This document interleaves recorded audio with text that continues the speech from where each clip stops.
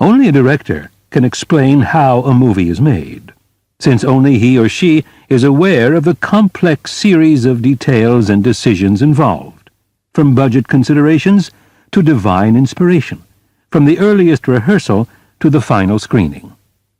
Drawing on his own work and on his encyclopedic knowledge of the art and craft of directing, Sidney Lumet, acclaimed director of some 40 films, discusses every aspect of the enterprise. And now, making movies. Preface. I once asked Akira Kurosawa why he had chosen to frame a shot in Ran in a particular way. His answer was that if he'd panned the camera 1 inch to the left, the Sony factory would be sitting there exposed. And if he'd panned 1 inch to the right, we would see the airport, neither of which belonged in a period movie. Only the person who's made the movie knows what goes into the decisions that result in any piece of work. They can be anything from budget requirements to divine inspiration. This is a book about the work involved in making movies. Because Kurosawa's answer stated the simple truth, most of the movies I'll discuss in this book are pictures I directed. With those, at least, I know exactly what went into each creative decision. There's no right or wrong way to direct a movie. What I'm writing about is how I work. For students, take it all. Take what you want and throw the rest away, or throw it all away. For a few readers, perhaps, it might make up for the times a movie crew has tied you up in traffic or shot in your neighborhood all night long. We really do know what we're doing. It only looks as if we don't. Serious work is going on even when it seems as if we're just standing around. For everyone else, I'll try to tell you as best I can how movies are made. It's a complex, technical, and emotional process. It's art, it's commerce, it's heartbreaking, and it's fun. It's a great way to live. A warning about what you won't find in the book. There are no personal revelations other than feelings arising from the work itself. No gossip about Sean Connery or Marlon Brando. Mostly, I love the people I've worked with in what's necessarily an intimate process. So I respect their foibles and idiosyncrasies, as I'm sure they respect mine. Finally, I must ask for an indulgence from the reader. When I began making movies, the only crew jobs available to women were as script girls and in the editing department. As a result, I still think of movie crews as male. And in fact, they still predominantly are. I've therefore developed the lifetime habit of using male pronouns. The word actress or authoress always struck me as condescending. A doctor's a doctor, right? So I've always referred to actors and writers, regardless of their sex. So many movies that I've made involved police before women played any significant role on the force, so even my casts have been heavily dominated by men. After all, my first movie was called 12 Angry Men. In those days, women could be excused from jury duty simply because they were women. The male pronouns I use almost always refer to both men and women. Most people working in the movies today have been brought up in a far more equally balanced world than I was. Hopefully, such indulgences won't have to be asked for again. Chapter 1. The Director. The best job in the world. The entrance to the Ukrainian National Home is on 2nd Avenue between 8th and 9th Streets in New York City. There's a restaurant on the ground floor. The odor of pierogi, borscht, barley soup, and onions hits me as soon as I walk in. The smell is cloying but pleasant, even welcoming, especially in the winter. The restrooms are downstairs, always reeking of disinfectant, urine, and beer. I go up a flight of stairs and walk into an enormous room the size of a small basketball court. It has colored lights, the inevitable revolving mirrored ball, and a bar along one wall, behind which are stacked sound amplifiers in their suitcases, empty cartons, boxes of plastic garbage bags. Setups are also sold here. Stacks of folding chairs and tables are piled along the walls. This is the ballroom of the Ukrainian National Home, where loud, stomping, accordion-accompanied dances are held on Friday and Saturday nights. Before the breakup of the USSR, there would be at least 2 Free the Ukraine meetings held here every week. The room is rented out as often as possible, and we have now rented it for 2 weeks to rehearse a movie. I've rehearsed 8 or 9 movies here. I don't know why I feel like this, but rehearsal hall should always be a little grungy. 2 production assistants are nervously awaiting me. They've started the coffee machine. In a plastic box, amid ice cubes, are containers of juice, freshly squeezed, milk, and yogurt. On a tray, bagels, Danish, coffee cake, slabs of wonderful rye bread from the restaurant downstairs. Butter, whipped and packaged, and cream cheese, whipped and packaged, are waiting, plastic knives alongside. Another tray holds packets of sugar, equal, sweet and low, honey, tea bags, herb teas, every kind imaginable, lemon, Redoxon, in case anyone has the first signs of a cold. So far, so good. Of course, the PAs have set up the 2 rehearsal tables the wrong way. They've placed them end to end, so the 12 or so people due here in half an hour will have to sit stretched out as if in a subway car. I have them move the tables side by side, putting everybody as close together as possible. Newly sharpened pencils are lined up in front of each chair, and a fresh script. Even though the actors have had their scripts for weeks, it's amazing how often they forget them on the first day. I like to have as much of the production team as possible at the first reading. Already present are the production designer, costume designer, second assistant director, the Directors Guild of America, DGA, trainee, an apprentice, the script girl, the editor, and the cameraman, if he's not out doing tests on locations. As soon as the tables are in place, they descend on me. All of them. Floor plans are rolled out. Swatches, Polaroids of a red 86 Thunderbird and a black 86 Thunderbird. Which do I want? We still don't have permission for the bar on 10th Street and Avenue A. The guy wants too much money. Is there another location that will work as well? No. What should I do? Pay him the money. Truffaut has a moment in Day for Night that touches the heart of every director. He's just finished an arduous day's shooting. He's walking off the set. The production team surrounds him, peppering him with questions for tomorrow's work. He stops, looks to the heavens, and shouts, "Questions, questions! So many questions that I don't have time to think!" Slowly, the actors come wandering in. A false joviality hides their nervousness. "Did you hear the one about, 'Sidney, I'm so glad we're working together again'? Hugs, kisses. I'm a big kisser myself, a toucher and a hugger as opposed to a groper." The producer arrives. Usually he's the groper. His object this morning is to ingratiate himself, particularly with the stars. Now, a huge burst of laughter rises from downstairs. One of the stars has arrived. The star is also ingratiating himself, showing what a regular guy he is. Sometimes there will be an entourage. First, a secretary. This is discouraging, because it means that on a 10-minute break, the secretary will bring in 8 messages so urgent that the star will be on the phone instead of resting or studying the script. Second, the star's makeup person. Most stars have a contractual right to their own makeup person. Third, a bodyguard, whether needed or not. Fourth, a friend who will leave quickly. And last, there is the Teamster driver. He gets a union minimum of about $900 a week plus overtime. And there's lots of overtime, because most stars have the earliest call in the morning and are the last to leave at night.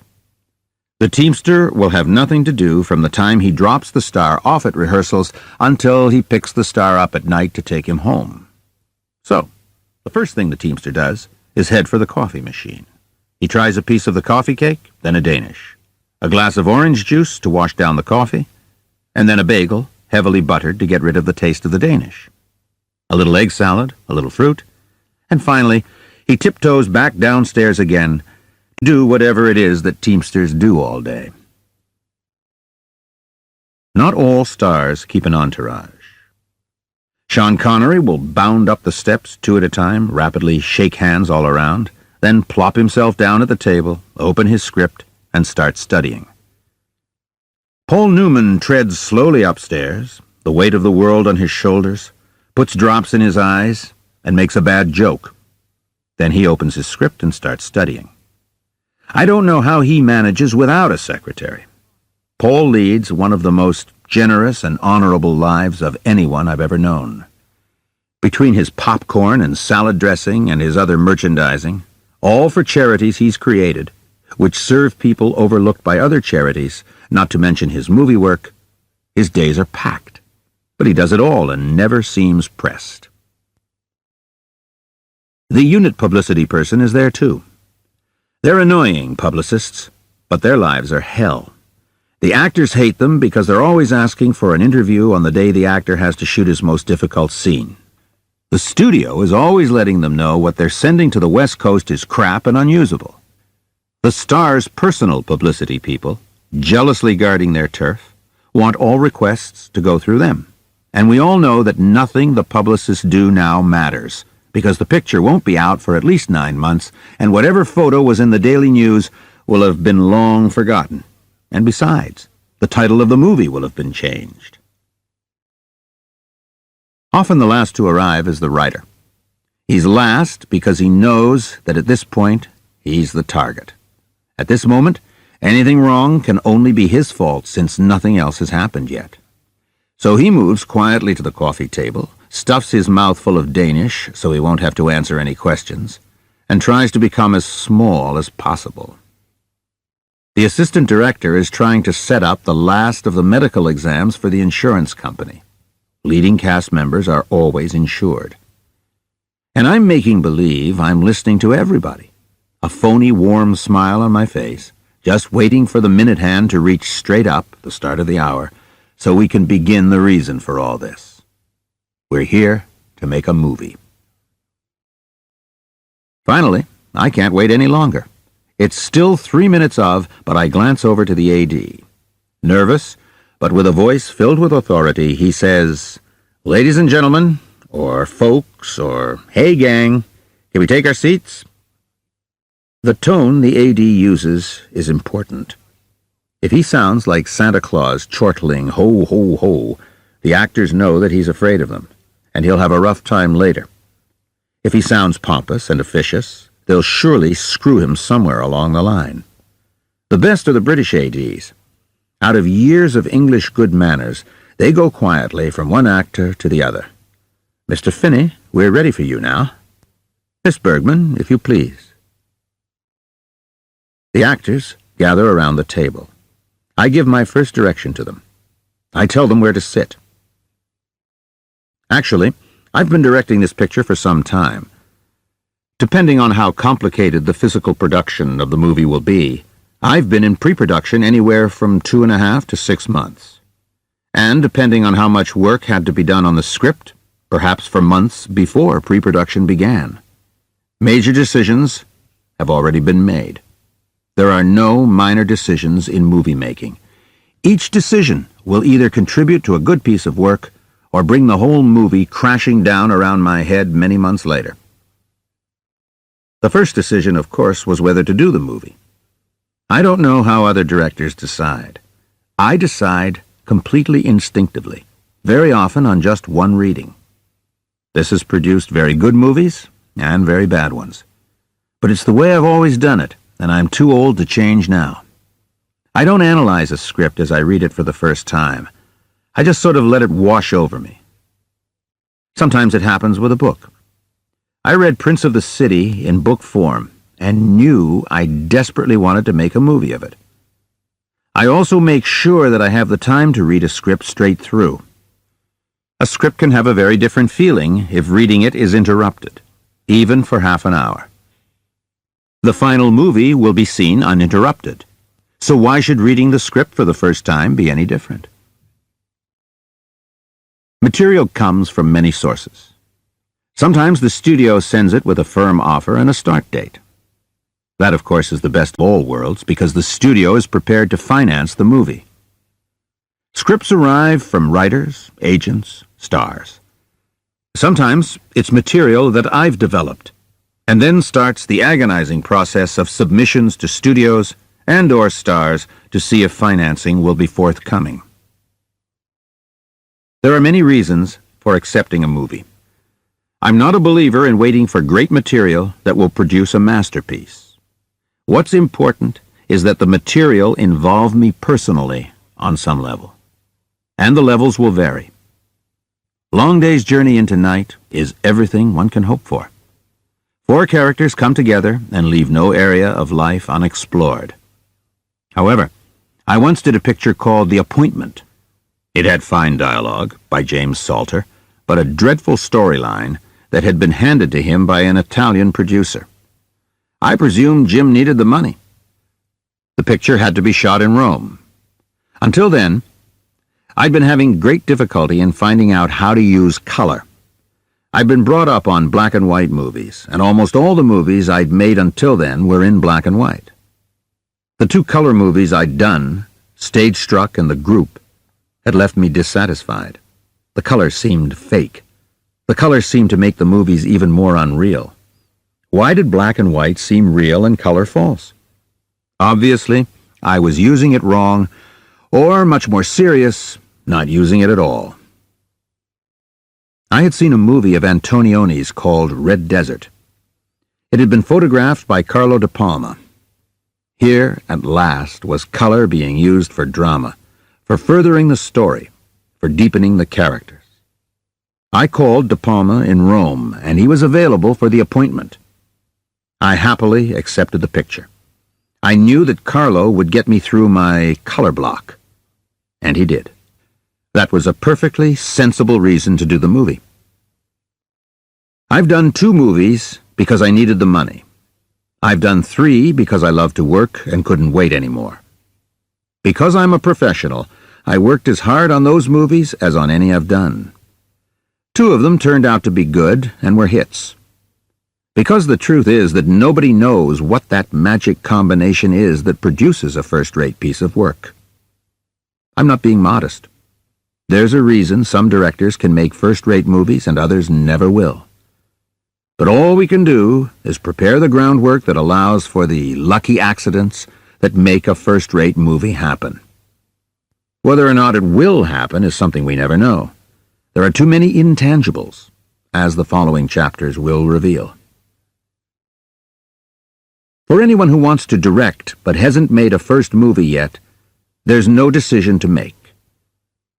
Whatever the movie, whatever the auspices, whatever the problems, if there's a chance to direct, take it. Period. Exclamation point. The first movie is its own justification because it's the first movie. I've been talking about why I decided to do a particular movie. Now comes the most important decision I have to make. What is this movie about? I'm not talking about plot, although in certain very good melodramas the plot is all they're about, and that's not bad. A good, rousing, scary story can be a hell of a lot of fun. But what is it about emotionally? What is the theme of the movie, the spine, the arc? What does the movie mean to me? Personalizing the movie is very important. I'm going to be working flat out for the next 6, 9, 12 months. The picture had better have some meaning to me. Otherwise, the physical labor, very hard indeed, will become twice as exhausting. The word meaning can spread over a very wide range. The appointment meant that I had the chance to work with Carlo, and what I learned made a difference on all my subsequent pictures. The question, what is this movie about, will be asked over and over again throughout the book. For now, suffice it to say that the theme, the what of the movie, is going to determine the style, the how of the movie.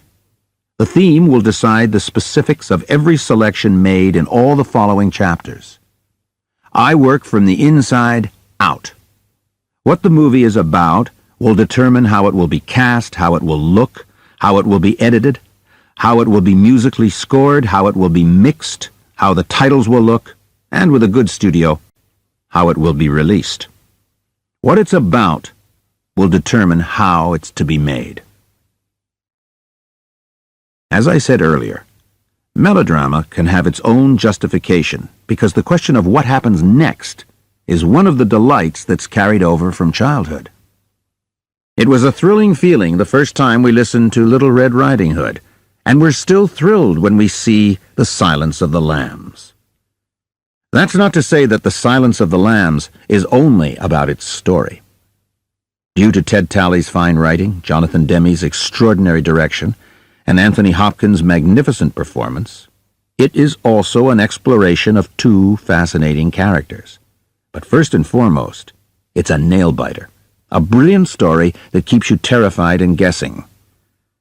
Melodrama is a heightened theatricality that makes the implausible plausible. By going further, it seems more real.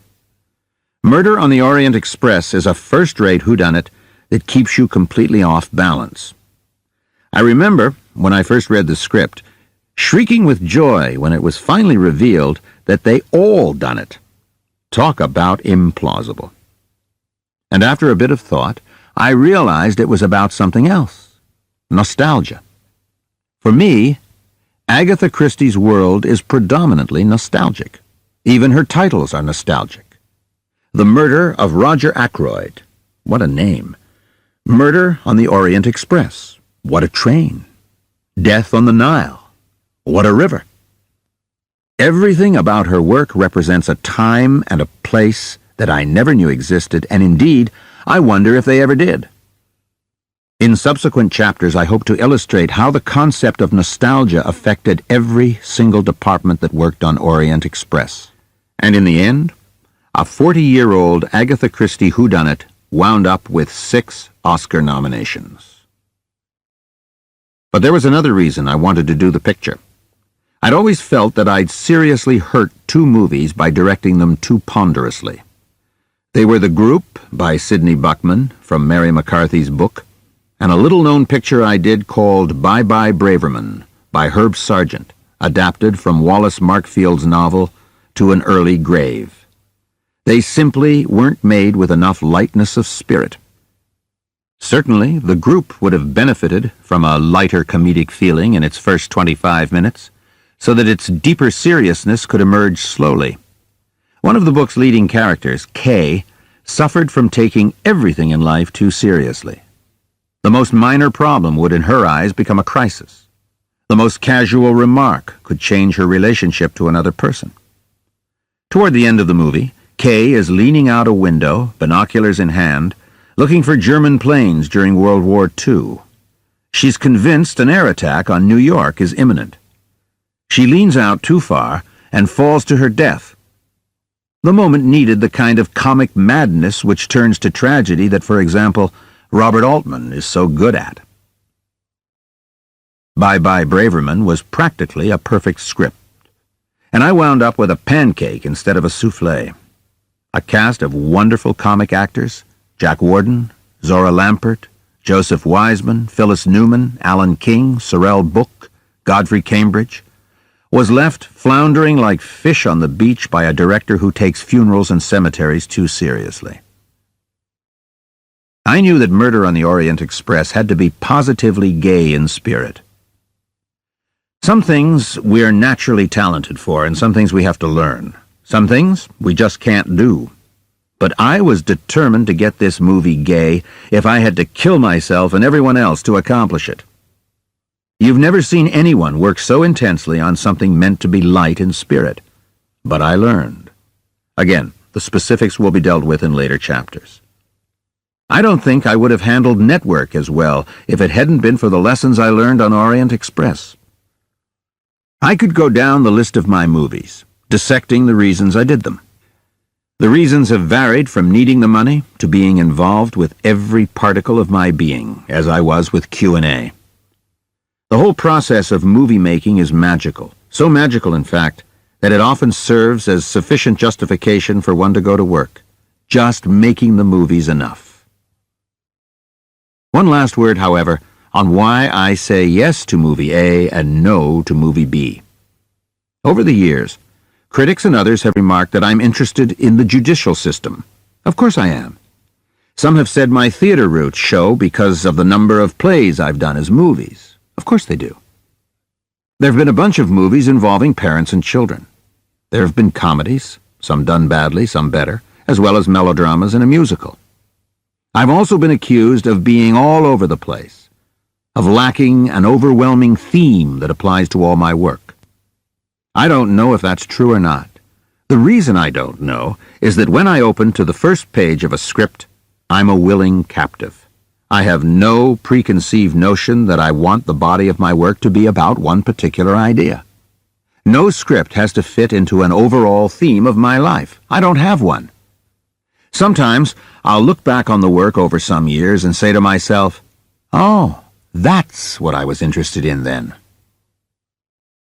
Whatever I am, whatever the work will amount to, has to come out of my subconscious. I can't approach it cerebrally. Obviously, this is right and correct for me. Each person must approach the problem in whatever way works best for him. I don't know how to choose work that illuminates what my life is about. I don't know what my life is about and don't examine it. My life will define itself as I live it. The movies will define themselves as I make them. As long as the theme is something I care about at that moment, it's enough for me to start work. Maybe work itself is what my life is about. Having decided, for whatever reason, to do a movie, I return to that all-encompassing critical discussion, what is the movie about? Work can't begin until its limits are defined, and this is the first step in that process. It becomes the riverbed into which all subsequent decisions will be channeled. The pawnbroker. How and why we create our own prisons. Dog Day Afternoon. Freaks are not the freaks we think they are. We're much more connected to the most outrageous behavior than we know or admit. Prince of the City. When we try to control everything, everything winds up controlling us. Nothing is what it seems. Daniel. Who pays for the passions and commitments of the parents? They do. But so do the children, who never chose those passions and commitments. The fugitive kind. The struggle to preserve what is sensitive and vulnerable both in ourselves and in the world. The Anderson tapes. The machines are winning. Fail-safe. The machines are winning. 12 Angry Men. Listen. Network. The machines are winning. Or, to borrow from the NRA, TV doesn't corrupt people. People corrupt people. Serpico. A portrait of a real rebel with a cause. The Wiz. Home, in the sense of self-knowledge, is inside you. This was true of the brilliant Garland movie and of L. Frank Baum's book. Running on empty. Who pays for the passions and commitments of the parents? The Seagull. Why is everyone in love with the wrong person? It's no accident that in the last scene the principals play cards around a table, as if everyone got a bad deal and now needs a little luck. Long day's journey into night. I must stop here. I don't know what the theme is, other than whatever idea is inherent in the title. Sometimes a subject comes along, and, as in this case, is expressed in such great writing, is so enormous, so all-encompassing, that no single theme can define it. Trying to pin it down limits something that should have no limits. I'm very lucky to have had a text of that magnitude in my career. I found that the best way to approach it was to ask, to investigate, to let the play tell me. A certain amount of this goes on in every good piece of work, of course. With Prince of the City, I had no idea how I felt about the leading character, Danny Ciello, until I saw the completed picture. With Serpico, I was constantly ambivalent about his character. He was such a pain in the ass sometimes, always kvetching. Al Pacino made me love him, not the scripted character. The seagull is totally ambivalent about behavior. Everyone is in love with the wrong person. The teacher, Medvedenko, loves Masha, who loves Konstantin, who loves Nina, who loves Trigorin, who belongs to Arkadina, who is really loved by Dr. Dorn, who is loved by Paulina. But none of this prevents them each from having their own dignity and pathos, despite their seeming foolishness. The ambivalence is a source of exploring each character in greater and greater depth. Each person is like all of us. But in Long Day's Journey into Night, no one is like any of us. The characters are on a downward spiral of epic, tragic proportions. To me, Long Day's Journey defies definition. One of the nicest things that ever happened to me happened on that picture. The last shot. The last shot of the movie is of Katharine Hepburn, Ralph Richardson, Jason Robards, and Dean Stockwell sitting around a table. Each is lost in his or her own addictive fantasy. The men from booze, Mary Tyrone from morphine. A distant lighthouse sweeps its beam across the room every 45 seconds. The camera pulls back slowly, and the walls of the room gradually disappear. Soon the characters are sitting in a black limbo, getting tinier and tinier as the light sweeps across them. Fade out. After he saw the movie, Jason told me that he'd read a letter of Eugene O'Neill's in which he describes his image of his family, sitting in blackness around the tabletop of the world. I hadn't read that letter. My heart leapt with happiness. That's what happens when you let the material tell you what it's about. But the material had better be great. You and I may disagree about the meaning of a particular piece. That's not important. Whoever's making the movie has the right to his or her own interpretation. I've loved and admired any number of movies that I felt were about something other than what I was looking at. In A Place in the Sun, George Stevens made a wonderful, highly romantic love story. But the resonance of the Dreiser book on which it was based became the heart of the picture for me, though I hadn't read it at the time. It was really an American tragedy, the dreadful price that a man pays for his belief in the American myth. The important thing is that the interpretation by the director be committed enough so that his intention, his point of view, is clear. Each person is then free to agree, reject, or be awakened to his or her own feelings about the piece.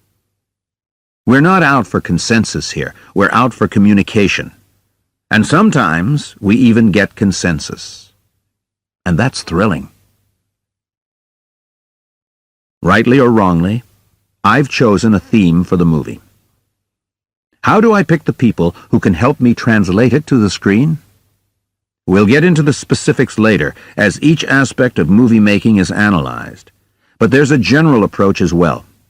For example, in the late 50s, walking down the Champs-Élysées, I saw in neon a sign over a theater. 12 hommes en colère, un film de Sidney Lumet. 12 Angry Men was now in its second year. Fortunately for my psyche and my career, I've never believed it was un film de Sidney Lumet. Don't get me wrong, this isn't false modesty. I'm the guy who says print, and that's what determines what goes up on that screen. For those that have not been on a set, once a scene has been rehearsed on set, we begin to shoot it. Each time we shoot it, it's called a take. We may shoot 1 take or 30 of the same moment. Whenever a take seems satisfactory in whole or in part, we call out print. That means that the take will go to the lab to be developed and printed for us to look at the next day. The printed takes are what constitute the final film. But how much in charge am I? Is the movie un film de Sidney Lumet? I'm dependent on weather, budget, what the leading lady had for breakfast, who the leading man is in love with. I'm dependent on the talents and idiosyncrasies, the moods and egos, the politics and personalities of more than 100 different people. And that's just in the making of the movie. At this point, I won't even begin to discuss the studio, financing, distribution, marketing, and so on. So how independent am I? Like all bosses, and on set I'm the boss, I'm the boss only up to a point. And to me, that's what's so exciting. I'm in charge of a community that I need desperately, and that needs me just as badly. That's where the joy lies, in the shared experience. Anyone in that community can help me or hurt me. For this reason, it's vital to have the best creative people in each department. People who can challenge you to work at your best, not in hostility, but in a search for the truth. Sure, I can pull rank if a disagreement becomes unresolvable, but that's only as a last resort. It's also a great relief. But the joy is in the give and take. The joy is in talking to Tony Walton, the production designer on Prince of the City, about the theme of the movie, and then seeing him come up with his expression of that theme. Hiring sycophants and servants is selling the picture and myself short. Yes, Al Pacino challenges you, but only to make you more honest, to make you probe deeper. You're a better director for having worked with him. Henry Fonda didn't know how to fake anything, so he became a barometer of truth against which to measure yourself and others. Boris Kaufman, the great black and white cinematographer with whom I did 8 movies, would writhe in agony and argue if he felt a camera movement was arbitrary and unmotivated. God knows I'm not arguing for a contentious set. There are directors who think they have to provoke people to get the best work out of them. I think this is madness. Tension never helps anything. Any athlete will tell you that tension is a sure way of hurting yourself. I feel the same way about emotions. I try to create a very loose set filled with jokes and concentration. It sounds surprising, but the two things go together nicely. It's obvious that good talents have wills of their own, and these must be respected and encouraged. Part of my job is to get everybody functioning at his best. And if I've hired the best, think how much better their best is than that of the not-so-best. The heart of my job, the decisive moment, comes when I say, print. For it's then that everything we've been working for is permanently recorded. How do I know when to say it? I'm not really sure. Sometimes I'll feel tentative about a take, but I'll print it anyway. I don't have to use it. Sometimes I feel so sure that I'll print only that one take and move on to the next setup. The setup is the preparation for the next take. Moving on to the next setup is a tremendous commitment. We have to tear down everything from the last setup, which may have taken hours of work, perhaps a day or even days, to prepare. If it's the last setup on a particular location, the decision is even more final, since we'll be moving on and may not be allowed to return. So saying print is my biggest responsibility. There have been times when I have printed the first take and moved on. This is dangerous because accidents happen. The laboratory can ruin the film. Once, a work stoppage occurred at a lab in New York. The bastards just left the film in the tank. A whole day's work of not just my movie, but all the movies shot in New York that day was ruined. Once, the film was being delivered to the lab in a station wagon, which got into an accident. Cans of exposed negative rolled all over the street, and some cans had the tape ripped from them, and those takes were ruined. Another time, on the Anderson tapes, we'd set up what was clearly a funeral for a mobster outside the original St. Patrick's Cathedral at Mulberry and Houston Streets in Little Italy. I could sense tension developing. A number of Goombas were suddenly getting sensitive about the way their relatives were being portrayed.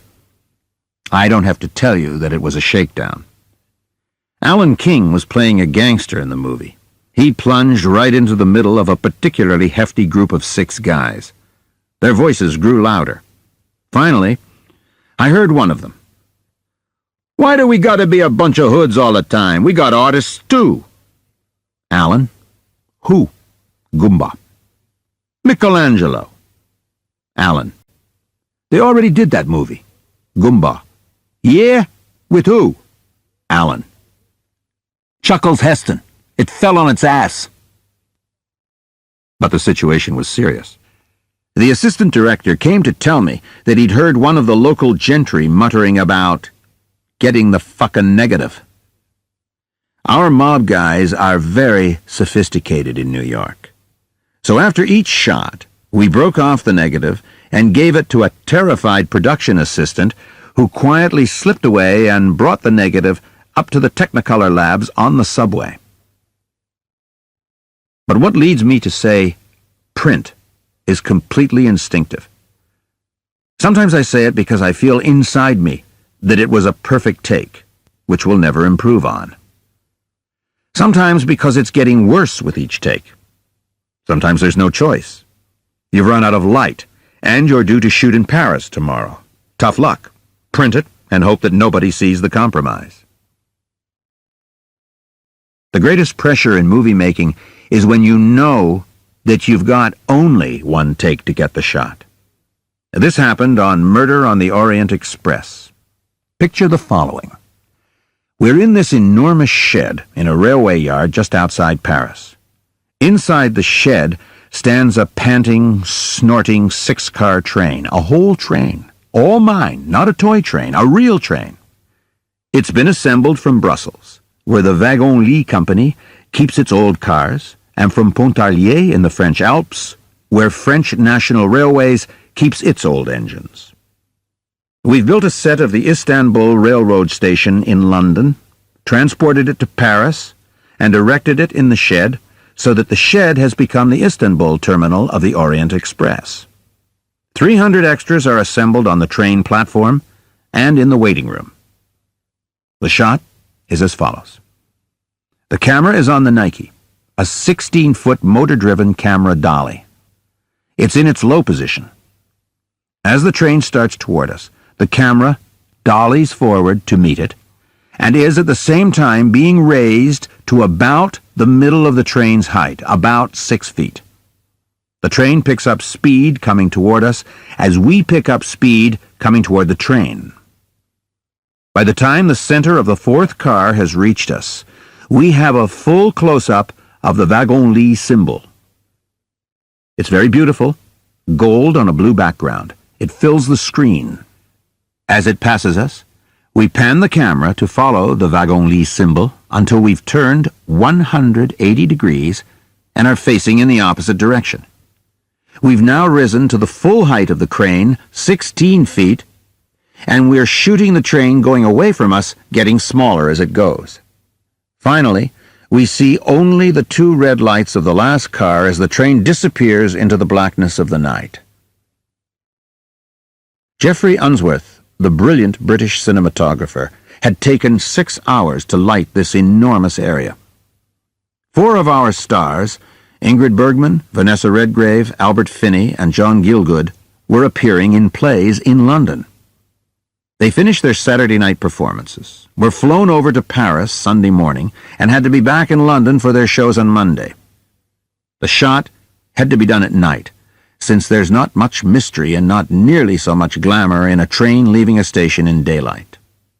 Besides, we had to vacate the shed for the French National Railways at 8 a.m. Monday.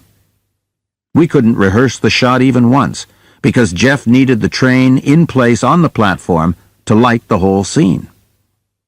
The end of the shed through which the train exited would be open to the exterior of the railway yards, with all modern Paris behind it, which was another reason we could have no daylight. Peter MacDonald is the finest camera operator I've ever worked with. The camera operator actually turns the wheels that point the camera in any direction. There's also a focus puller.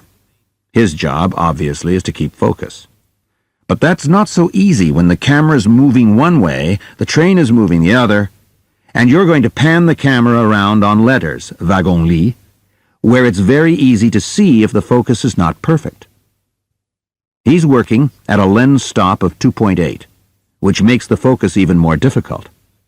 In addition, there's the man driving the dolly toward an object, the train, whose speed he will never have seen, and a grip, stagehand, on the tongue, the counterweighted jib arm on which the camera operator, Jeff Unsworth, and I will be sitting. The tongue allows the camera to be raised or lowered in height. The coordination among these four men has to be perfect. Peter rehearses them over and over, but he's only guessing because the train cannot be moving while Jeff is lighting it. Finally, it's 4 a.m., and I'm getting nervous. Jeff is working his tail off. The electricians are running. Everyone's trying his hardest. At 4:30, Jeff's ready. My heart skips a beat. I know now that we will have only one crack at it because the sky will start to lighten at 5:10. There's no way we can get the train back into the shed, stop it on an exact mark, and be set to try it a second time in 40 minutes. Besides, too much regular train traffic will have begun, so the necessary track switching won't be available to us. There's nothing to do but go for it. Extras in place. Engine breathing. Hearts pounding. We roll the camera. I call out, "Cue the train."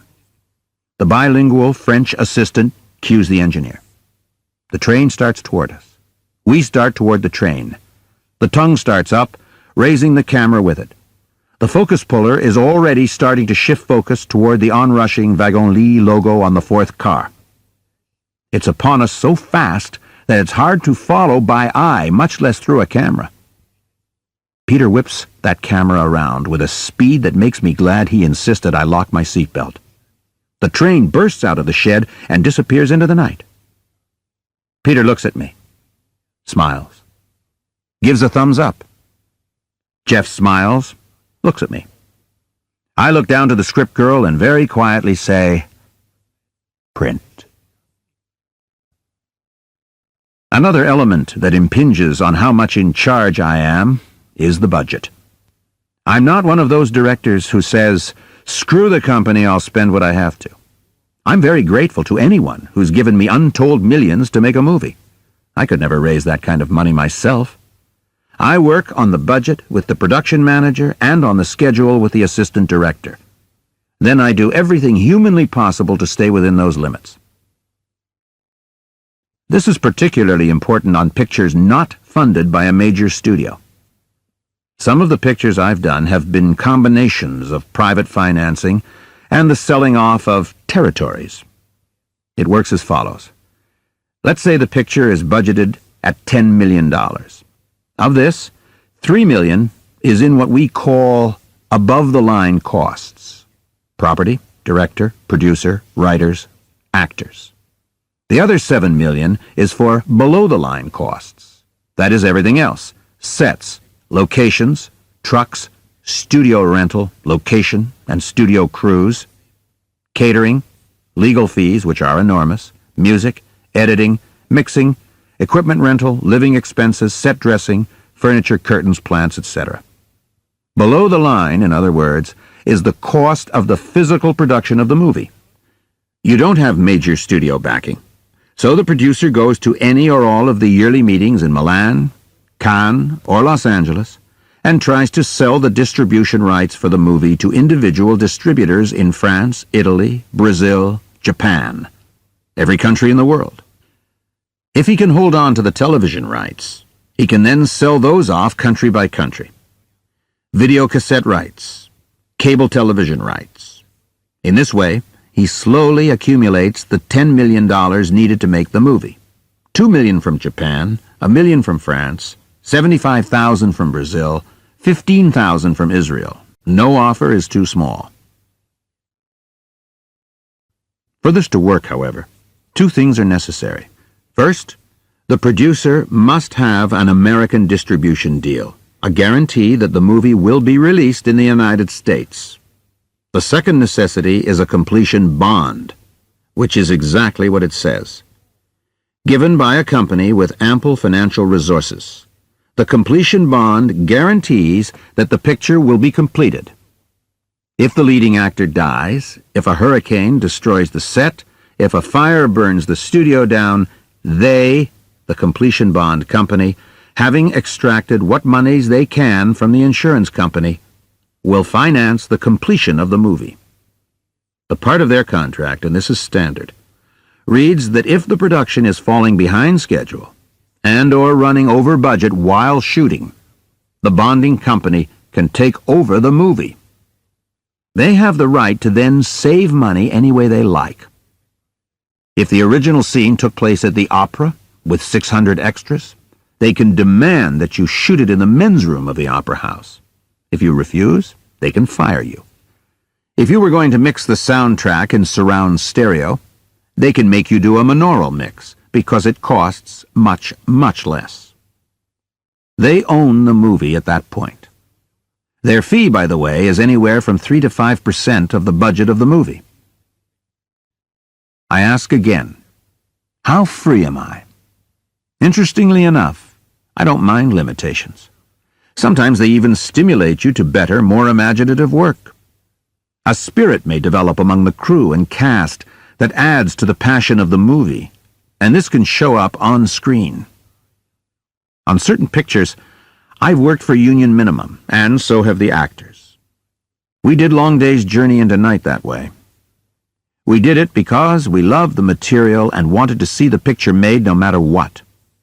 We formed a cooperative, Hepburn, Richardson, Robarts, Stockwell, and myself, each of us working for the same minimal salary. We divided the profits, there actually were some profits, in equal shares among ourselves. Total cost of the picture, $490,000. The pawnbroker was done this way. Total cost, $930,000. Daniel, Q&A, The Offense were all done this way. These are among the most artistically satisfying pictures I've done. At other times, because I felt the picture had little commercial potential and have been grateful that a studio put up the money, I've done the unthinkable. I've taken less money than my established price, as I did on Running on Empty. I've never regretted it. I've found also that actors are very willing to go along with these arrangements if they love the material, feel it's risky, and know that everyone else will be going along on the same basis. In addition to the Long Day's Journey cast, Sean Connery has gone for a minimum level on this kind of adventure. Nick Nolte has, as have Timothy Hutton, Ed Asner, the brilliant production designer Tony Walton, the superb cinematographer Andrzej Bartkowiak. Sometimes I've even asked crew members to do it. Some have, some haven't. But guess who have never gone along? The Teamsters. Many of the money-saving techniques I've learned on low-budget movies can and should be used on normally budgeted movies. Lots of economies can be made with no sacrifice of quality. For example, I shoot a scene, whether in the studio or on location, by finishing off each wall. Envision the following. A room has 4 walls. Let's call them Wall A, Wall B, Wall C, Wall D. Starting with my widest shot against Wall A, I keep shooting every shot in which Wall A is the background. I keep moving in against Wall A until the last close-up against that wall has been shot. Then we shift to Wall B and go through the same process. Then Wall C, then Wall D. The reason for this is that whenever the camera has to change its angle more than 15 degrees, it's necessary to relight. Lighting is the most time-consuming and therefore most expensive part of movie making. Most relighting takes minimally 2 hours. 4 relightings take an entire day. Just moving to shoot against Wall A, then turning around 180 degrees to shoot against Wall C is usually a 4-hour job, a half-day's work. Of course, the actors are shooting completely out of sequence, but that's one of the benefits of rehearsal. I rehearse for a minimum of 2 weeks, sometimes 3, depending on the complexity of the characters. We had no money to make 12 Angry Men. The budget was $350,000. That's right, $350,000. Once a chair was lit, everything that took place in that chair was shot. Well, not quite. We went around the room 3 times. Once for normal light, a second time for the rain clouds gathering, which changed the quality of the light coming from the outside, and the third time when the overhead lights were turned on. Lee Cobb, arguing with Henry Fonda, would obviously have shots of Fonda against wall C and shots of Cobb against wall A. They were shot 7 or 8 days apart.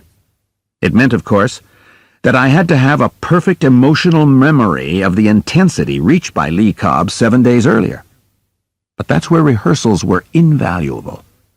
After 2 weeks of rehearsal, I had a complete graph in my head of where I wanted each level of emotion in the movie to be. We finished in 19 days, a day under schedule, and were $1,000 under budget. Tom Landry said it. It's all in the preparation. I hate the Dallas Cowboys, and I'm not too crazy about him and his short-brimmed hat. But he hit the nail on the head. It is in the preparation. Do mountains of preparation kill spontaneity? Absolutely not.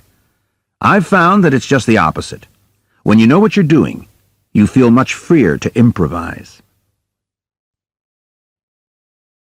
On my second picture, Stage Struck, a scene between Henry Fonda and Christopher Plummer took place in Central Park. I had shot most of the scene by lunchtime.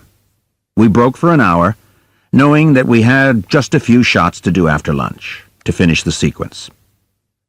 During lunch, snow started to fall. When we came back, the park was already covered in white. The snow was so beautiful I wanted to redo the whole scene. Franz Planner, the cameraman, said it was impossible because we'd be out of light by 4 o'clock. I quickly restaged the scene, giving Plummer a new entrance so that I could see the snow-covered park. Then I placed them on a bench, shot a master, and 2 close-ups.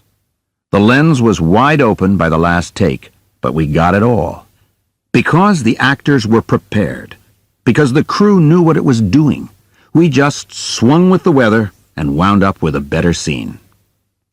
Preparation allows the lucky accident that we're always hoping for to happen. It's happened many times since. In a scene between Sean Connery and Vanessa Redgrave in the real Istanbul for Murder on the Orient Express. In a scene between Paul Newman and Charlotte Rampling in The Verdict. And in many scenes with Al Pacino and various bank employees in Dog Day Afternoon. Because everyone knew what he or she was doing, practically all of the improvisation wound up in the finished movie. So, on to specifics. Shall we talk about writers? Chapter 2. The script. Are writers necessary? I've detailed the reasons why I said yes or no to a script. That meant, obviously, that a script existed. Now, everyone in movies has what in trade jargon is called a hot period. That's when everybody wants you because your last movie was a hit. If you've had 2 hits in a row, you're sizzling. 3 hits and it's, what do you want, baby? Just name it. Before you say, Hollywood, what do you expect? I think you should check your own profession. From my observations, the same pattern is true of publishing, the theater, music, law, surgery, sports, television, anything.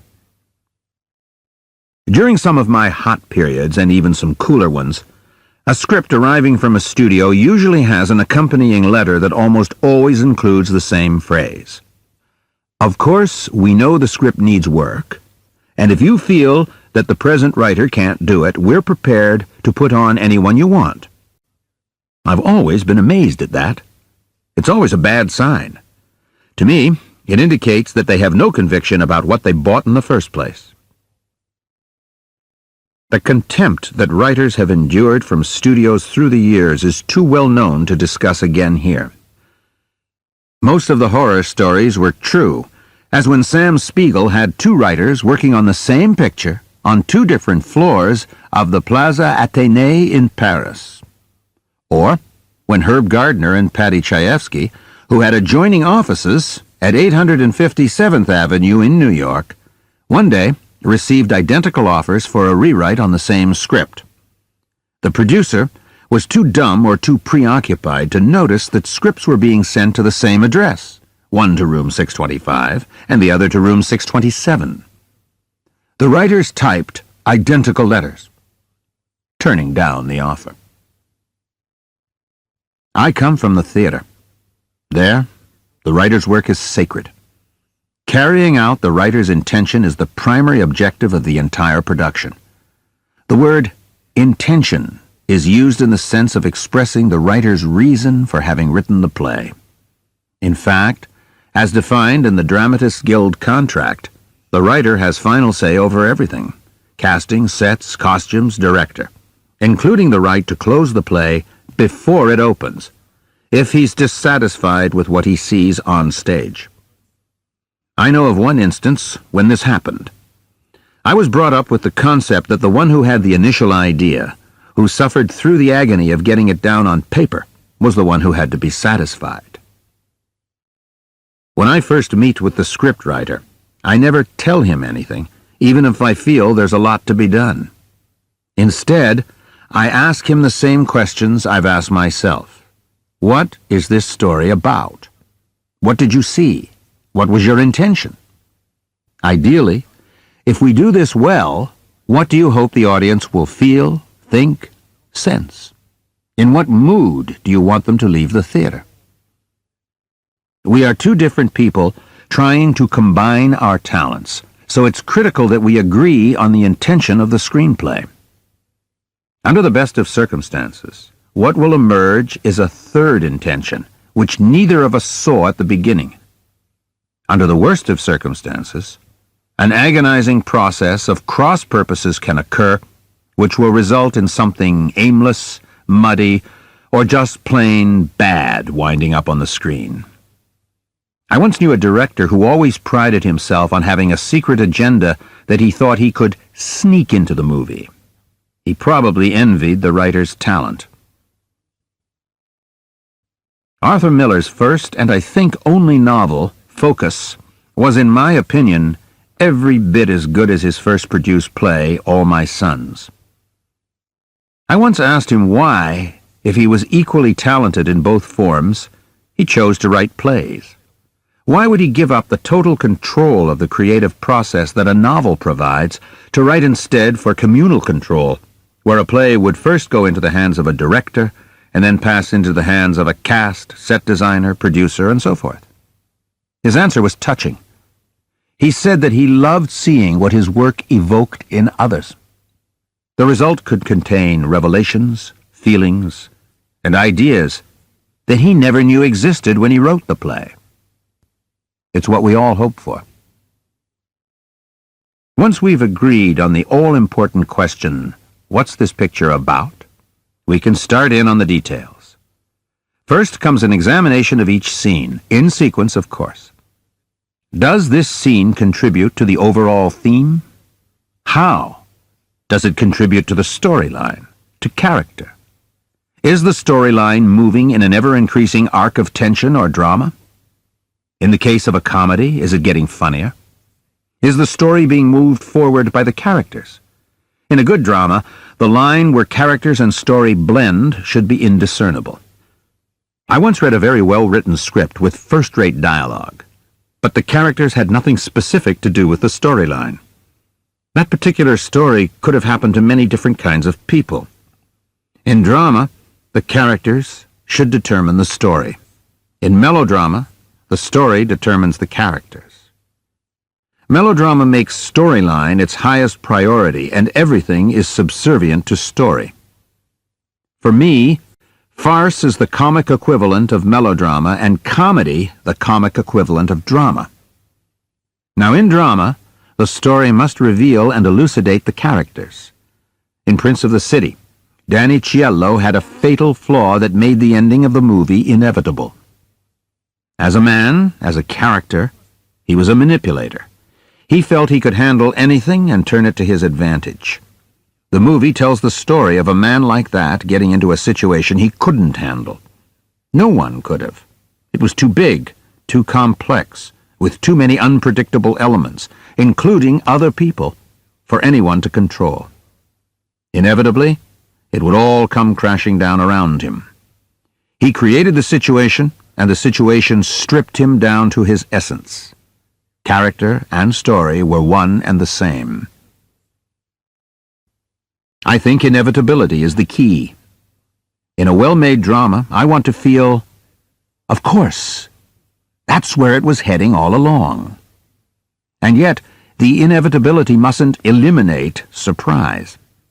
There's not much point in spending 2 hours on something that became clear in the first 5 minutes. Inevitability doesn't mean predictability.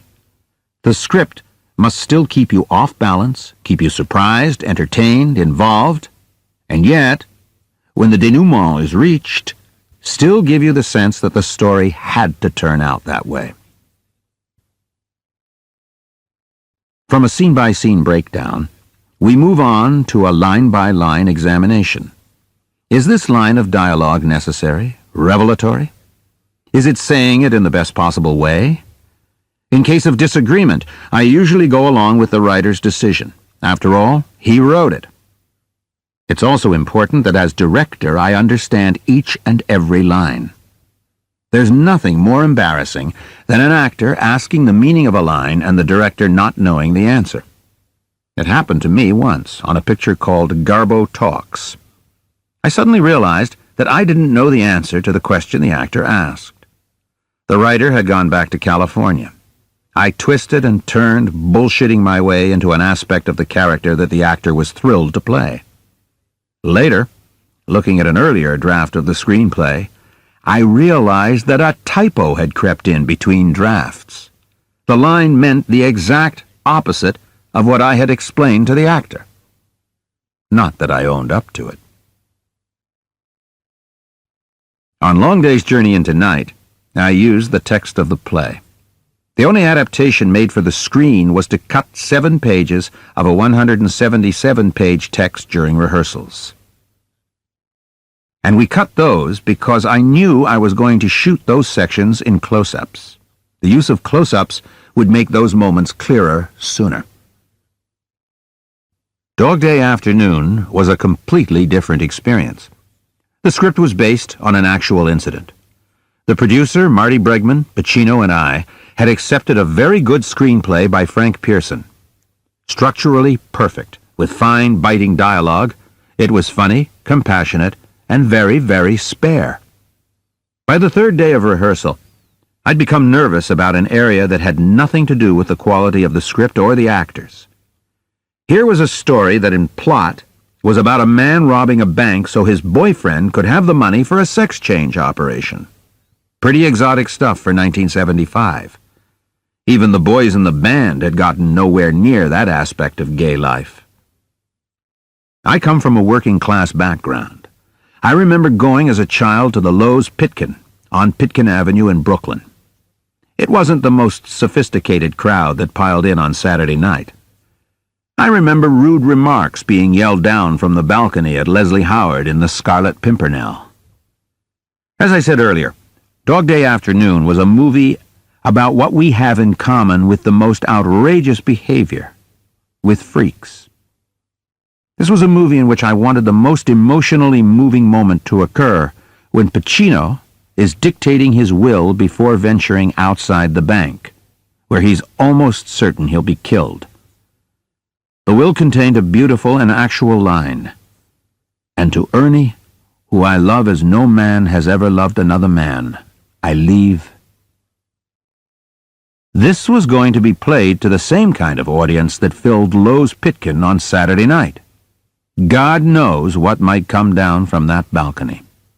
The goal of the whole picture was toward making that line work. But could we do it?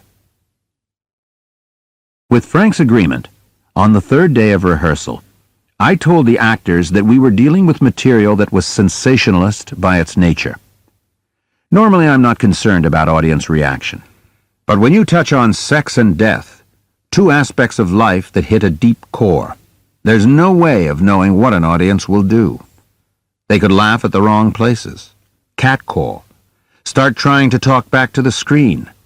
Any of 100 defenses that people throw up when they're embarrassed, when what's on the screen is getting too close, or when they're looking at something they've never confronted before.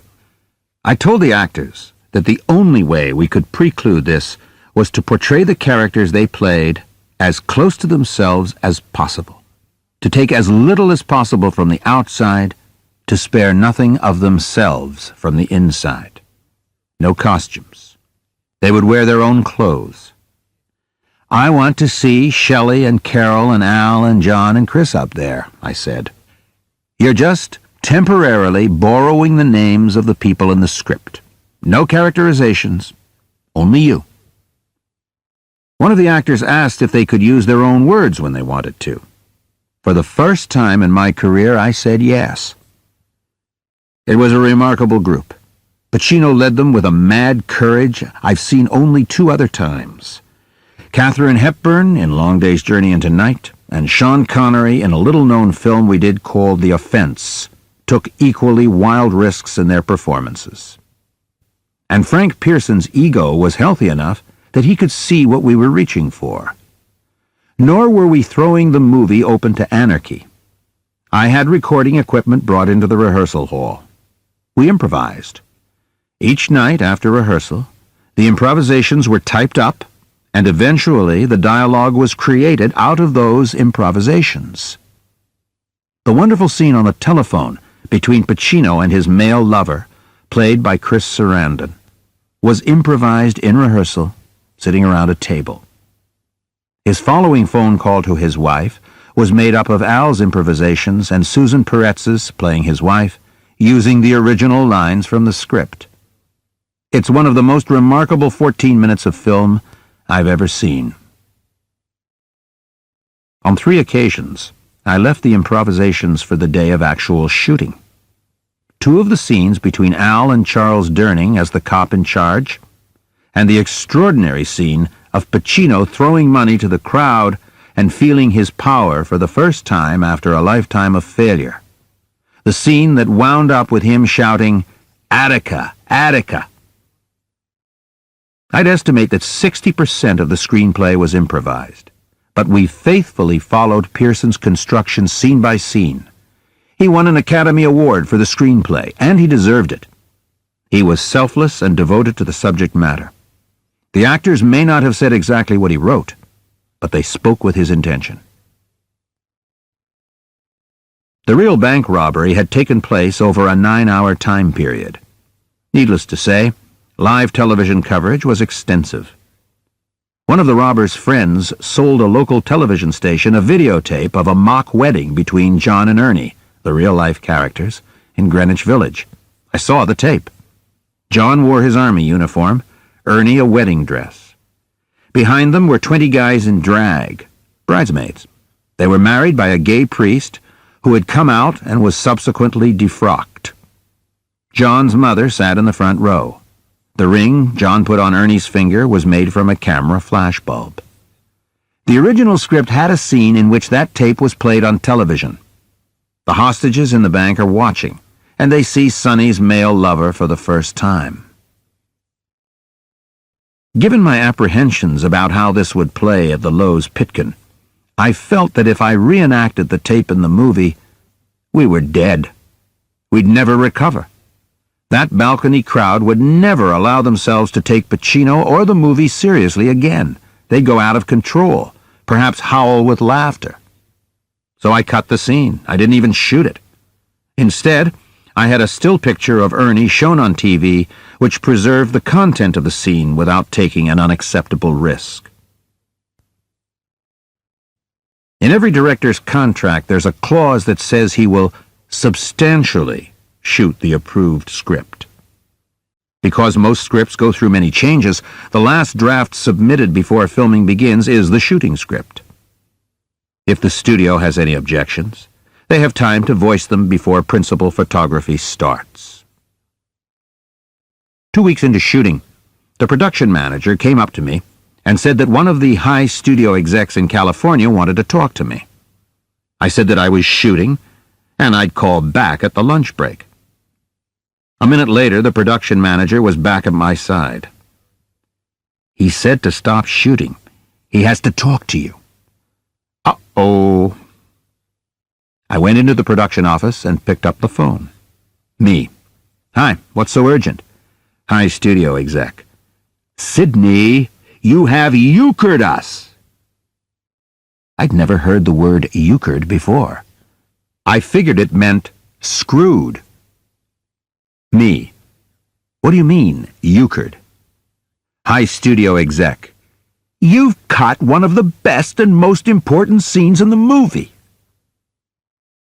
I realized they'd been relying on that scene to create notoriety for the picture, which is precisely why I had cut it. I pointed out that they'd had the final draft for over 2 weeks and I hadn't heard a word from them. There was no way I could go back to recreate the wedding on tape because we'd already shot the scene where the tape would have been played. He hung up on me. When the studio people saw the first cut, they were ecstatically happy. The high studio exec was completely graceful, saying he understood now why I'd cut the scene. Except in 2 cases, every writer I've worked with has wanted to work with me again. I think one of the reasons is that I love dialogue. Dialogue is not uncinematic. So many of the movies of the 30s and 40s that we adore are constant streams of dialogue. Of course we remember James Cagney squashing a grapefruit into May Clark's face. But does that evoke more affectionate memory than, "Here's looking at you, kid"?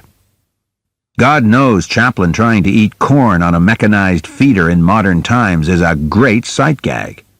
But I don't think I've ever laughed harder than when, at the end of Some Like It Hot, Joey Brown says to Jack Lemmon, "Well, nobody's perfect." The point is that there's no war between the visual and the oral. Why not the best of both? I'll go further. I love long speeches.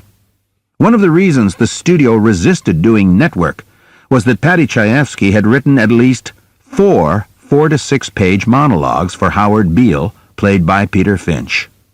And to top it off, he'd given a very long speech to Ned Beatty as the head of the world's largest corporation, trying to get Howard Beale on his side. But the scenes were visually arresting and brilliantly acted. Another instance is Nick Nolte's 3-page speech in Q&A, which sets up his whole character as well as the theme of the picture. Using Long Day's Journey into Night or Henry V as examples might be a bit unfair, but again, the speeches were handled so well visually that they remain completely satisfying in a movie. Is there anything more moving than Henry Fonda's last speech in The Grapes of Wrath? For sheer lyric beauty, how about Marlon Brando's speech in The Fugitive Kind? And Albert Finney's summing up of the case in Murder on the Orient Express lasted 2 reels, about 17 minutes. In the early days of television, when the kitchen sink school of realism held sway, we always reached a point where we explained the character. Around 2/3 of the way through, someone articulated the psychological truth that made the character the person he was. Chayefsky and I used to call this the rubber ducky school of drama. Someone once took his rubber ducky away from him, and that's why he's a deranged killer. That was the fashion then, and with many producers and studios, it still is. I always try to eliminate the rubber ducky explanations. A character should be clear from his present actions, and his behavior as the picture goes on should reveal the psychological motivations. If the writer has to state the reasons, something's wrong in the way the character has been written.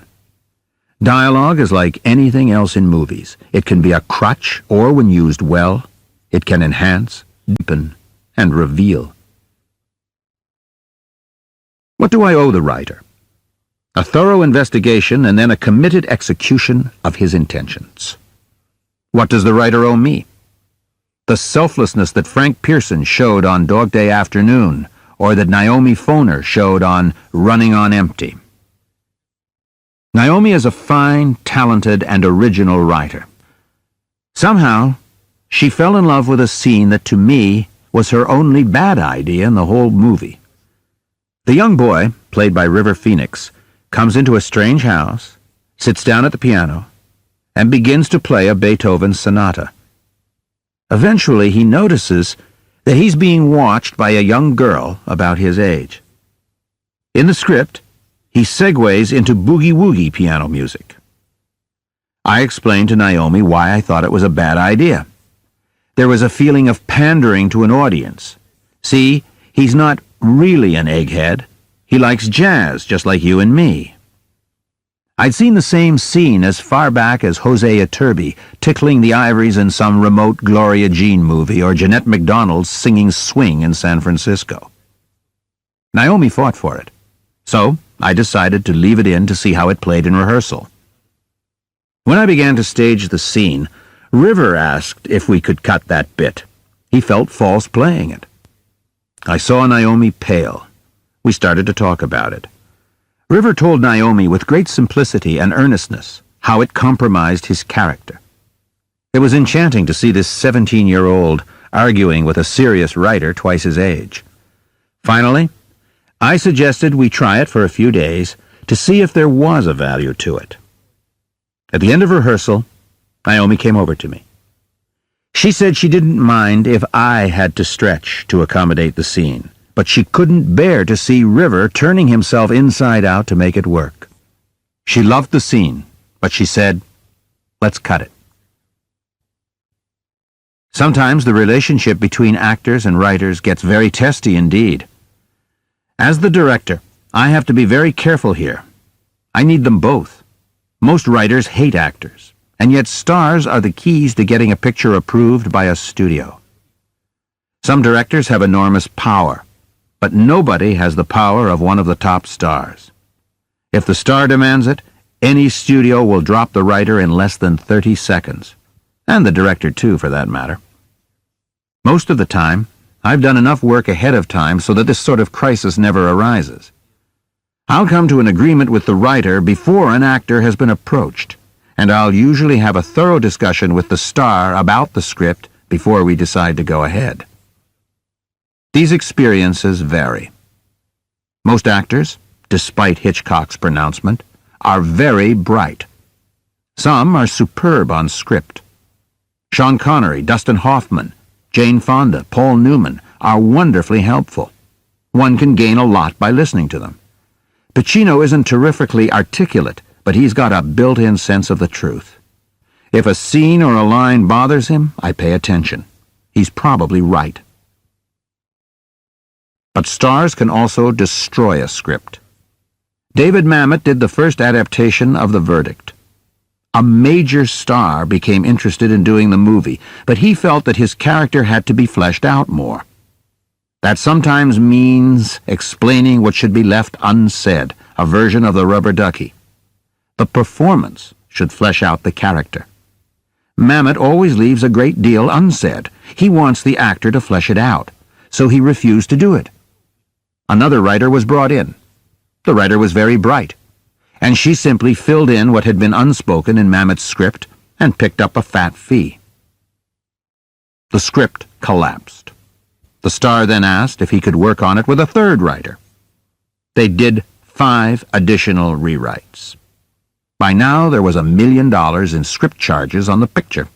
The scripts kept getting worse. The star was slowly shifting the emphasis on the character. Mamet had written a drunk, hustling his way from one CD case to another, until one day he sees a chance for salvation, and filled with fear, takes it. The star kept eliminating the unpleasant side of the character, trying to make him more lovable so that the audience would identify with him. That's another misdirected cliché of movie writing. Chayefsky used to say, there are 2 kinds of scenes, the pet the dog scene and the kick the dog scene. The studio always wants a pet the dog scene so everybody can tell who the hero is. Bette Davis made a great career kicking the dog, as did Bogart, as did Cagney. How about White Heat? Is that a great performance or not? I'm sure the audience identified with Anthony Hopkins in The Silence of the Lambs as much as with Jodie Foster. Otherwise, there wouldn't have been the roar of laughter that greeted the wonderful line, "I'm having an old friend for dinner." When I received yet another script of the verdict, I reread Mamet's version, which he'd given me months earlier. I said I would do it if we went back to that script. We did. Paul Newman read it, and we were off and running. Sometimes it's the writer who turns out to be a complete whore. I was doing a movie that needed an articulate, crisp, cerebral delivery to make the dialogue of the leading character work. Another very big star had gotten hold of the script and wanted to do it.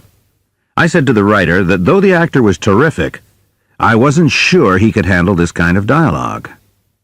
The writer blanched when I said that I was going to ask the actor to read, that is, audition, for me. I called the actor, told him that for both our sakes, I thought it best if we read the script aloud. We set a date. As I hung up the phone, the writer, who was also the producer on the picture, approached me with a mixture of awe and menace. The menace won out.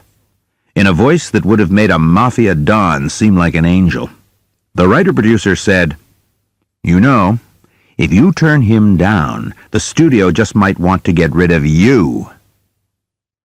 The writer-producer, we call it a hyphenate, was going to get that picture made, even at the cost of ruining what had been written. The actor read, agreed the part was wrong for him, and left with no hard feelings at all. In fact, we did another picture together some years later, but I never worked with the writer again. When we did Network, Paddy Chayefsky knew what he wanted.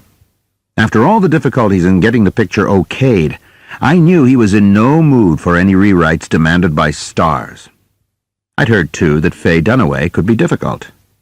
This turned out to be totally untrue. She was a selfless, devoted, and wonderful actress. As always, if there's a potential problem, I like to bring it out in the open before we begin. So I made an appointment to see her.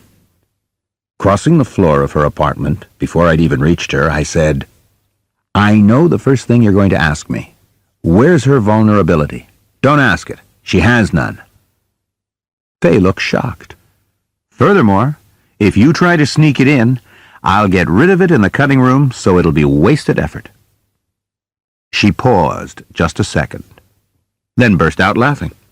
10 minutes later, I was begging her to do the part. She said yes. She never tried to get sentimental in the part, and she took home an Academy Award. My point is that it's so important to thrash these things out in advance. If push comes to shove, you can then say the obvious truth. This is a script we both said yes to, so let's do it. As you can gather, I like the writer present at rehearsals. Words are critical, and most actors aren't writers, nor are most directors. The improvisations in Dog Day Afternoon worked because I wanted the actors using themselves, not characterizing. Normally, I use improvisation as an acting technique, not as a source of dialogue. If the actor's having trouble finding the emotional truth of a scene, an improvisation can be invaluable, but that's about the limit. Most writers are so used to being slapped around that they're stunned that I want them at rehearsal. Only twice has this backfired. Once, the writer fell in love with the leading lady. He showed his love by trying to make her feel as insecure as possible. He was hoping she'd ask him to help her with her part at night. She complained to me, and I had to ask him to leave. The second case involved a writer who was ready to surrender anything he wrote, so that the star of the picture might hire him the next time he needed a rewrite. If the star asked a simple question, such as, "I'm not sure the time of day is clear here," the writer would go downstairs, we'd hear the clackety-clack of his portable, and he'd be back with the scene rewritten to take place in a watch factory. It got embarrassing. The actors began to refer to him as Roundheels. At the end of a week, I told him the script was frozen and that he was free to go home. Many of my relationships with writers have been just the opposite. My respect for them would grow so great during our working time that I'd want them in on every aspect of the production. Chayefsky, who was also a producer of Network, was a formidable talent. Beneath that comic exterior was a really funny guy. His cynicism was partly a pose, but a healthy dose of paranoia was also in his character. He told me that Network got made only because it was part of a settlement of a lawsuit that he'd brought. I don't know if this was true, but he was litigious. His answer to conflicts very often was, "Can I sue?" He was a man who cared passionately about his work and about Israel. When we were casting, I suggested Vanessa Redgrave. He said he didn't want her. I said, "She's the best actress in the English-speaking world." He said, "She's a PLO supporter." I said, "Paddy, that's blacklisting." He said, "Not when a Jew does it to a Gentile."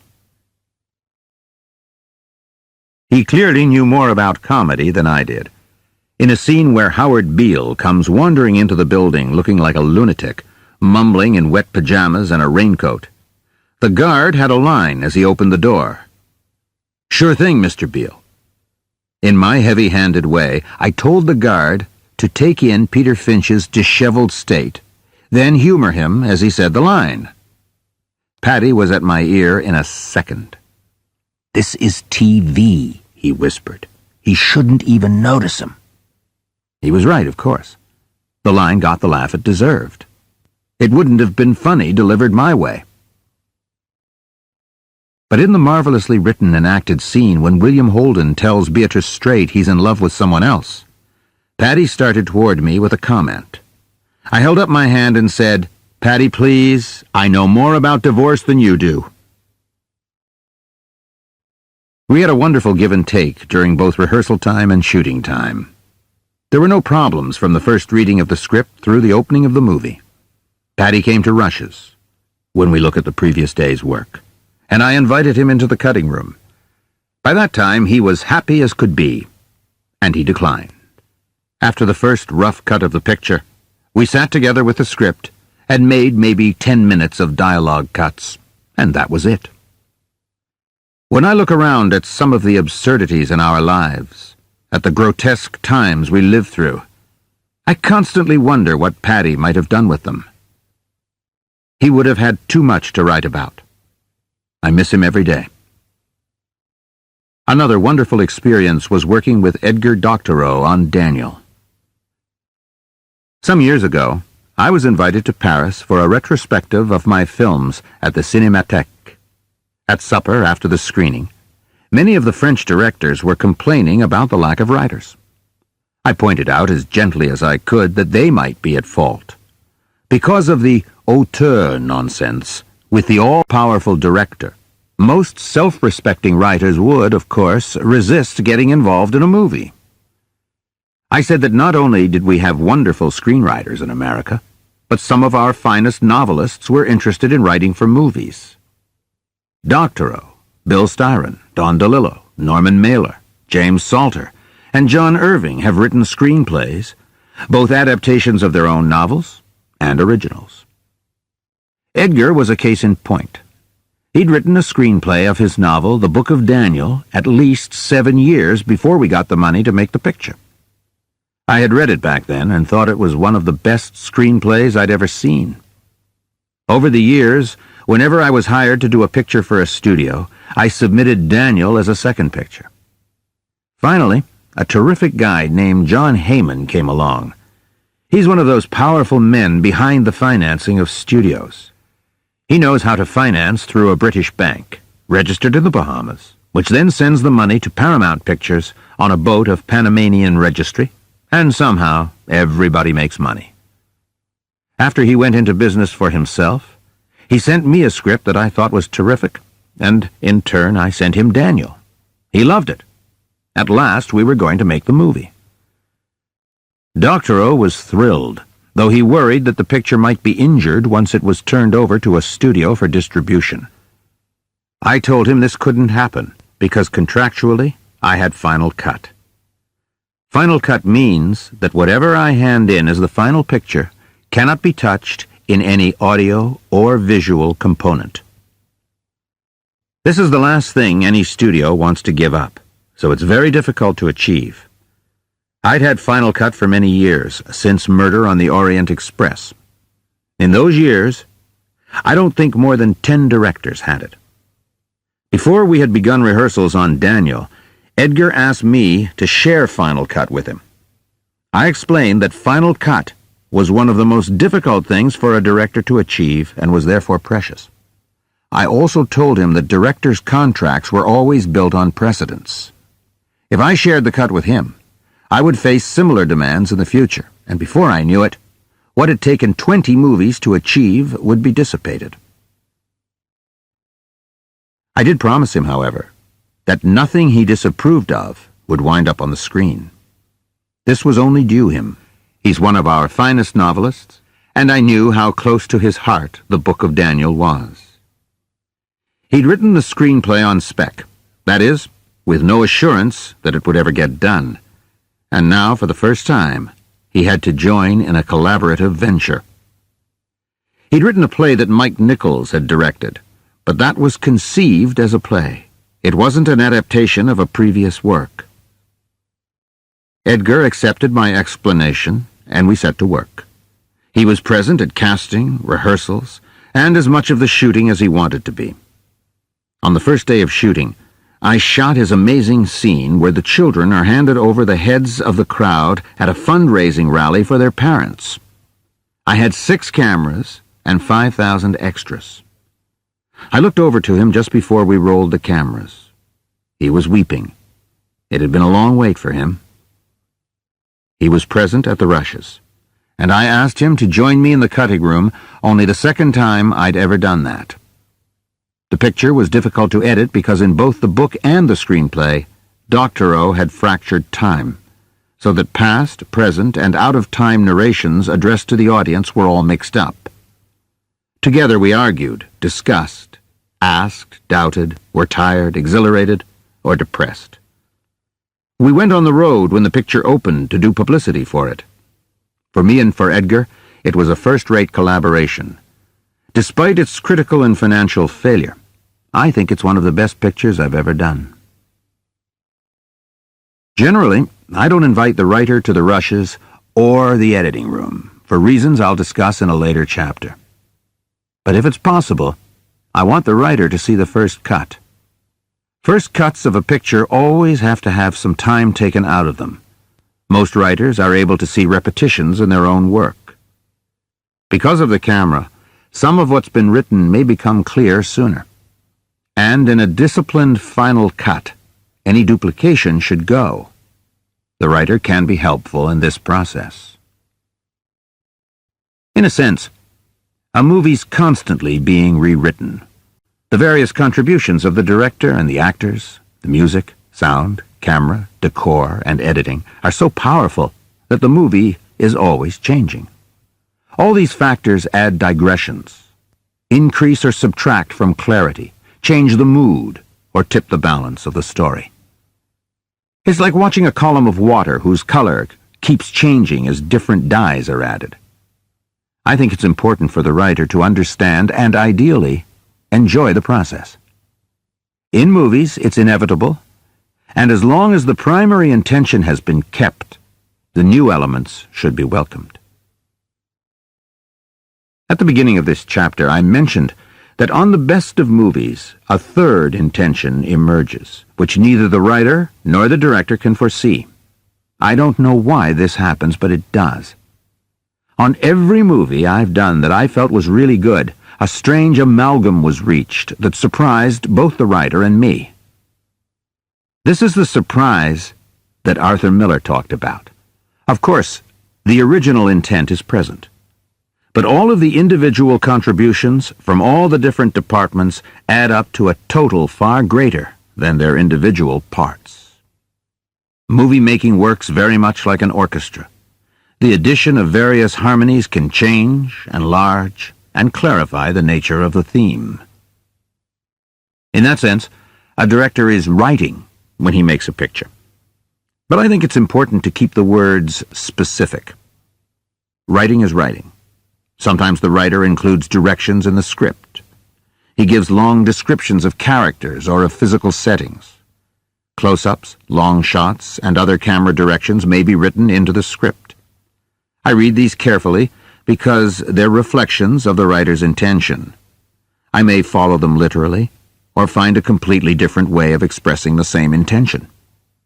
Writing is about structure and words.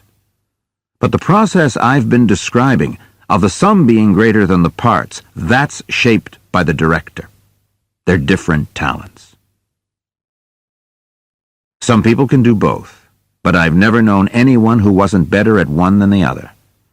To me, Joe Mankiewicz was always a better writer than a director.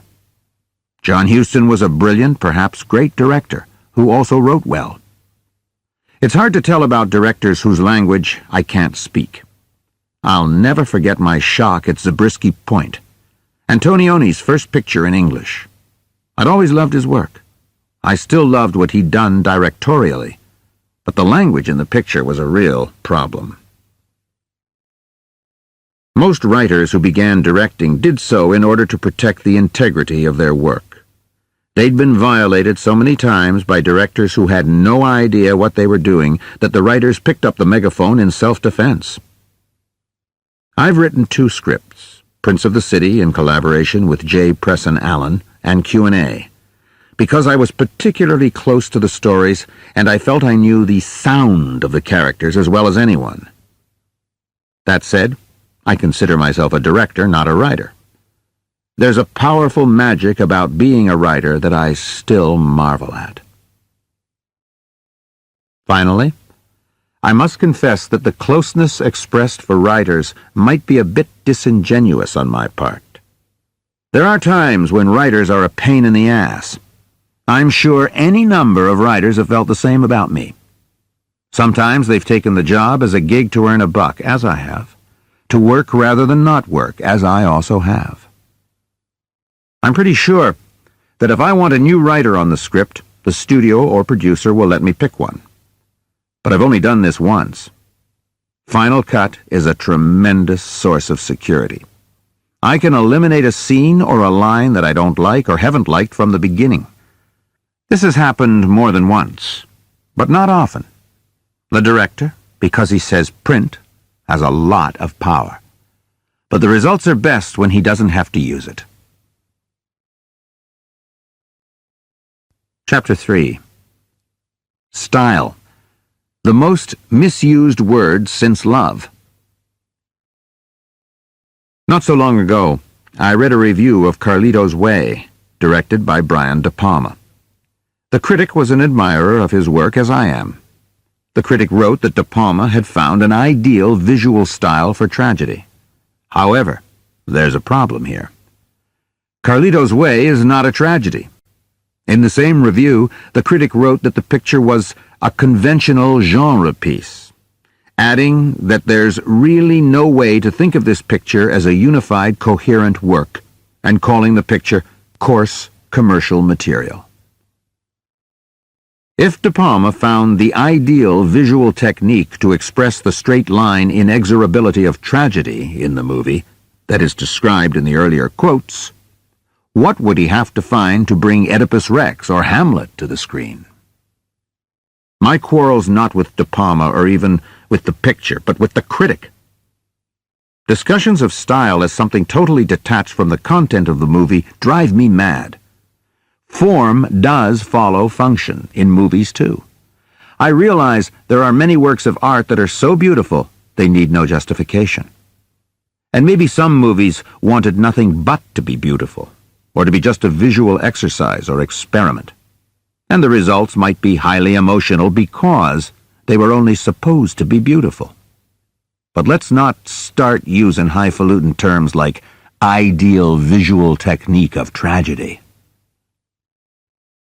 Making a movie has always been about telling a story. Some movies tell a story and leave you with a feeling. Some tell a story and leave you with a feeling and give you an idea. Some tell a story, leave you with a feeling, give you an idea, and reveal something about yourself and others. And surely the way you tell that story should relate somehow to what that story is. Because that's what style is. The way you tell a particular story. After the first critical decision, what's this story about, comes the second most important decision. Now that I know what it's about, how shall I tell it? And this decision will affect every department involved in the movie that's about to be made. Let me vent my anger first, so it's out of the way. Critics talk about style as something apart from the movie because they need the style to be obvious. The reason they need it to be obvious is that they don't really see. If the movie looks like a Ford or Coca-Cola commercial, they think that's style. And it is. It's trying to sell you something you don't need and is stylistically geared to that goal. As soon as a long lens appears, that's style. A long lens photographs objects or people that are very far away and brings them up very close, but the focus is so shallow that everything in front of or behind the person or object is so blurred as to be unrecognizable. More on lenses later. From the huzzas that greeted Lelouch's A Man and a Woman, one would have thought that another Jean Renoir had arrived. A perfectly pleasant bit of romantic fluff was proclaimed art, because it was so easy to identify as something other than realism. It's not so hard to see the style in Murder on the Orient Express, but almost no critic spotted the stylization in Prince of the City. It's one of the most stylized movies I've ever made. Kurosawa spotted it, though. In one of the most thrilling moments of my professional life, he talked to me about the beauty of the camera work, as well as of the picture. But he meant beauty in the sense of its organic connection to the material. And this is the connection that, for me, separates true stylists from decorators. The decorators are easy to recognize. That's why critics love them so. There, I've had my tantrum. This, of course, brings up the auteur argument. So-and-so's style is present in all his pictures. Of course it is. He directed them. One of the reasons Hitchcock was so deservedly adored was that his personal style was strongly felt in every picture. But it's important to realize why. He always essentially made the same picture. The stories weren't the same, but the genre was. A melodrama layered with light comedy, played by the most glamorous actors he could find, also the most commercially popular at the time. Photographed often by the same cameraman, with music composed by the same composer. The Hitchcock team was available for every picture. You're damn right there was a readily identifiable style. His how to do it was the same because what he was doing was the same. This is by no means a criticism. I've had more joy watching his pictures than those of many so-called serious directors. I'm only saying that with Hitchcock, form also followed function. Or perhaps it was the reverse. Perhaps he chose subjects that played into his strength, what he knew was his style. Then we arrive at the next ill-considered theory. What about Matisse? You can always recognize a Matisse. Of course you can. It's the work of one person working alone. Movie directors do not work alone. There will be a visual difference if we work with cameraman A or cameraman B, production designer C or production designer D. I've tried to work in as many genres as possible. I've cast cameramen or composers the same way I have actors. Are they right for this picture? Boris Kaufman, with whom I did 8 pictures, was a great dramatic cameraman. We made wonderful movies together, 12 Angry Men, The Pawnbroker, The Fugitive Kind. But when a lighter touch was needed, we ran into problems. A silly little romance we did, That Kind of Woman, failed visually. The group and Bye Bye Braverman both suffered because photographically they were too heavy. Boris couldn't lighten up, literally. There were reasons for his heavy heart. And the movies he was right for, including On the Waterfront and Baby Doll, are among the finest black and white pictures ever made. I've worked with the same cameraman on my last 10 pictures, Andrzej Bartkowiak, because his range is incredibly broad. But on my secret list, I have 4 or 5 other cameramen I want to work with in case I ever get certain scripts made. And as varied as his work has been with me, Andrzej's work took on an entirely different dimension when he worked so wonderfully with John Huston on Prizzi's Honor, or Joel Schumacher on Falling Down. Good style to me is unseen style. It's style that's felt. The style of Kurosawa's Ran is totally different from the style of The Seven Samurai or Kurosawa's Dreams. And yet they are certainly Kurosawa's movies. Stylistically, Apocalypse Now and The Godfather 1 and 2 have nothing in common, yet all are clearly the work of Francis Ford Coppola. One source of the great visual differences in these movies is the cameraman.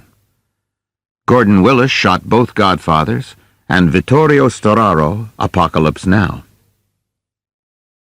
Any movie is by definition an artificial creation.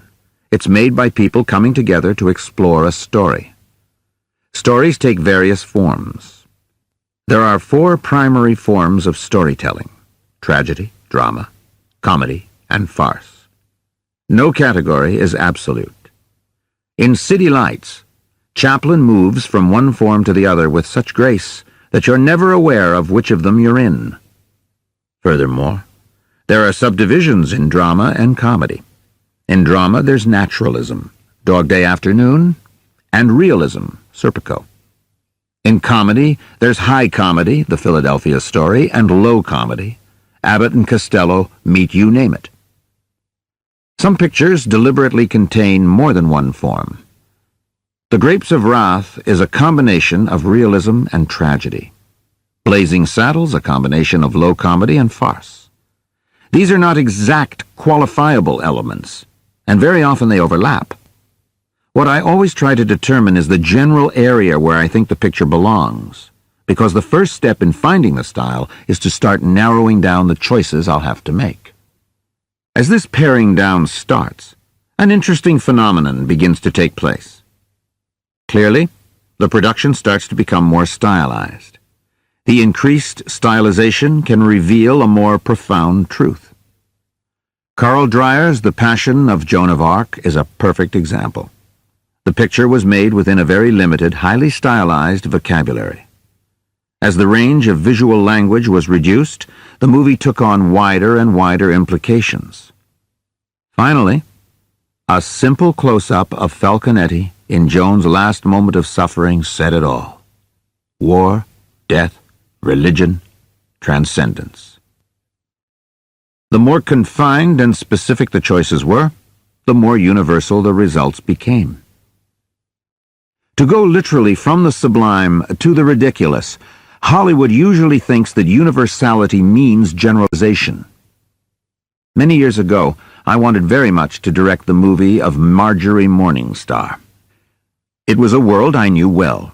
I adored the script, and primarily because it involved Jewish middle-class life in New York.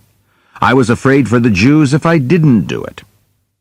So one morning, I flew out to California for a meeting with Jack Warner. As I came into his office, I saw scenic sketches of the Catskill Mountain Jewish Resort where much of the action took place. Dick Silbert, the production designer, was there. We'd worked together often. The sketches looked as if the whole resort was somewhere in Beverly Hills or Brentwood. I told Dick I'd never seen a borscht circuit camp that looked like that. Dick said, "Well, if you want it to look real," and he trailed off. At this point, Jack Warner jumped in. "You see, Sidney," he said, "we don't want a picture with a narrow appeal. We want something more universal." I said, "That means we don't cast any Jews, right?" I was on the 3 o'clock plane home. For me, coming down to the style of the movie happens in one of 3 ways. Sometimes it's through a process of elimination.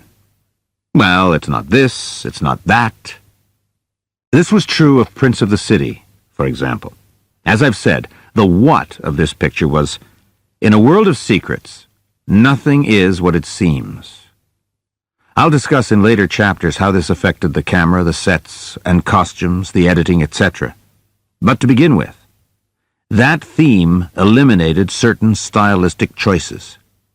Even though it was a true story, it was not going to be a naturalistic film. By naturalistic, I mean as close to documentary filmmaking as one can get in a scripted movie. This was not a conventionally structured story, in which the leading character goes from A to B to C, emerging triumphant or defeated in absolute terms. In fact, its ambiguity on every level was one of the most exciting things about it. I didn't even know how I felt about the leading character. Was he a hero or a villain? I never did find out until I saw the completed picture. The good guys were bad guys a lot of the time, and vice versa. It wasn't a fictional story, and yet its moral issues were of a size that few real-life incidents attain. I wasn't sure whether we were in drama or tragedy territory. I knew I wanted to wind up somewhere between the two, leaning toward the tragic. Tragedy, when it works, leaves no room for tears. Tears would have been too easy in that movie. The classic definition of tragedy still works. Pity and terror or awe arriving at catharsis. That sense of awe requires a certain distance. It's hard to be in awe of someone you know well. The first thing affected was casting. If the leading role of Danny Ciello was played by De Niro or Pacino, all ambivalence would disappear. By their nature, stars invite your faculty of identification. You empathize with them immediately, even if they're playing monsters. A major star would defeat the picture with just the advertising. I chose a superb but not very well-known actor, Treat Williams.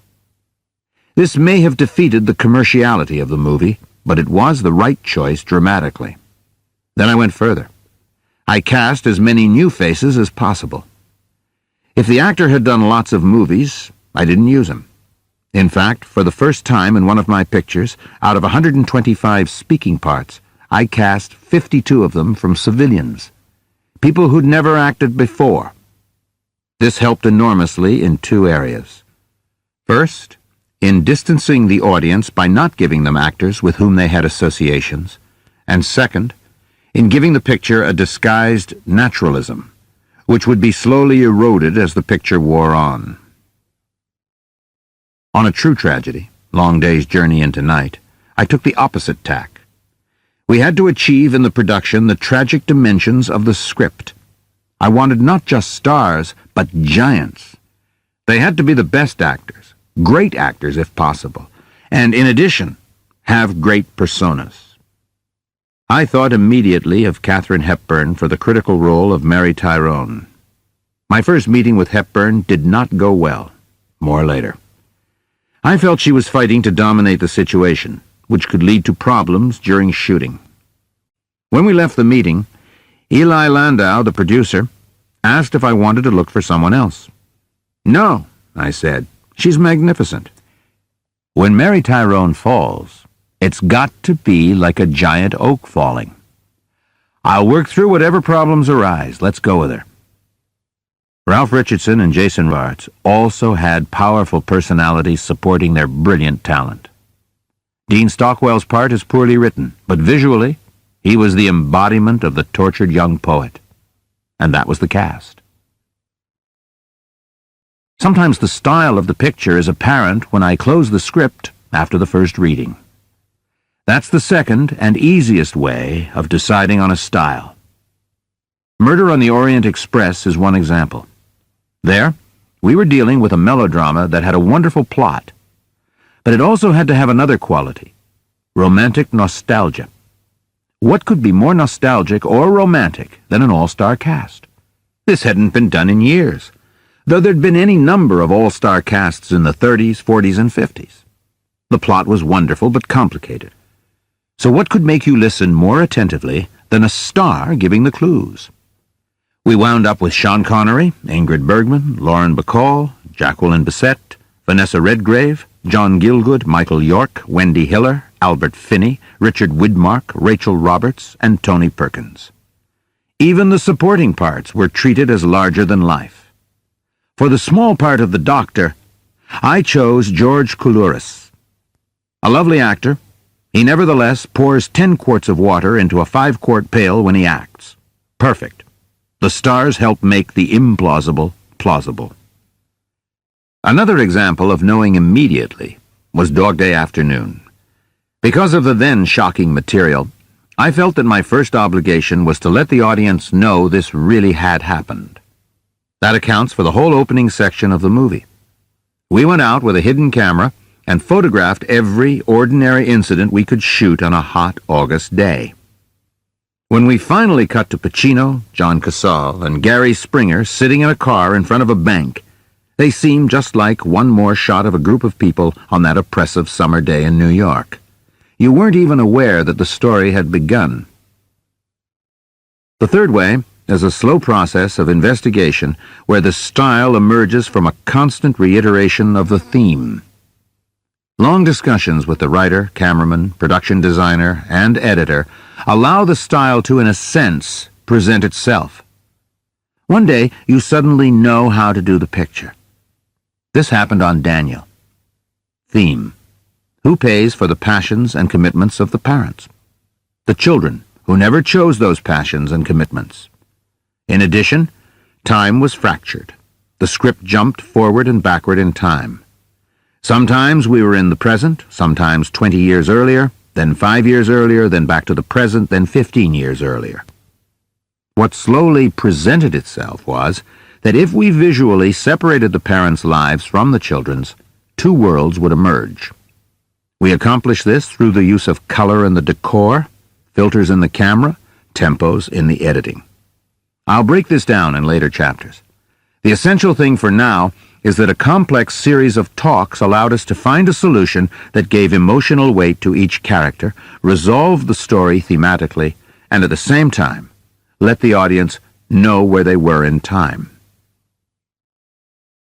There's so much more to say about style in movies, but I have to leave that to the individual chapters that break down the visual and auditory components of a movie. Someone once asked me what making a movie was like. I said it was like making a mosaic. Each setup is like a tiny tile. You color it, shape it, polish it as best you can. You'll do 600 or 700 of these, maybe 1,000. There can easily be that many setups in a movie. Then you literally paste them together and hope it's what you set out to do. But if you expect the final mosaic to look like anything, you'd better know what you're going for as you work on each tiny tile. When we're sitting at Rush's, watching yesterday's work, the greatest compliment we can give each other is, "Good work. We're all making the same movie." That's style. Chapter 4. Actors. Can an actor really be shy? Let's try to put aside all previous concepts of actors. Cattle, dumb, spoiled, overpaid, oversexed, egotistical, temperamental, etc. Actors are a major part of any movie. Very often they're the reason you go to the movie. I only wish the theater had stars with such loyal followings. They are performing artists, and performing artists are complex people. I love actors. I love them because they're brave. All good work requires self-revelation. A musician communicates feelings through the instrument he's playing, a dancer through body movement. The talent of acting is one in which the actor's thoughts and feelings are instantly communicated to the audience. In other words, the instrument that an actor is using is himself. It's his feelings, his physiognomy, his sexuality, his tears, his laughter, his anger, his romanticism, his tenderness, his viciousness that are up there on the screen for all to see. That's not easy. In fact, quite often it's painful. There are many actors who can duplicate life brilliantly. Every detail will be correct, beautifully observed, and perfectly reproduced. One thing's missing, however. The character's not alive. I don't want life reproduced up there on the screen. I want life created. The difference lies in the degree of the actor's personal revelation. I mentioned earlier how much I admire what Paul Newman has done with his life. He's an honorable man. He's also a very private man. We'd worked together in television in the early 50s and done a brief scene together in a Martin Luther King documentary. So when we got together on The Verdict, we were immediately comfortable with each other. At the end of 2 weeks of rehearsal, I had a run-through of the script. A run-through is a rehearsal that goes straight through the entire script with no stops between scenes. There were no major problems. In fact, it seemed quite good. But somehow it seemed rather flat. When we broke for the day, I asked Paul to stay a moment. I told him that while things looked promising, we really hadn't hit the emotional level we both knew was there in David Mamet's screenplay. I said that his characterization was fine, but hadn't yet evolved into a living, breathing person. Was there a problem? Paul said that he didn't have the lines memorized yet, and that when he did, it would all flow better. I told him I didn't think it was the lines. I said that there was a certain aspect of Frank Galvin's character that was missing so far. I told him that I wouldn't invade his privacy, but only he could choose whether or not to reveal that part of the character and therefore that aspect of himself. I couldn't help him with the decision. We lived near each other and rode home together. The ride that evening was silent. Paul was thinking. On Monday, Paul came into rehearsal and sparks flew. He was superb. His character and the picture took on life. I know that decision to reveal the part of himself that the character required was painful for him. But he's a dedicated actor as well as a dedicated man. And to answer the chapter heading, yes, Paul is a shy man and a wonderful actor. And race car driver. And gorgeous. If that personal revelation was as painful as it was for Paul, try to imagine how painful it must be for actresses. They're not only asked to make the same degree of self-revelation, but are in addition treated as sexual commodities. They may be asked to bare their breasts, and/or bottoms, or both. They know they'll have to lose 10 pounds before shooting starts. They may have had collagen pumped into their lips, undergone liposuction to take fat out of their thighs, changed hair color and the shape of their eyebrows, had tucks behind the ears to tighten the skin around their necks. All this before they've even begun rehearsals. They've been accepted or rejected on a purely physical basis before anything about emotions or characterization even comes into play. It has to be humiliating. And to top it all off, they know that when they hit 40 or 45, there will be fewer and fewer offers, and they won't be able to move into older parts the way men do. For 42-year-old Richard Gere to wind up with 23-year-old Julia Roberts is perfectly acceptable, but just try the reverse. I would have hated to leave Paul's decision until we were actually shooting the movie. It might have come out the same way, but maybe not. A much poorer picture would have resulted. It was the rehearsal period that gave us the time not only to prepare the mechanical aspects of the picture, but to develop the closeness needed for private, emotional revelations. I generally hold rehearsals for a period of 2 weeks. Depending on the complexity of the characters, we sometimes work longer. 4 weeks on Long Day's Journey into Night, 3 weeks on The Verdict. Generally, we'll spend the first 2 or 3 days around a table, talking about the script. The first thing to be established is, of course, the theme. Then we're into each character, each scene, each line. It's much the same as the time I've spent with the writer. I'll have all the leading actors in on rehearsal.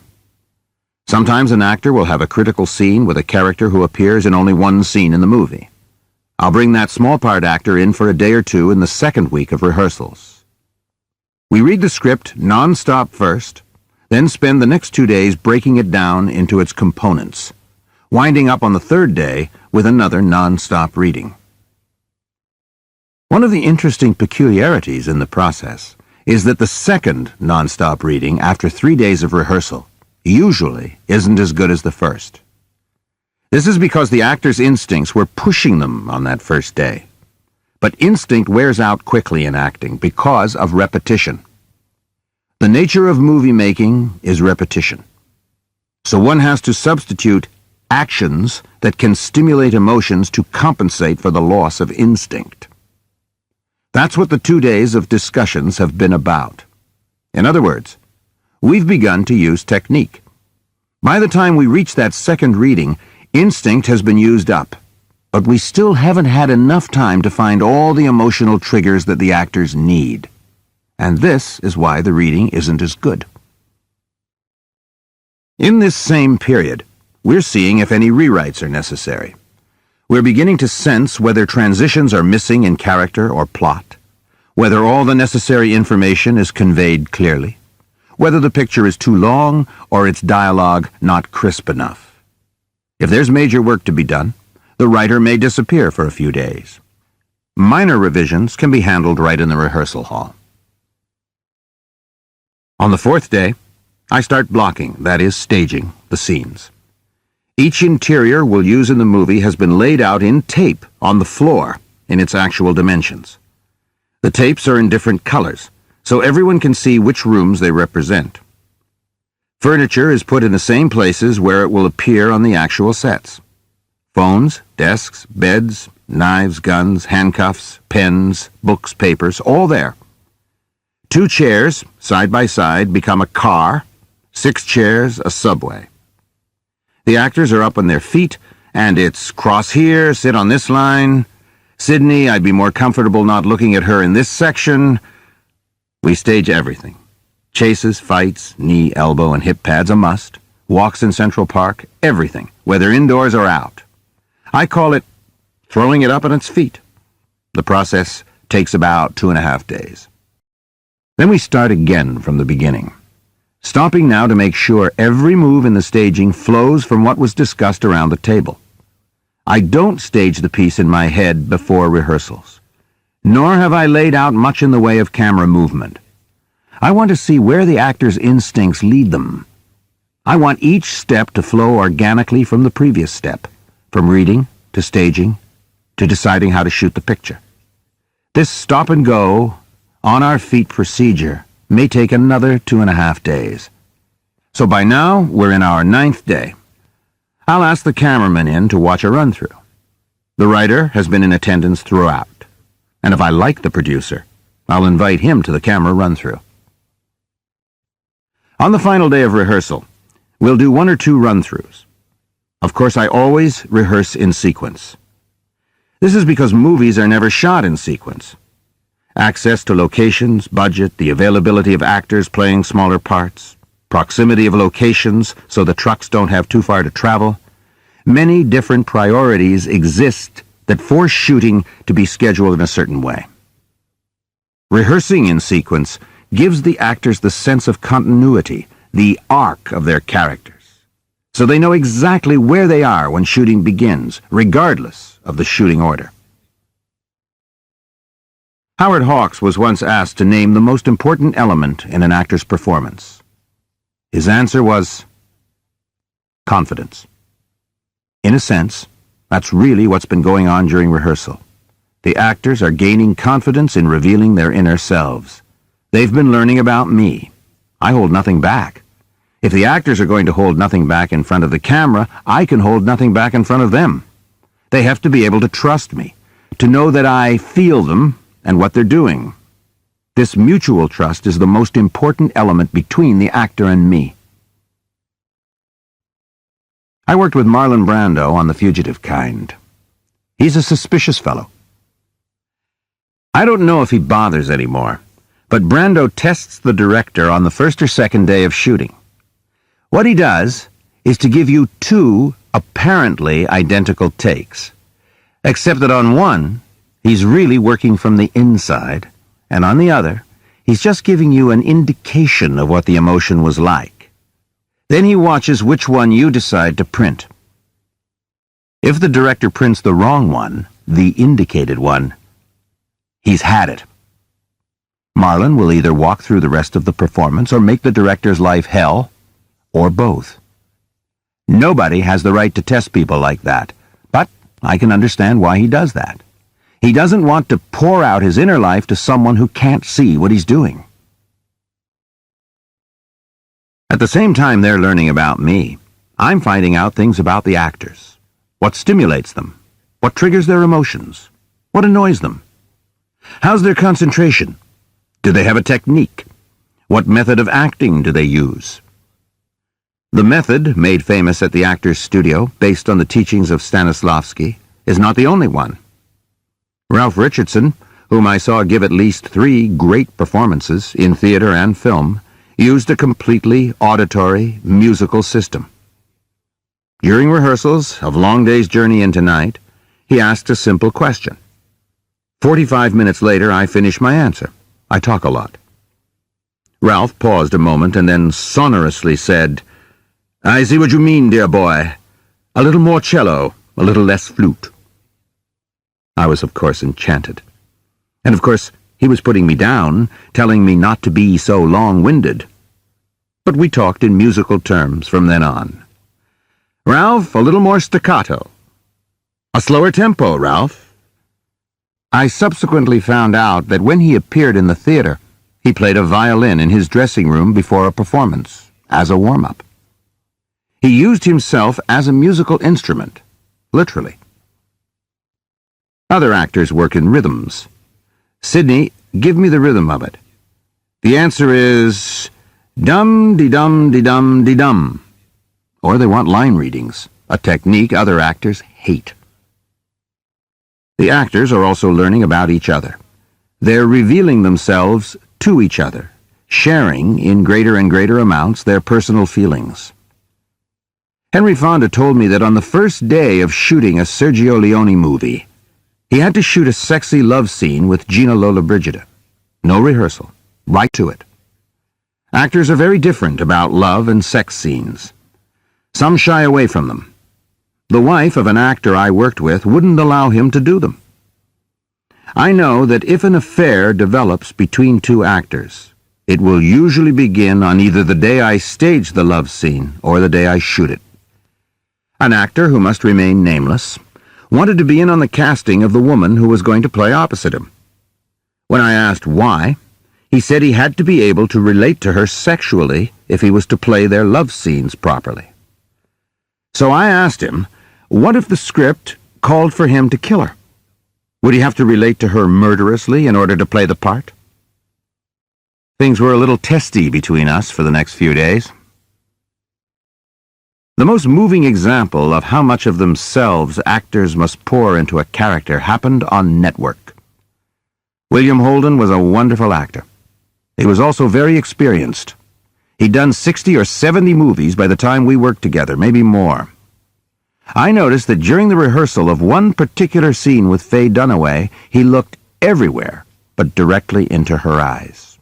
He looked at her eyebrows, her hair, her lips, but not her eyes. I didn't say anything. The scene was a confession by his character that he was hopelessly in love with her, that they came from very different worlds, that he was achingly vulnerable to her and therefore needed her help and support. On the day of shooting, we did a take. After the take, I said, "Let's go again. And Bill, on this take, would you try something for me? Lock into her eyes and never break away from them." He did.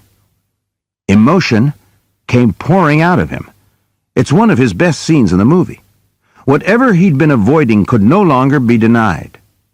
The rehearsal period had helped me recognize this emotional reticence in him. Of course, I never asked him what he'd been avoiding. The actor has a right to his privacy. I never violate his private sources knowingly. Some directors do. There's no right or wrong here. But I learned my lesson many years earlier on a picture called That Kind of Woman. I needed tears from an actor on a particular line. She couldn't do it.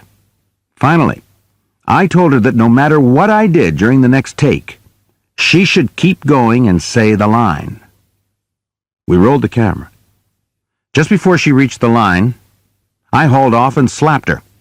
Her eyes widened. She looked stunned. Tears welled up, overflowed. She said the line, and we had a terrific take.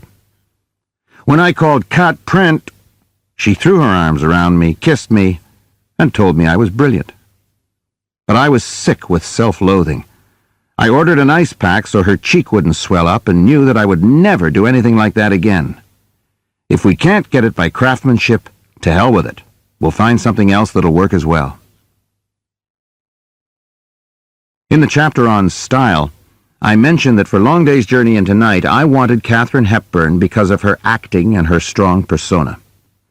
The problem of integrating the very strong personal qualities with the character the star is playing is a fascinating one. If you've got a major star, you've got that strong personal quality seeping through in every performance. Even with as fine a character actor as Robert De Niro himself comes out. Partially, it's because he uses himself brilliantly. As I said earlier, the actor's only instrument is himself. But I think it's more than that. There's a mysterious alchemy between star and audience. Sometimes it's based on the physical beauty or sex appeal of the star. But I don't believe that it's ever just one thing. Surely there were other women as attractive as Marilyn Monroe or men as handsome as Cary Grant, though not many. Al Pacino tries to suit his looks to the characters. A beard here, long hair there, but somehow it's the way his eyes express an enormous rage, even in tender moments, that enthralls me and everyone else. I think that every star evokes a sense of danger, something unmanageable. Perhaps each person in the audience feels that he or she is the one who can manage, tame, satisfy the bigger-than-life quality that a star has. Clint Eastwood isn't really the same as you or me, is he? Or Michelle Pfeiffer, or Sean Connery, or you name them. I don't really know what makes a star, but the persona that jumps out at you is certainly a most important element. Because they're often the reason that a picture gets financed, actors tend to get spoiled. I hate those large trailers. I've seen trailers that are literally converted buses. The bed is enormous. The TV has a retractable satellite dish. I've seen the production company pay for private cooks, private secretaries, makeup and hair people who are no better than their peers but draw 4 times the salary. Many of the star's makeup and hair people engage in a subtle kind of undermining, so that the star slowly becomes dependent on them. All of this is dangerous in 2 ways. It costs a lot of money that doesn't wind up on the screen. And even without meaning to, the stars begin to get a sense of power that can hurt their work. Hepburn would never stoop to that level. She had, however, been a dominant factor in her own career. This was during her time at Metro in the 30s and 40s. Most stars were in abject fear of Louis B. Mayer, but not Kate. She sometimes created her own material. I don't know if she commissioned Philip Barry to write the Philadelphia story for her, but she owned the rights. When we first met on Long Day's Journey, she was living in John Barrymore's former house in Los Angeles. I stepped through the doors of what seemed to me a 50-foot living room. She stood at the opposite end of the room and started toward me. We'd covered about half the distance when she said, "When do you want to start rehearsal?" "No hello or how do you do." "September 19th, I said. "I can't start till the 26th, she said. "Why?" I asked. "Because then," she said, "you'd know more about the script than I would." Funny? Charming. But she meant it. It was perfectly all right with me if she knew more about the character. After all, she was going to play it, and I had a lot of other things to think about. But the challenge was unmistakable, and I could see trouble down the road. The solution was to leave her alone. Though she'd played great roles, nothing could compare with Mary Tyrone for psychological complexity, physical and emotional demand, and tragic dimension. During the first 3 days of rehearsal, I said nothing to her about Mary Tyrone's character. I talked at length with Jason, who'd played his part before, with Ralph and Dean, and of course we talked about the play. When we finished the run-through reading on the third day, there was a long pause. And then, from Kate's corner of the table, a small voice called out, "Help." From then on, the work was thrilling. She asked, she told, she fretted, she tried, she failed, she won. She built that character stone by stone. Something was still tight about the performance until the end of the second week. There's a moment in the script when her youngest son, trying to cut through her morphine haze, screams at her that he's dying of consumption. I said, "Kate, I'd like you to haul off and smack him as hard as you can." She started to say that she couldn't do that, but the sentence died halfway out of her mouth. She thought about it for 30 seconds, then said, "Let's try it." She hit him. She looked at Dean's horrified face, and her shoulders started to shake. She dissolved into the broken, frightened failure that was so important an aspect of Mary Tyrone. The sight of that giant Hepburn in such a state was the personification of tragic acting. When the Greeks said tragedy is for royalty, they were only saying that tragedy was for giants. There was no tightness ever again. Kate was soaring. At the end of rehearsal, just before shooting, I gathered the actors to tell them about my shooting system and habits and to find out if there was anything they needed during shooting that we could provide. At this session, I said to them, "And by the way, you're all invited to rushes." As we were leaving, Kate called me aside. "Sidney," she said, "I've gone to rushes of practically every picture I've ever made, but I won't be coming to these rushes. I can see how you work. I know Boris's work." Boris Kaufman was the cameraman. "You're both dead honest. You can't protect me. If I go to rushes, all that I'll see is this," and she reached under her chin and pinched the slightly sagging flesh, "and this." She did the same thing under her arms. "And I need all my strength and concentration to just play the part." Tears sprang to my eyes. I'd never seen an actor with such self-knowledge and such dedication, trust, and bravery. She was breaking habits of 30 years because she knew they would interfere with the job. That's a giant. In Murder on the Orient Express, I wanted Ingrid Bergman to play the Russian princess Dragomirov. She wanted to play the retarded Swedish maid. I wanted Ingrid Bergman. I let her play the maid. She won an Academy Award. I bring this up because self-knowledge is important in so many ways to an actor. Earlier, I mentioned how improvisation can be an effective tool in rehearsal as a way of finding out what you're really like when, for example, you're angry. Knowing your feelings lets you know when those feelings are real as opposed to when you're simulating them. No matter how insecure, almost all the stars I've worked with have a high degree of self-knowledge. They may hate what they see, but they do see themselves. And you thought all that gazing into the mirror was just vanity.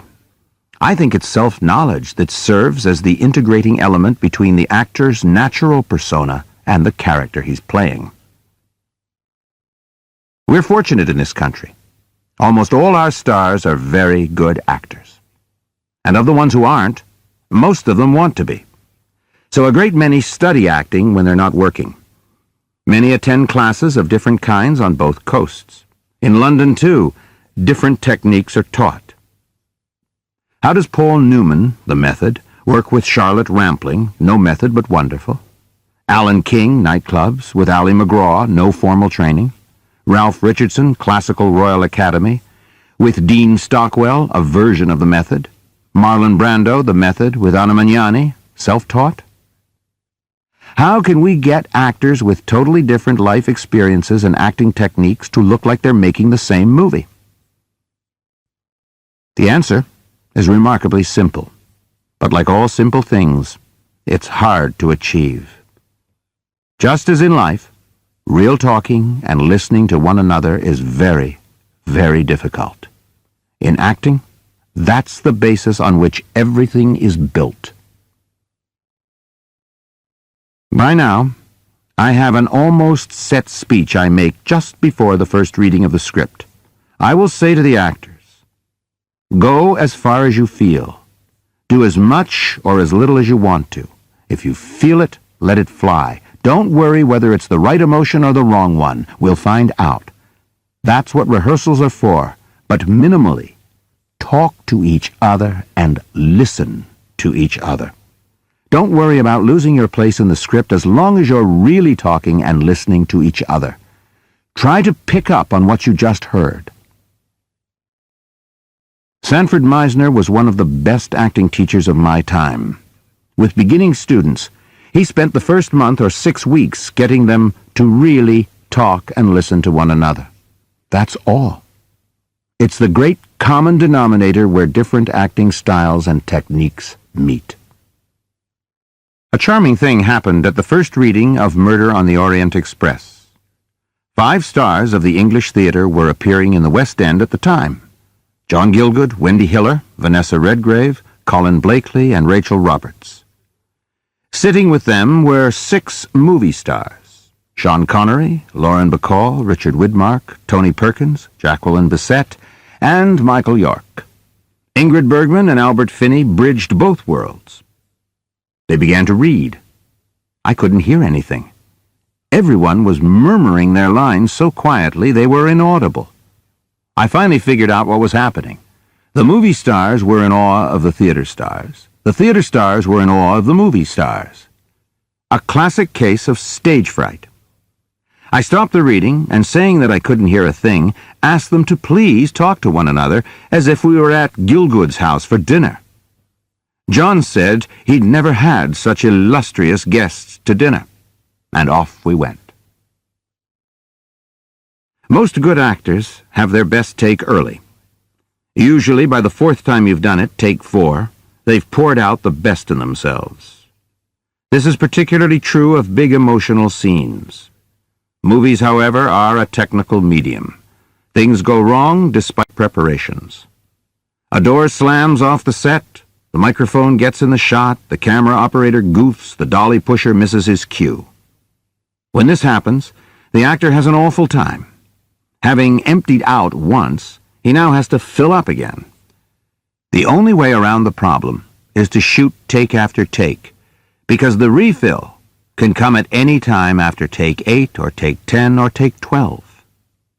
I try to supply the actor with something new each time to stimulate his feelings, but after a time, my imagination runs out. One story sums up all the painful problems I've been talking about in this chapter. It was on The Fugitive Kind. In a scene with Anna Magnani, Brando had a long speech that contained some of Tennessee Williams' best writing. Using beautiful imagery, he compares himself to a bird that's never able to find itself at home anywhere on earth. Condemned to soar aimlessly over the world, it never alights until it dies. Boris Kaufman had arranged some complex lighting changes. The light on the back walls slowly faded away until only Marlon was left lit, in a kind of limbo. A complicated camera move was also part of the shot. Marlon started take 1. About 2/3 of the way through the speech, he stopped. He'd forgotten his lines. We started take 2. The lights didn't fade properly. Take 3. Marlon forgot his lines at the exact same spot. Take 4. Marlon stopped again at the same line. Until then, I had never gone more than 4 takes with Marlon on anything. Take 5. The camera move was wrong. Take 6, take 7, take 8. Marlon's memory was failing at the same line. By now it was 5:30. We were on overtime. Marlon had told me about some personal problems he was having at the time. I suddenly realized there was a direct connection between his troubles and the line he couldn't remember. We tried again. He stopped. I went up to him and said that if he wanted, we could break until tomorrow. But I didn't want this block to build up overnight. I thought we should bull through it no matter how long it took. Marlon agreed. Take 12. Take 18. It was getting embarrassing. Magnani, the crew, all of us were in agony for him. Take 22, no good for camera. It was almost a relief when something was not Marlon's fault. I debated whether to say anything about what I thought was bothering him. I decided it would be too great a personal violation of a confidence.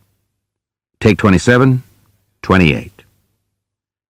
I told Marlon that since I'd be cutting to Anna anyway, we could do a pickup. A pickup is where you begin a new take at the point where the old take was interrupted. Marlon said no. He wanted to get it all in one take. The ending of the speech would be stronger that way. Finally, on take 34, 2.5 hours after we started, he did it all. And beautifully. I almost wept with relief. We walked back to his dressing room together. Once we were inside, I told him that I might have been able to help him but felt it wasn't my right. He looked at me and smiled as only Brando can smile, so that you think daybreak has come. "I'm glad you didn't," he said. We hugged and went home. Everything about actors and movie acting is in that story. The use of self at whatever cost. The self-knowledge, the confidence that a director and actor have to develop in each other. The devotion to a text. Marlon never questioned the words. The dedication to the work. The craft. It's experiences like that that make me love actors. Chapter 5. The Camera. Your best friend. First of all, the camera can't talk back. It can't ask stupid questions. It can't ask penetrating questions that make you realize you've been wrong all along. Hey, it's a camera. But it can make up for a deficient performance. It can make a good performance better. It can create mood. It can create ugliness. It can create beauty. It can provide excitement. It can capture the essence of the moment. It can stop time. It can change space. It can define a character. It can provide exposition. It can make a joke. It can make a miracle. It can tell a story. If my movie has 2 stars in it, I always know it really has 3. The 3rd star is the camera. Mechanically, a camera is quite simple. A reel of unexposed negative is mounted on the front. A take-up reel, pulling the exposed negative and rolling it up, is on the back. In between are notched wheels that keep the film taut at all times. They turn at a constant rate of speed, passing through the perforations in the negative, so that during a take, the film is moving. In the center of this mechanism is a lens. The light comes through the lens and strikes the negative. The camera has actually photographed a still picture called a frame. After the frame is exposed, the camera's mechanism starts to pull the next frame into position behind the lens. But as the film moves, a shutter comes down and blocks all light from hitting the negative. Then the next frame, another still photograph, is exposed. There are 24 frames per second, 16 frames to a foot of film, 1 1/2 feet to 24 frames. When projected back onto a screen by exactly the same mechanism, it looks as if the images are in constant motion, even though we're actually seeing 24 still pictures per second. To the human eye, the movement looks continuous. As Jean-Luc Godard once said, movies are 24 frames of truth per second. Like the fingering mechanisms of most musical instruments, this simple, clumsy contraption can produce a profound aesthetic result. There are 4 primary elements that affect the picture produced in the camera.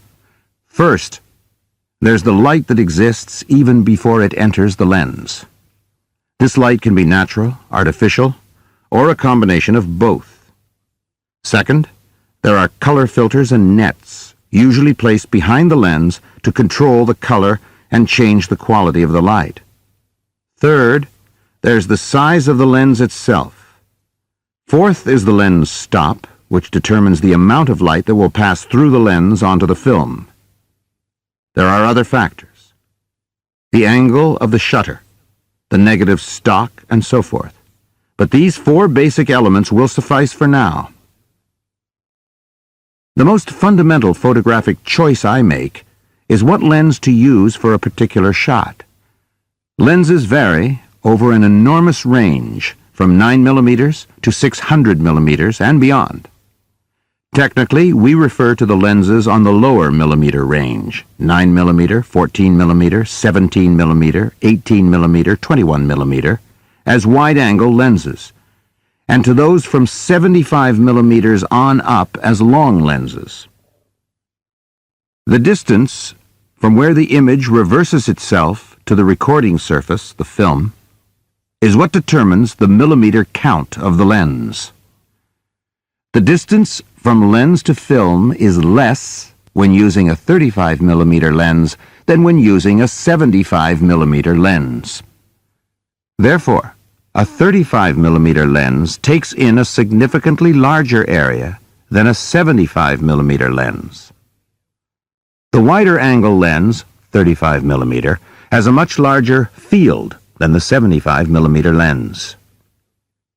Theoretically, given all the space one needed, one could achieve the same size of any photographed object using a longer lens by simply backing the camera up. But changing lenses for the amount of information the lens gathers, its field, is only a partial use of a lens. Lenses have different feelings about them. Different lenses will tell a story differently. Murder on the Orient Express illustrated this very clearly. During the body of the picture, various scenes took place that would be retold at the end of the movie by Hercule Poirot, our genius detective, using the retelling as part of his evidence in the solution of the crime. While he described the incidents, the scenes we'd seen earlier were repeated as flashbacks. Only now, because they'd taken on a greater melodramatic significance as evidence, they appeared on the screen much more dramatically, forcefully, etched in hard lines. This was accomplished through the use of different lenses. Each scene that would be repeated was shot twice. The first time with normal lenses for the movie, 50mm, 75mm, 100mm, and the second time with a very wide-angle lens, 21mm.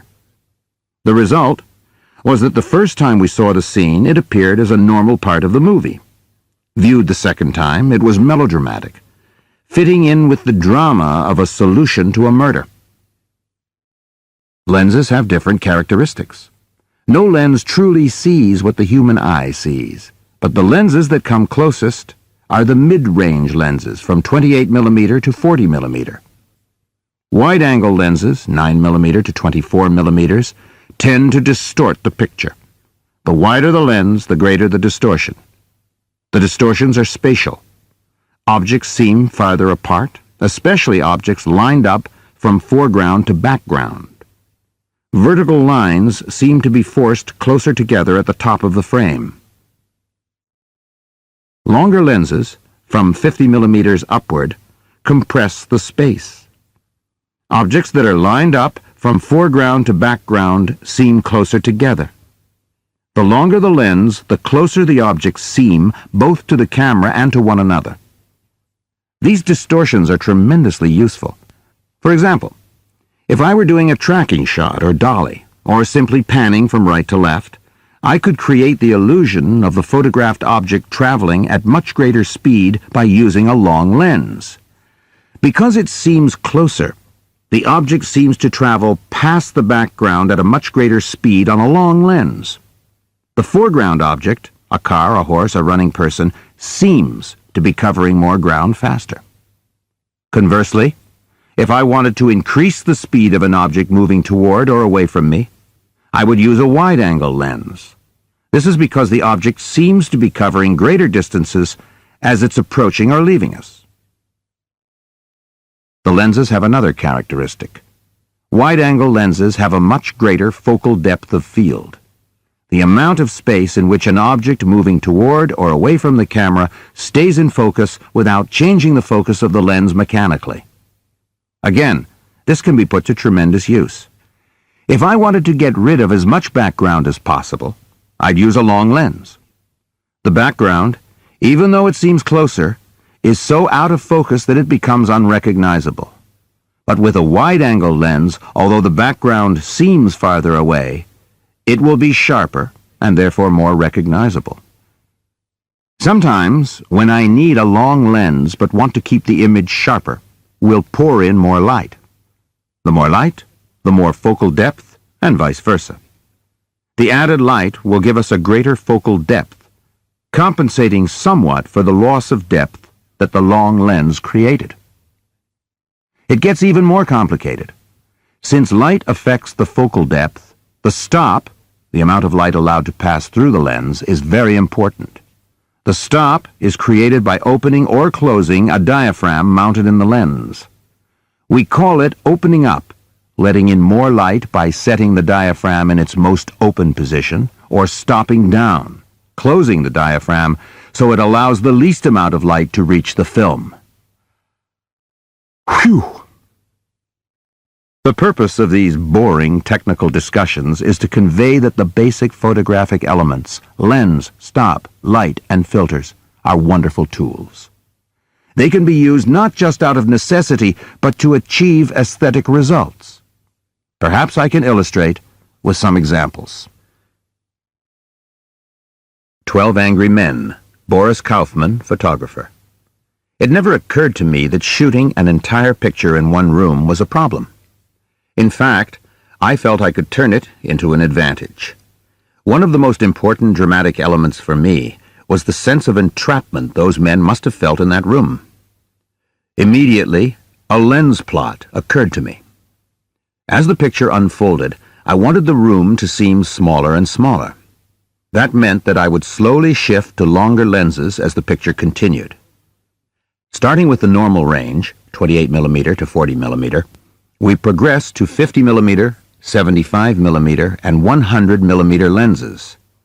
In addition, I shot the first third of the movie above eye level, and then, by lowering the camera, shot the second third at eye level, and the last third from below eye level.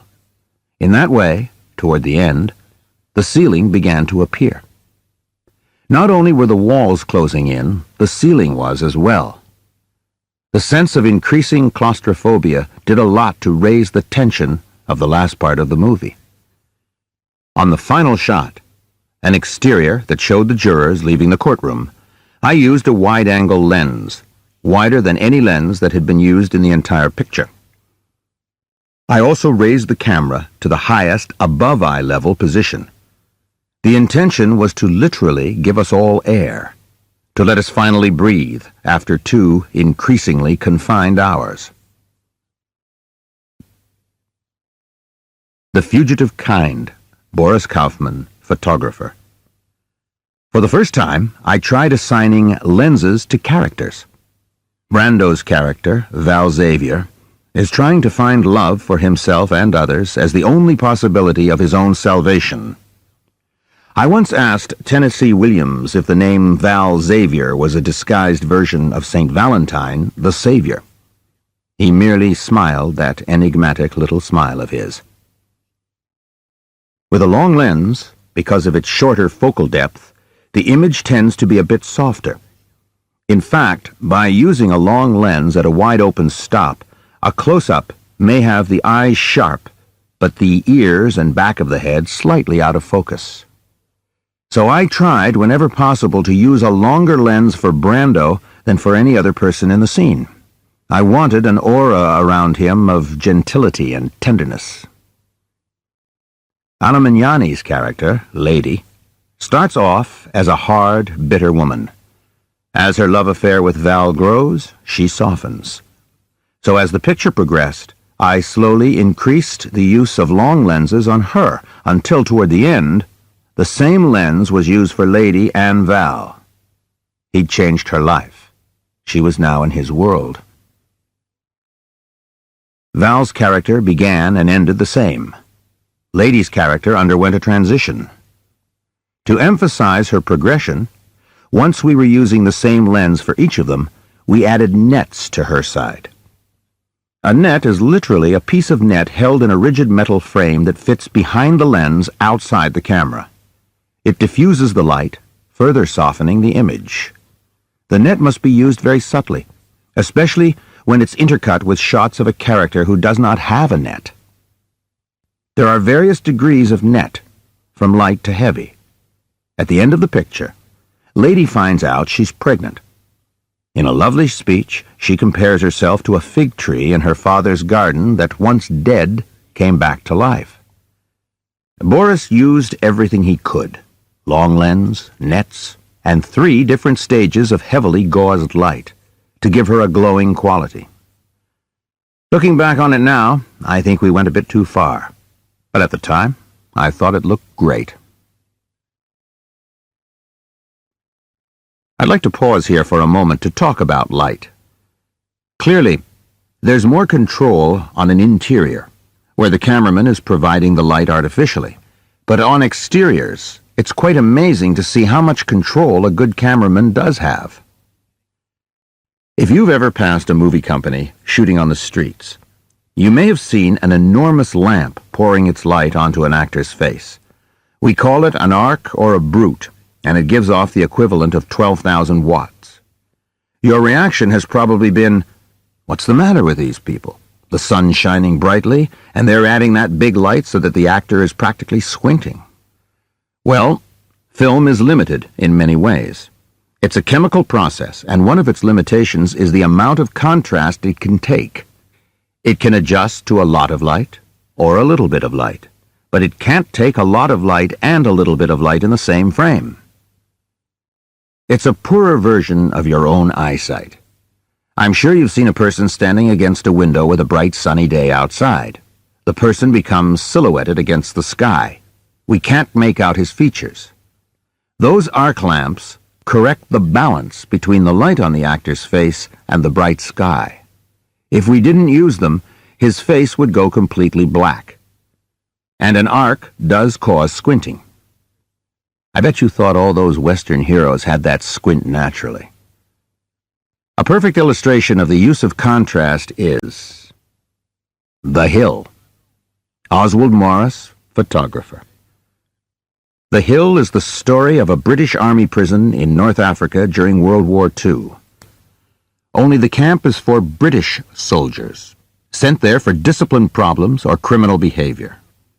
It's a brutal place, filled with sadistic punishments that are meant to break the spirit of anyone unlucky enough to be there.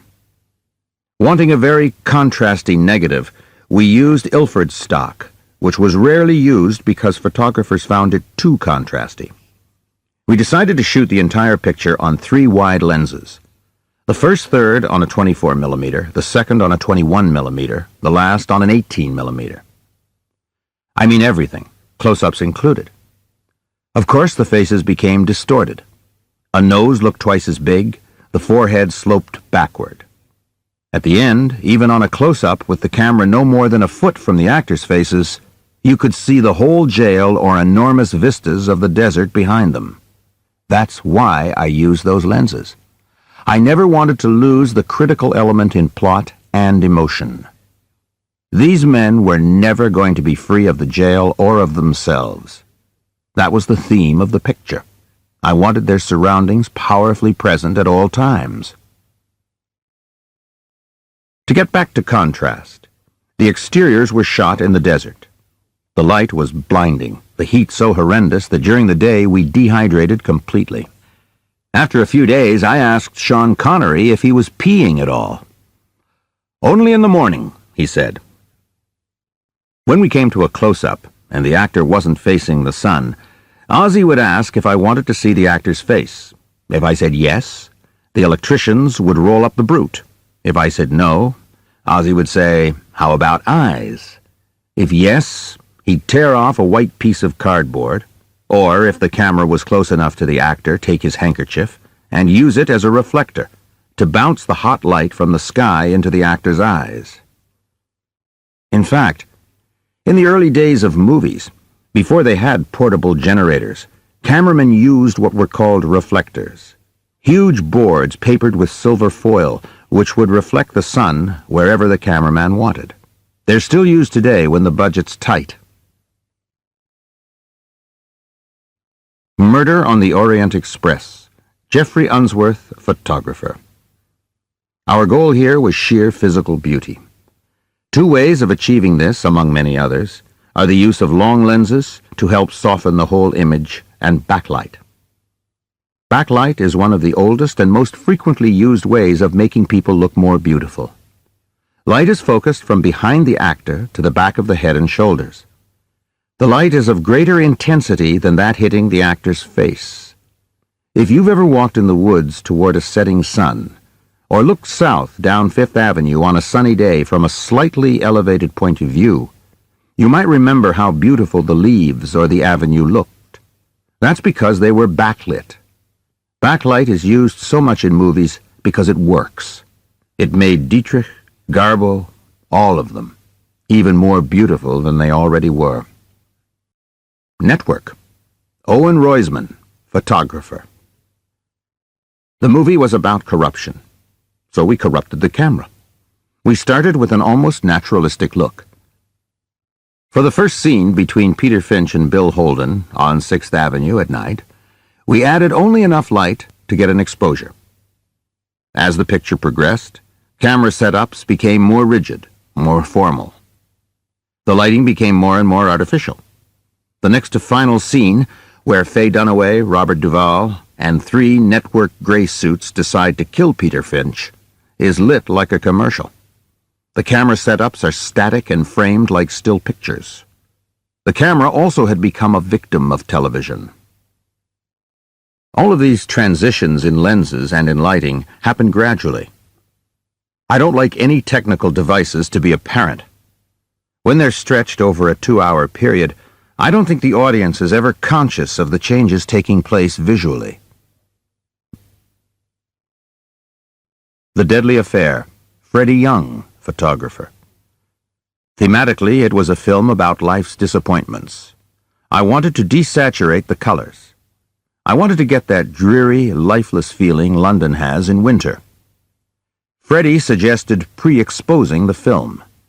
The film was taken into a dark room before we used it in the camera and exposed very briefly to a 60-watt bulb. The result was that the negative stock had a milky film over it. When it was exposed to the actual scene, almost all the colors were far less vibrant, with much less life and brightness than they normally would have had.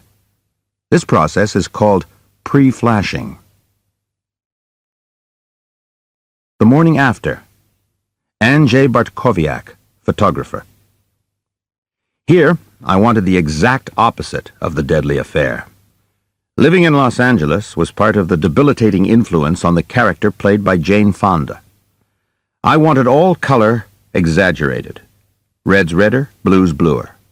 We used filters.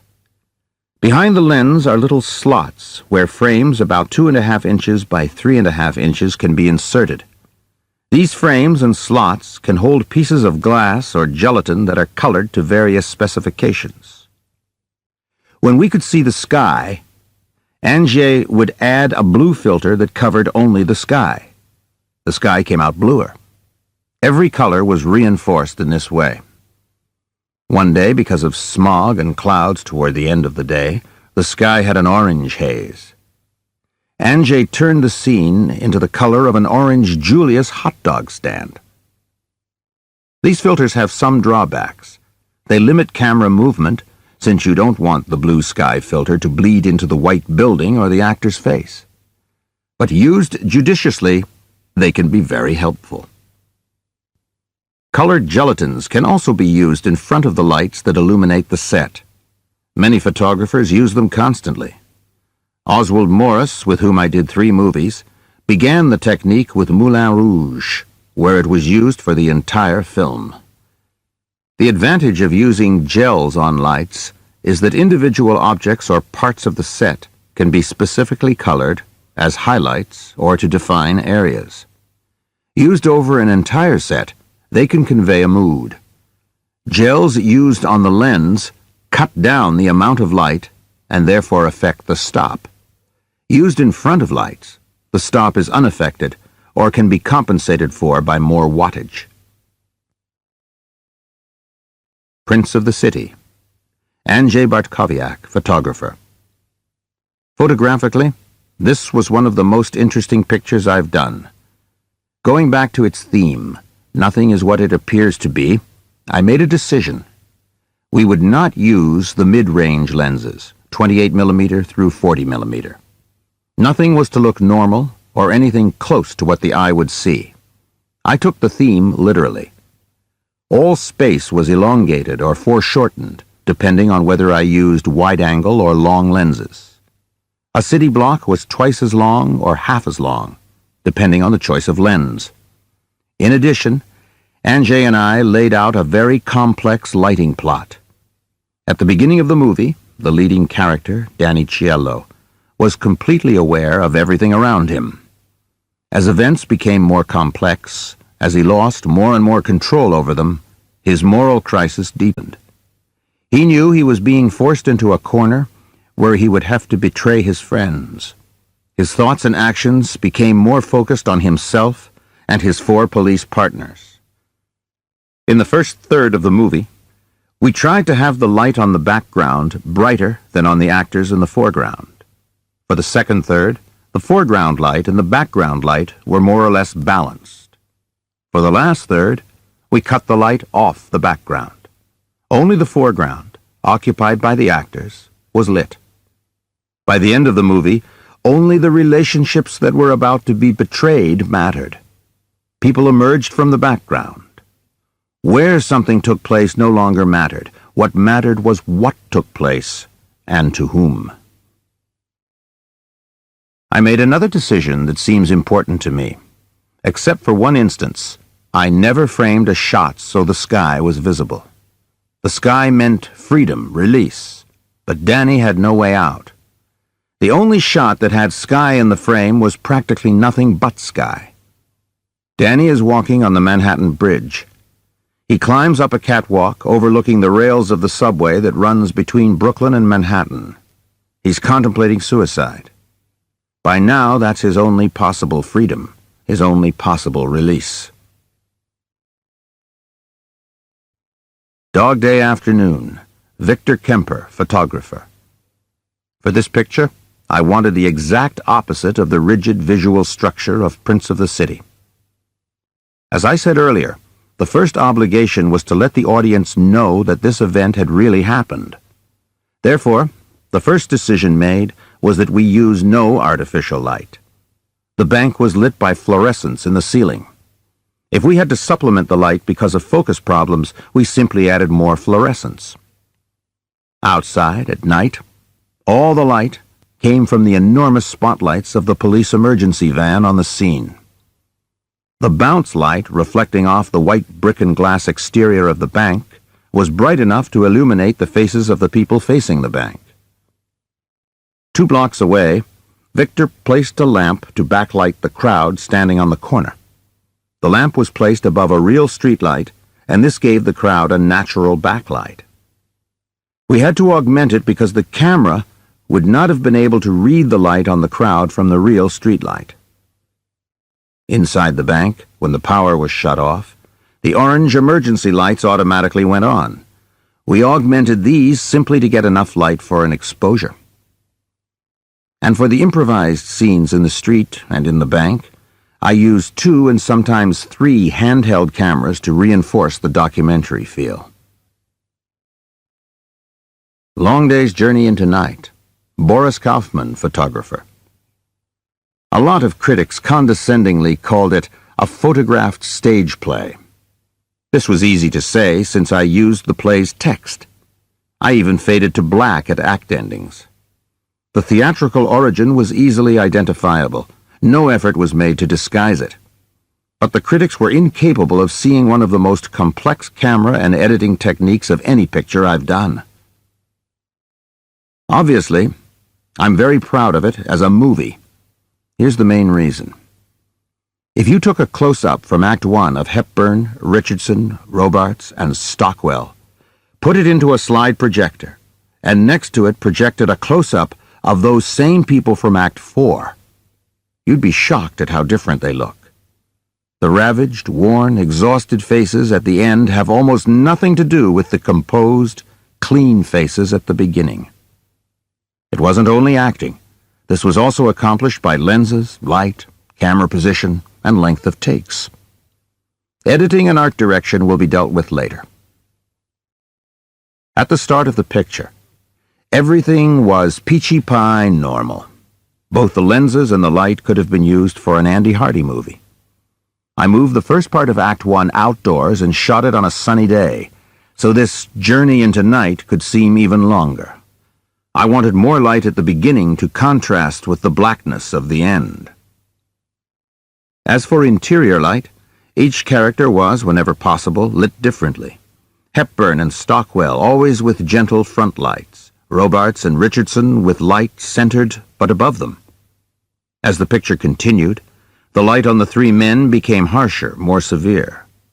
This pattern was broken temporarily as Stockwell and Richardson went into their lyrical arias of self-examination in Act 4, when each one explores what he wanted in earlier and less tortured times. The light on Hepburn became softer, gentler, as the picture progressed. Camera position was also important visually.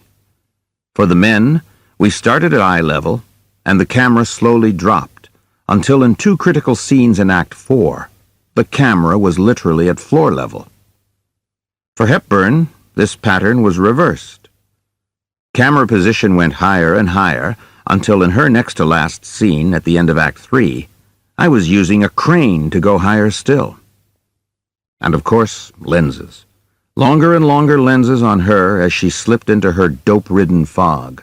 Wider and wider lenses on the men as their world crumbled around them. In Act 4, there are two climactic scenes, one between Stockwell and Richardson, the other between Stockwell and Robarts. For perhaps the only time in their lives, they speak the naked, scalding truth of what they feel about each other. As the scenes progress, and the truth becomes more and more agonizing, the lenses get wider and wider. The camera gets lower and lower, the light harsher but darker, as the whole story of these people gets wrapped in night and the final terrible truths are articulated. All in all, it was as complex a lens, light, and camera position plan as any I've ever done, and in my view, it contributes enormously to a unique interpretation of the material. The verdict. Andrzej Bartkowiak, photographer. The movie was about a man's salvation, his fight to rid himself of his past. I wanted as old a look as possible. Art direction had a lot to contribute, and we'll deal with that later, but light mattered enormously. One day, I brought a beautiful edition of Caravaggio's paintings to my meeting with Andrzej. I said, "Andrzej, there's the feeling I'm after. There's something ancient here, something from a long time ago. What is it?" Andrzej studied the pictures. Then, with his charming Polish accent, he pinpointed it. "It's chiaroscuro," he said. "A very strong light source, almost always from the side, not above. And on the other side, no soft fill light, only shadows. Once in a while, he'll use the reflective light of a metal source on the dark side." He pointed to a young boy holding a golden salver. On the shadow side of the boy's face, one could discern a slight golden hue. And that's what Andrzej carried out in the lighting of the movie. Daniel. Andrzej Bartkowiak, photographer. Once again, we start with the theme. Who pays for the passions and commitments of the parents? The children. In addition, there's the complex time problem, jumping forward and backward in time. Daniel is the story of a young man coming back to life. Loosely based on the lives and deaths of Julius and Ethel Rosenberg, it tells of Daniel's search for some meaning in his parents' senseless deaths. The parents belong to that group of 30s leftists who felt young forever, whose lives were filled with idealism and hope until it all collapsed, personally and politically. In addition, his sister has a nervous breakdown and, unable to recover from the horrors of her childhood, sinks slowly into death. I used to think of it as the story of a young man digging himself out of his own grave. I must pause a moment for another technical discussion. The sun's rays and the chemical composition of movie film are not a happy marriage. Untreated, any day scene shot outdoors, in cloud or in sunshine, will come out an almost monochromatic blue. To compensate for this, we put an amber-colored filter in the camera. This corrects the light so that the film emerges with normal colors intact. This filter is called an 85. When we shoot on an interior location with windows that let daylight in, we put enormous sheets of 85s over the windows to accomplish the same thing. For Daniel, Angie suggested that we shoot all the scenes of the grown-up children without the 85. It gave everything a ghostly, cold, blue pallor, including flesh tones. For consistency in interior scenes, we added blue gelatins to the lights. The parents, on the other hand, trapped in an idealized past, were treated in the amber glow of the 85s. It was added to their scenes, interior and exterior. At the beginning of the picture, we used double 85s on them. As Daniel slowly comes back to life, we started adding 85s to his scenes and removing them from the scenes of the past with his parents. With the parents, we went from double 85s to single 85s to half 85s to quarter 85s. On Daniel's scenes, we added quarter 85s, then half 85s, then full 85s. Finally, in a scene toward the end of the picture, when both children visit the parents in jail, we were back to normal color. Daniel had purged himself of his obsessive pain, and life could now resume for him. Every picture I've made has had this kind of attention paid to the camera. The work with the cameraman is as close as with the writer and the actors.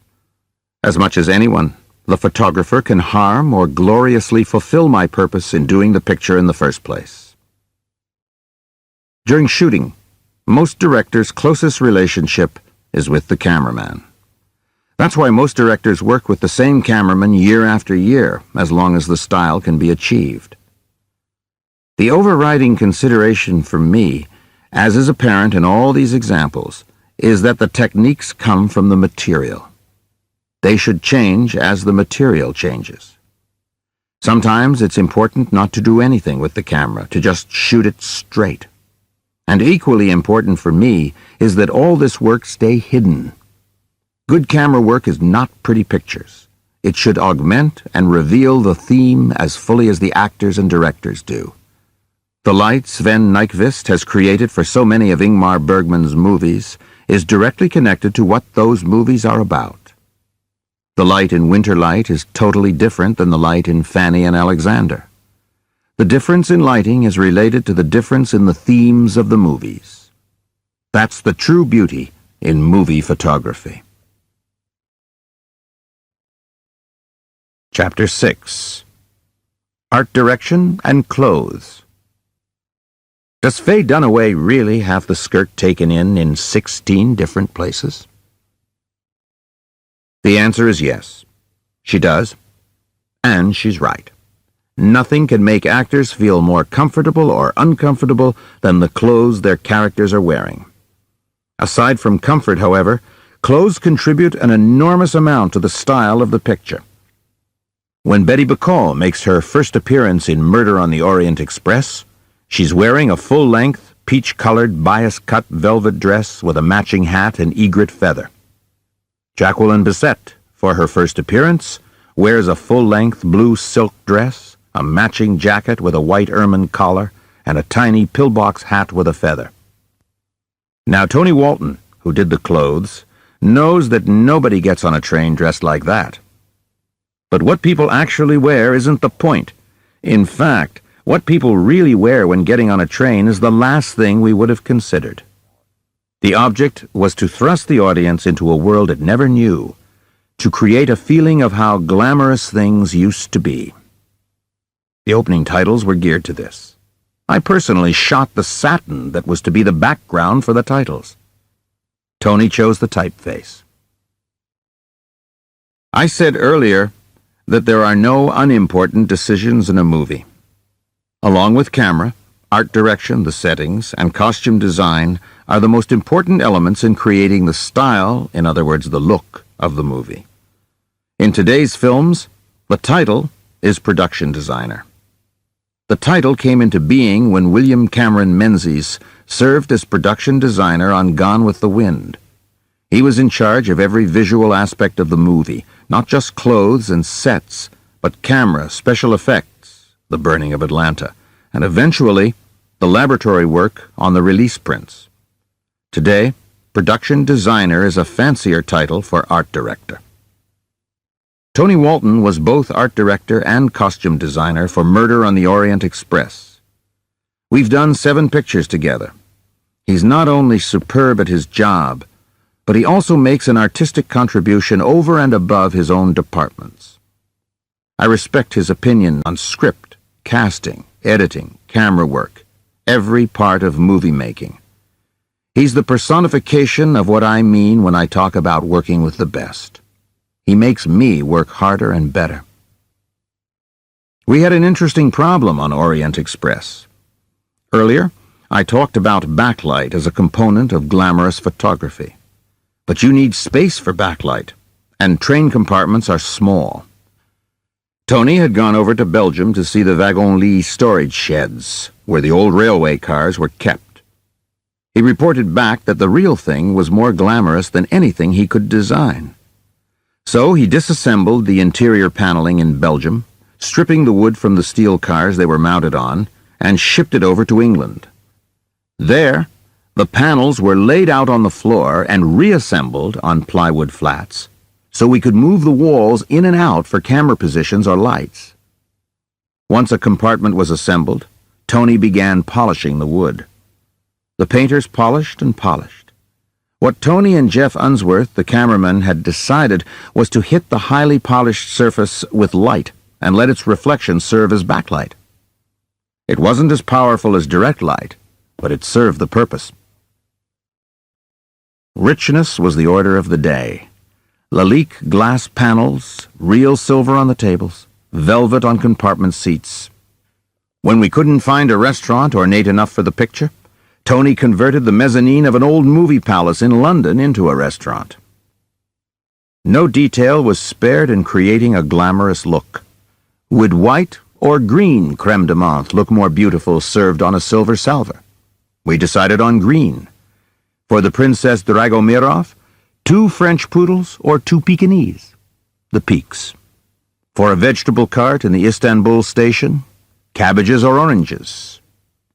Oranges, because they'd look better when they spilled onto the dark gray floor. And so on and so on. Tony, Jeff, and I discussed and discussed, and then we decided. Polishing every tile. Tony and I took a very different approach on Prince of the City. I said earlier that the light would progress from brighter on the background to a balance between background and foreground, to the last third of the movie where only the foreground would be lit. Art direction had its own arc or progression too. Early in the movie, we tried to make every background as busy as possible. Out on the street, lots of automobiles, people, neon signs. Cuchos fritos were a favorite. If the scene took place in an office, the walls were crowded with bulletin boards and diplomas. Federal and local flags hung on stands. We filled the courtrooms with people and gave them no instructions on what to wear. But as the picture progressed, we tightened the visual reins. There were spectators in the courtrooms, but all wearing dark blue or black clothes. There were fewer decorations on walls, emptier streets. And for the final third of the picture, the sets, like the leading character, were stripped bare. Nothing on the walls, no one in the streets. And for a climactic courtroom scene, no spectators, just the bare wooden benches. This helped subtly to reinforce Ciello's increasing isolation, the loss of human contact, as he betrayed one partner after another. In the last scene of the picture, Danny Ciello is addressing a graduating class at the police academy. The location picked was an amphitheater classroom. Because of the raised tiers of seats, faces stood out, Some people wore blue policeman shirts, others wore sport jackets, and there were dresses among the female cops. Danny Cielo was back facing the consequences of his actions. A confrontation between himself and a new class of police personnel, the very people he'd destroyed. Prince of the City had over 125 locations, both interior and exterior. Their selection was critical in the visual design of the movie. Many years earlier, I'd gone to Rome to learn from Carlo de Palma, the great Italian cameraman. I needed help in the use of color. Carlo taught me a vital lesson. When we were picking locations in Rome, he said that the secret lay in picking the right place to begin with and then doing as little as possible with it. Given a choice between two equally good exteriors or interiors, pick the one that's already the right color, the one that takes the least alteration by the use of light. Paint if you have to, but try to find places that are closest to what you want to end up with. Elementary as it sounds, it opened a whole new approach for me, and this later guided me in Prince of the City. Carlo admitted that finding perfect locations wasn't always possible. Sometimes the season's wrong, or permission isn't granted. Logistics may make a place unusable, or it's not available when the schedule demands. He told me rather shamefacedly that he had once painted the grass greener for a picture he did with Antonioni, but he said that was the exception.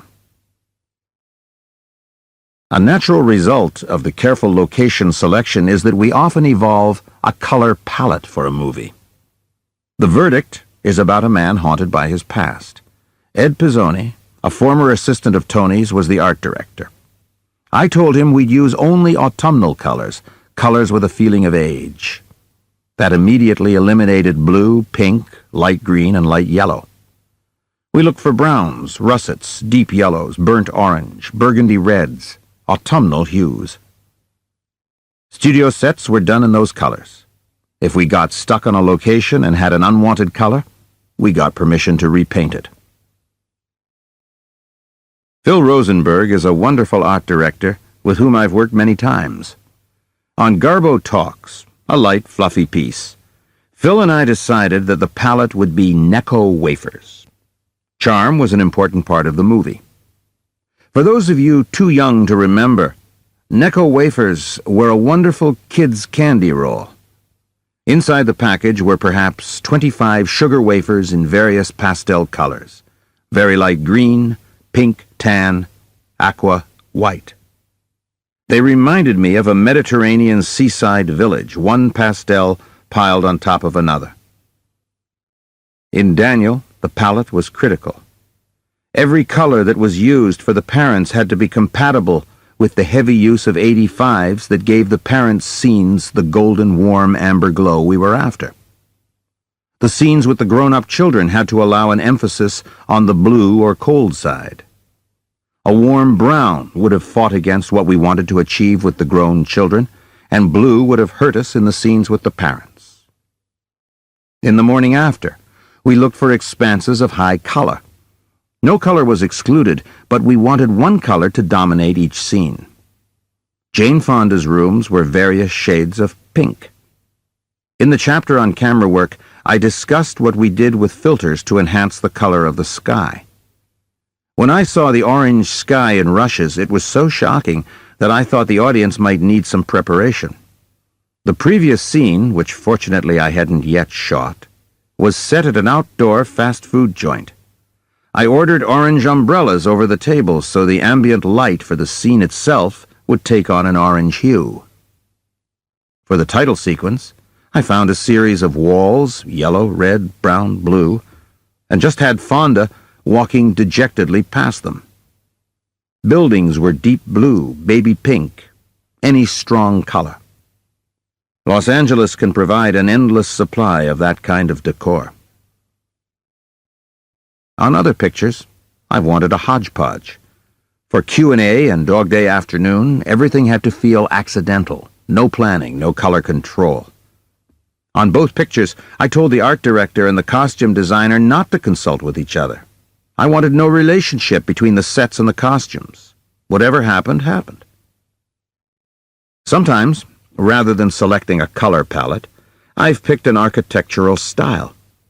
In the verdict, we used both a very narrow color selection and older architecture. No modern buildings were seen in the movie. Conversely, in Guilty as Sin, I wanted nothing but the most modern buildings we could find. Fortunately, we were shooting the picture in Toronto, with its superb modern architecture. In no time at all, Phil Rosenberg had found enough locations for us to be able to pick and choose. By now, most cameramen are so skillful that it's hard to tell whether a scene has been shot in the studio or on location. I base my decision on two factors. One is cost. As a general rule, if I'm going to take more than 2 days to shoot the scene, I'll build it in the studio. That's usually more economical, since we carry an enormous number of extra people and equipment on location. Of course, if the set is ornate or has very expensive detail, it may be cheaper to shoot the scene on location even if it runs more than 2 days. A second factor is whether or not I need wild walls that are movable and removable. Sometimes the scene requires complex camera moves, or because of long lenses, distance from the set itself. In that case, you have to go into the studio. Dog Day Afternoon presented a difficult problem. Because so much of the action took place inside the bank, it would have been simpler to build the bank in the studio. But I felt it would be better for the staging and the camera if I could move freely between the street and the bank. We came up with the perfect solution. We found an excellent street that had a lower warehouse floor we could rent. We built the bank inside the warehouse so that I could have my wild walls and still have constant access between the street and the interior of the bank. Not only location versus studio, but location versus location can enormously affect the cost of the picture. I always try to keep my locations as close together as possible. The reason's simple. If I finish a location, exterior or interior, at 11 in the morning, moving to a second location within an hour or two can save a lot of money. We can at least start lighting and might even get some shooting done. On Prince of the City, we found an extraordinary building, the old U.S. Customs House in Lower Manhattan. It has 5 stories and an interior courtyard, and it occupies a full square city block. It was empty at the time, no longer in use. The building's architecture was amazing. On the ground floor, 18-foot ceilings, wainscoting, carved ceilings and mantel, windows 9 feet tall, paneling, tiled floors. Ascending, each story got smaller and simpler. Lower ceilings, less ornate, until the top floor rooms were no more than a series of boxes. We were able to use the one building for almost every office scene in the movie, and we needed a lot of offices, bouncing up and back between Washington and New York, federal offices, city offices, and state DA's offices, police offices for every rank. Each office had a different view outside its window because we were in a 4-sided building. In addition, the inner courtyard gave offices in the interior of the building a whole new set of views out the windows. Finding 12 offices in the same building probably saved us 4 shooting days, and that's a lot of money. Sometimes a scenic concept gets lost in execution. The idea I had for The Wiz was that reality could be turned into an urban fantasy. We would use real locations, but treat them in such a way that the locations would become truly fantastical. But I came to grief on the first location scouting trip. I wanted the Cowardly Lion to be discovered at, where else? The New York Public Library, 42nd Street and 5th Avenue. Tony Walton, Albert Whitlock, and I stood across the street, gazing at the building, for 4 hours. Whitlock is one of the foremost matte painting and special effects cameramen in the business. He was a master at combining painted glass backgrounds with live foreground action. Albert, when a door opens, can we see sky behind it rather than the interior of the building? I would ask. The answer was no. Every idea I had to fantasize that building was, Albert told me, impossible. Slowly, my heart sank. We finally decided to build the set in the studio. Then, more and more studio work was added to what had originally been a heavy location picture. Fantasy took over to such a degree that the urban quality was lost. In the most expensive sequence, to be shot at the World Trade Center, we never figured how brutal the wind could be when it was channeled between those two towers. They formed a natural wind tunnel. The hats of the male and female models were very important in establishing attitude. And the hats wouldn't stay on because of the wind. Pins didn't work. Bands around the back of the head didn't work. Finally, the bands were placed under the chin. The hats stayed on, but the look was ruined. From large things to small, I felt the concept going out the window. It was my own fault. I simply didn't know enough technically to master all departments, particularly special effects. Even though I had very good people in charge, there were just too many departments that were going their own way. I could feel the visual approach leaking out of my hands like water through my fingers. It happens. To talk about art direction in black and white movies is to talk about something extinct, but it was exciting while it lasted. Dick Silbert's work on The Pawnbroker was superb. This was a picture about creating our own prisons. Starting with the pawn shop itself, Dick created a series of cages. Wire mesh, bars, locks, alarms, anything that would reinforce a sense of entrapment. The locations were picked with this in mind.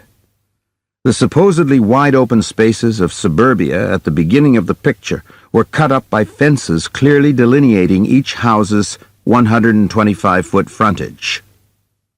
For the critical scene where Rod Steiger tells Geraldine Fitzgerald of his guilt at being alive, we found an apartment on the west side of Manhattan that overlooked the New York Central Railroad yards. Throughout the scene, you can see and hear freight cars being shunted from track to track.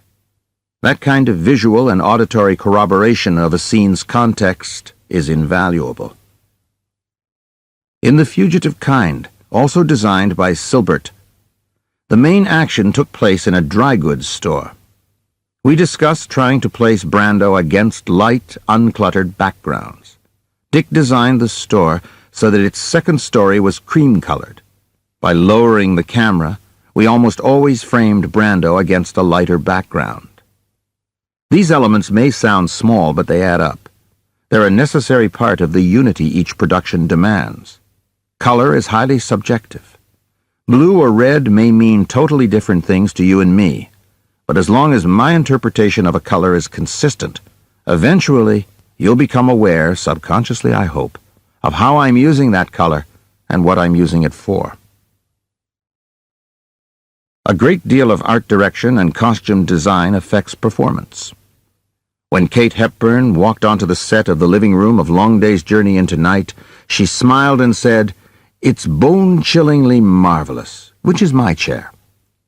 Each person always develops a fondness for her own chair. She was right. I said, "The rocker's yours."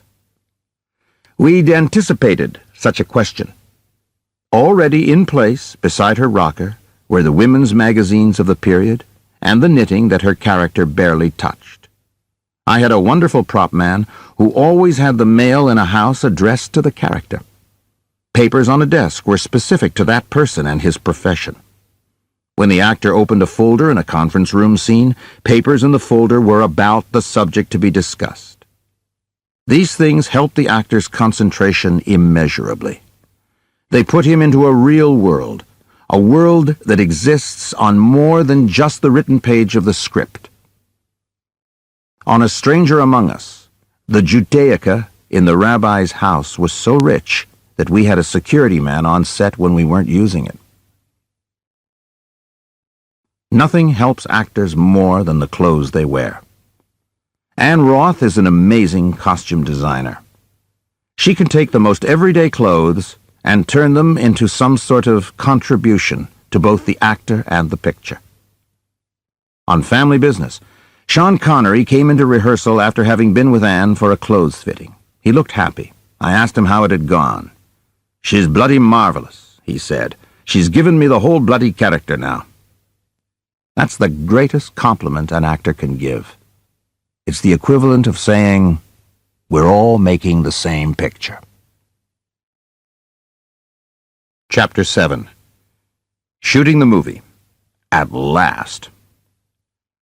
Sets, clothes, camera concept, script, casting, rehearsals, schedule, financing, cash flow, insurance examinations, locations, cover sets, interiors that we shoot if the weather is wrong for exterior shooting, hair, makeup, tests, composer, editor, sound editor, have all been decided.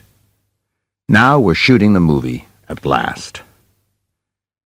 My alarm will go off at 7. I'll get picked up at 8, so I have an hour for coffee, a bagel, the New York Times, and getting my head ready for the day's work. By now, my body is so disciplined that I wake up about 5 minutes before the alarm goes off. I put on my robe and tiptoe out of the room. I've laid out my blue jeans, shirt, socks, sneakers in another room so that I don't disturb my wife. With my coffee, I scan page 1. The object is to get as quickly as possible to the crossword puzzle so that I can empty my mind completely and start the day fresh. A second cup of coffee, and I'm ready to open my script and look over the scene or scenes scheduled for today. Let me describe for you a typical call sheet. I'll use one from a picture called A Stranger Among Us, originally titled Close to Eden. The story's about a detective who goes undercover into the Hasidic community to find a murderer. Melanie Griffith played the detective. The murder involved the Diamond Center, a block-long area in New York where many Hasidim work. Though I'm using this picture as an example, the procedure described in the following pages holds true for most of the pictures I've done. The call sheet is our Bible. It's what we're going to shoot that day. If it's not on the call sheet, we don't need it. I've numbered the sections here for easy reference. Section 1 states, it's our 22nd day of shooting. The crew call says that the crew will be ready to start work at 8:30 a.m. The shooting call of 9 a.m. means that Anjay has about a half hour of lighting to do before we'd be ready for the actors. Section 2. The set description starts with Interior, Diamond Center, D. D stands for day. If it were a night scene, it would say N. It's followed by a brief description of the content of the scene. Next to it is the scene number. On the big scheduling board made up before the picture began, each scene was numbered according to the numbers assigned on the final shooting script. The numbers are consecutive. A long scene may contain several numbers. Next are the character numbers, also from the scheduling board, a quick reference to the characters who would be working on particular days. The numbers reappear in Section 3. Next comes page count. Shooting scripts are broken down into eighths of a page. Generally, you try to shoot 3 pages a day. 40 days is the usual time for a 120-page script of a simple movie. Movies with heavy special effects, battle scenes, big stunts, and crowds usually run much longer. Location is clear. The set is in the studio. Section 3 starts with the character number, the actor's name, and the character name. P/U stands for pickup. It's the time their Teamster driver is to pick them up at home. Under that, RPT stands for reporting time. These actors are not being picked up and must find their way to the studio on their own. M/U stands for makeup, the time the actor is to be in the makeup room. Set means that they are due on set at 9 a.m., dressed, made up, and ready to go. Section 4 starts with the stand-ins. They substitute for the actors while lighting is being done. Below them 55 BG RPT 730A means 55 background, the polite word for extras, report at 7:30 a.m. After they're checked in by the assistant director, their clothes are okayed by costume. After a stop for coffee, they must be in place for lighting by 8:30. Those who supply their own clothes get an allowance for them. The set is a jewelry exchange store with many counters. That's why the 55 extras are broken down into 25 core servers. These extras will play the salespeople behind the counters and 30 customers. W/2 changes indicates a change of clothing they are to have brought. Going back to the scene numbers, you'll see 3 different entries. The scenes take place on different days, thus the change of clothes. Recalled means that these people should be the same ones who worked the day before. If all goes as planned and we get more than one scene, the customers will also change clothes. The foreground customers from scene 64 will be placed in the background for scene 58. Props and special instructions lists all the props that are needed for specific action in the scene. This is over and above the set dressing. Section 5 lists the pickup time or reporting time for everybody other than actors, the crew.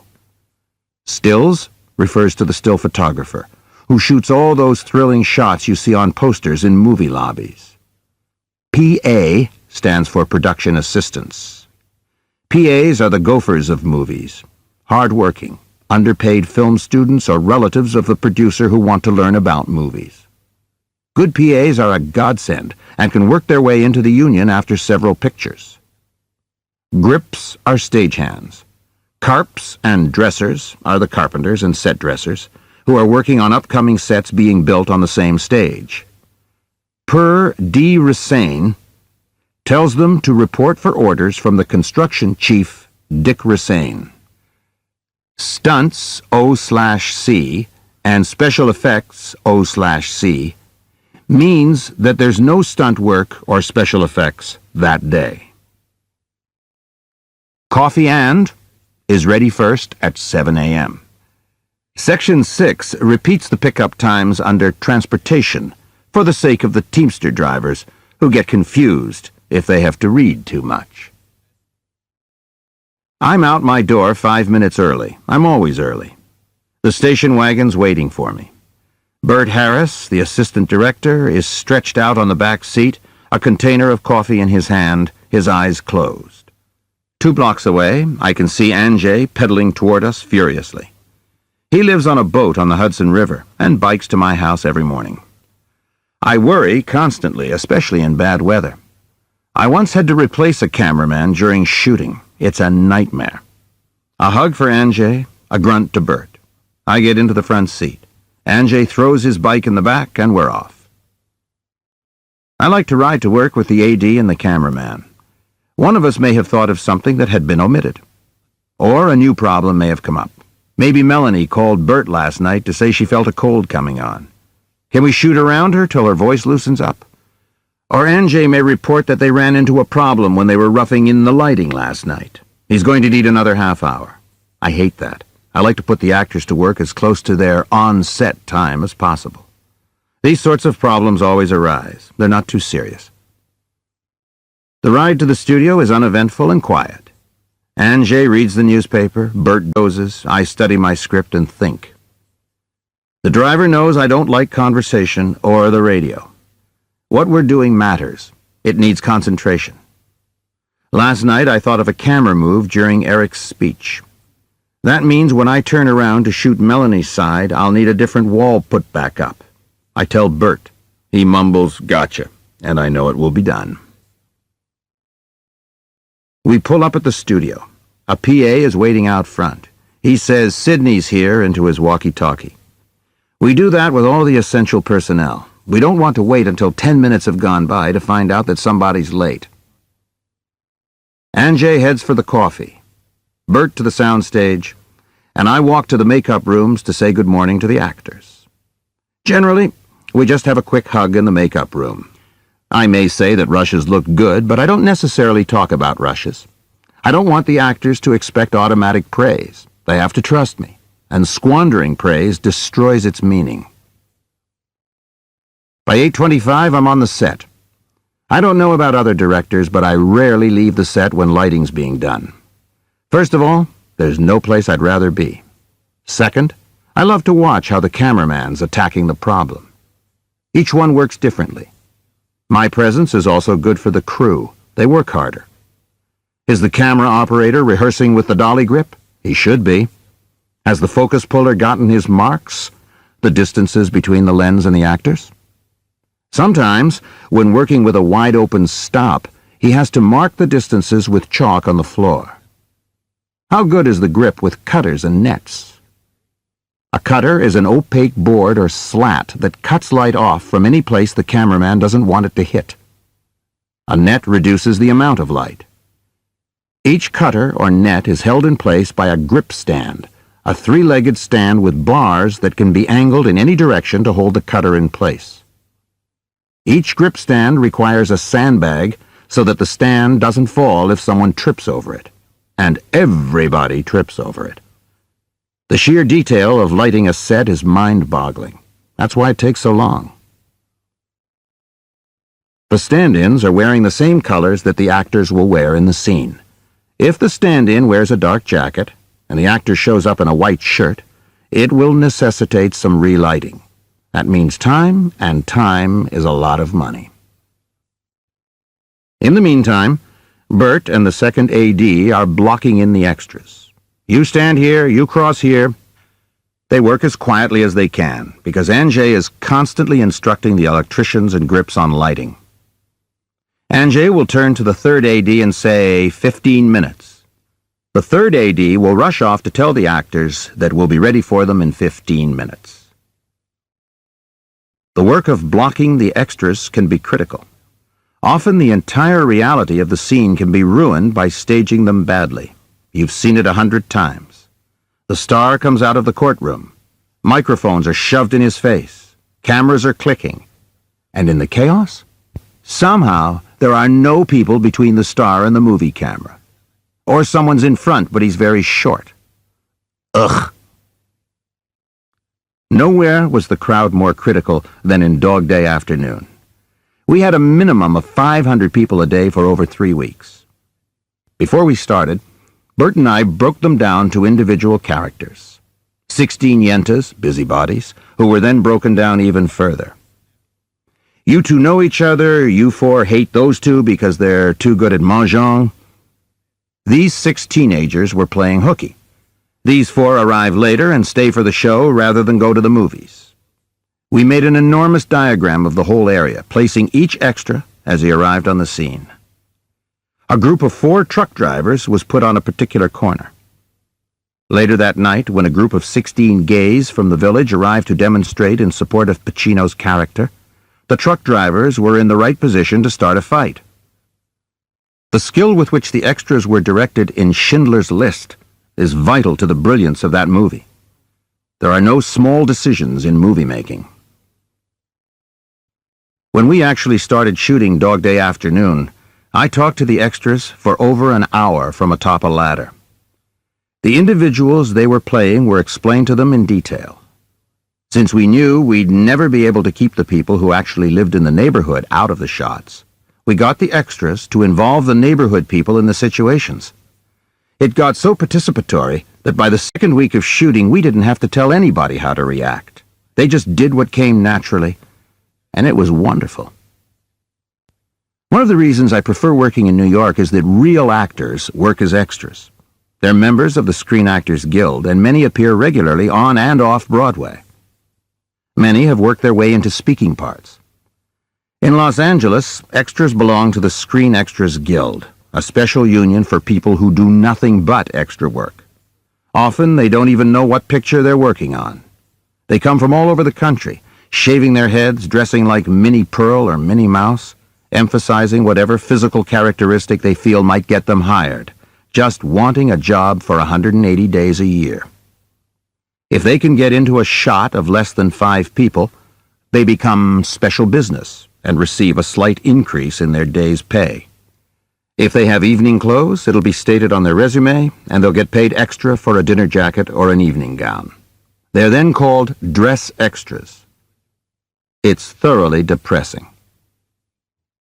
You can tell that shooting time is close now, because the stars' makeup and hair people arrive on the set, slowly, languorously, carrying their makeup boxes, Kleenex, brushes, combs. If I sound a bit peevish, it's because quite often these people aren't really making the same movie as the rest of us. Their first obligation is to the stars' looks. They fuss, they coddle, they make themselves seemingly indispensable. And some stars are suckers for it. After all, if the star does 3 pictures in a year, the makeup person is going to work close to 36 weeks. And their salaries, because they are part of the star's perks, are outrageous. $4,000 a week for 36 weeks? Not bad. And that still leaves them 16 weeks off to go to Acapulco. The arrival of makeup and hair is the cue for the sound department to wire the actors if necessary. On a large set, the microphone on the boom may not reach all the actors. A tiny microphone is then placed somewhere on the chest. It has a wire that runs to a hidden transmitter, somewhere on the actor. A woman wearing tight clothes may have it strapped to her inner thigh.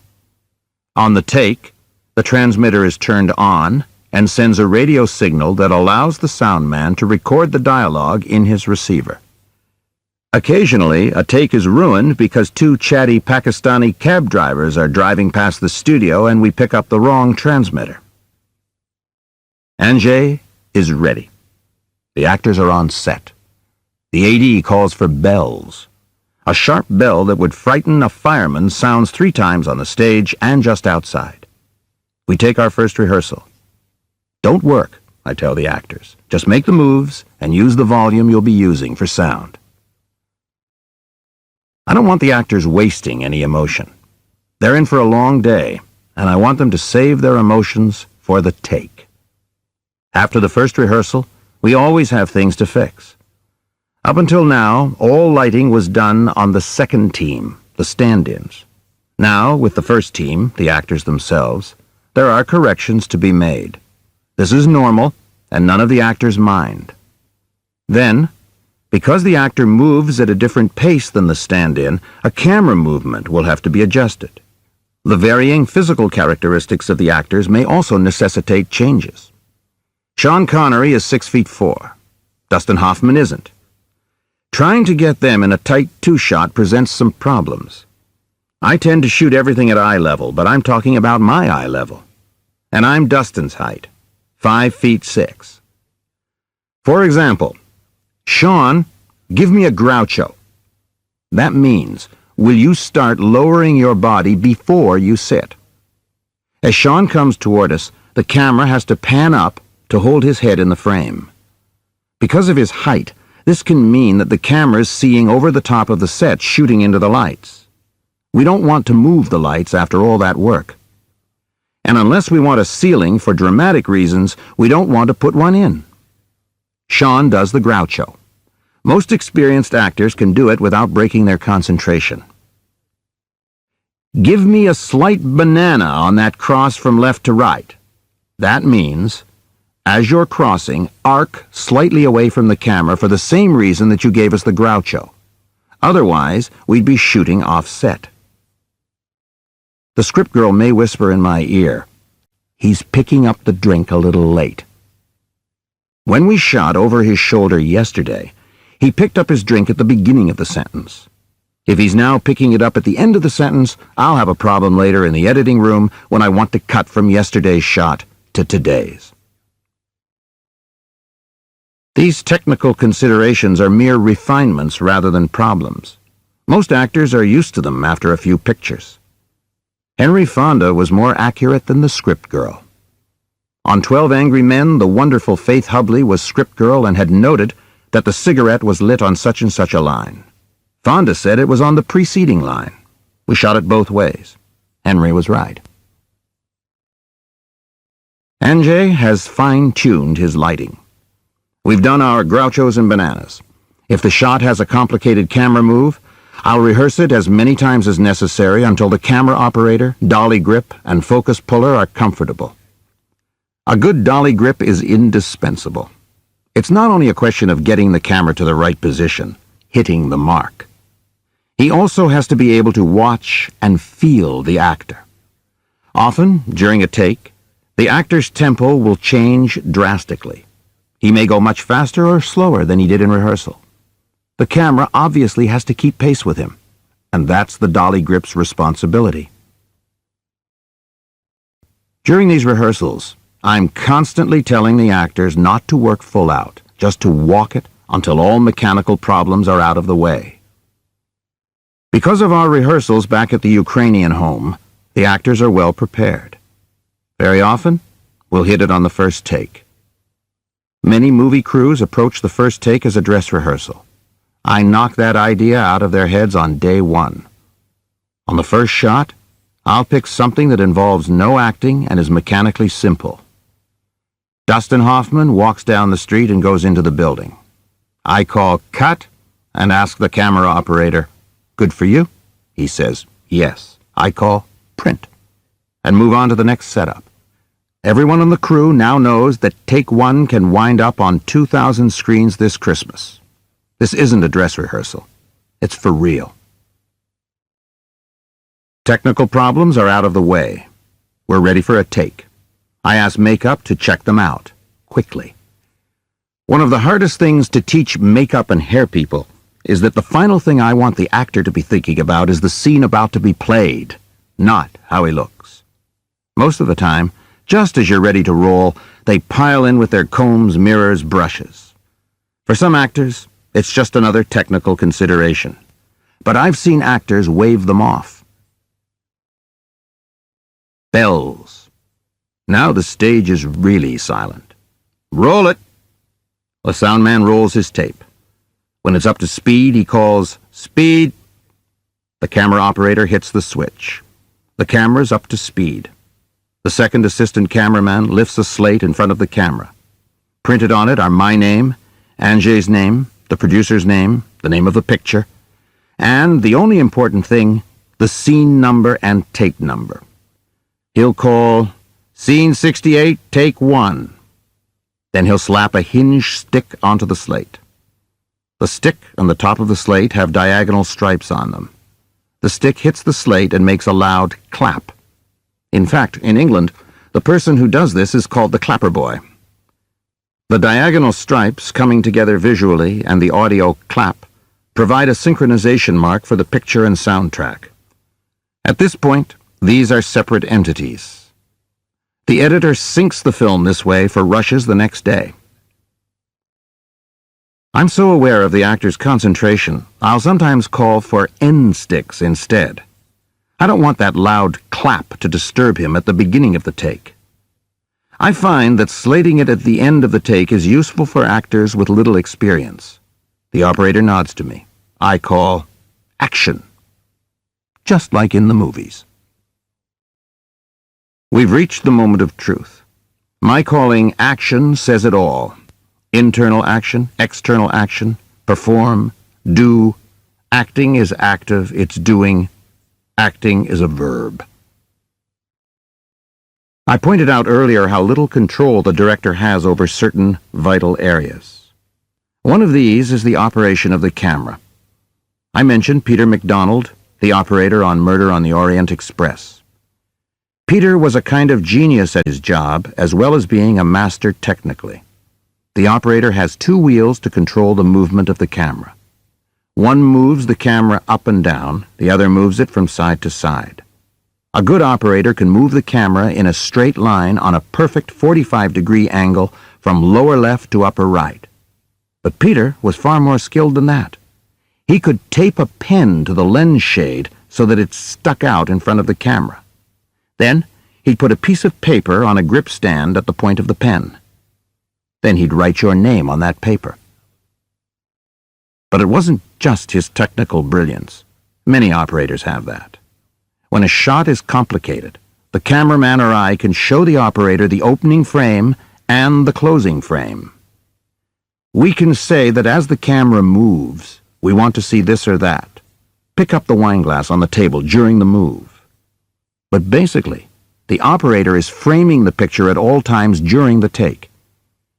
His sense of beauty or drama, his sense of rhythm, his sense of composition, all that is critical to the creativity of the shot. His technique has to be practically subconscious because I want him watching the actor, not the corners of his frame.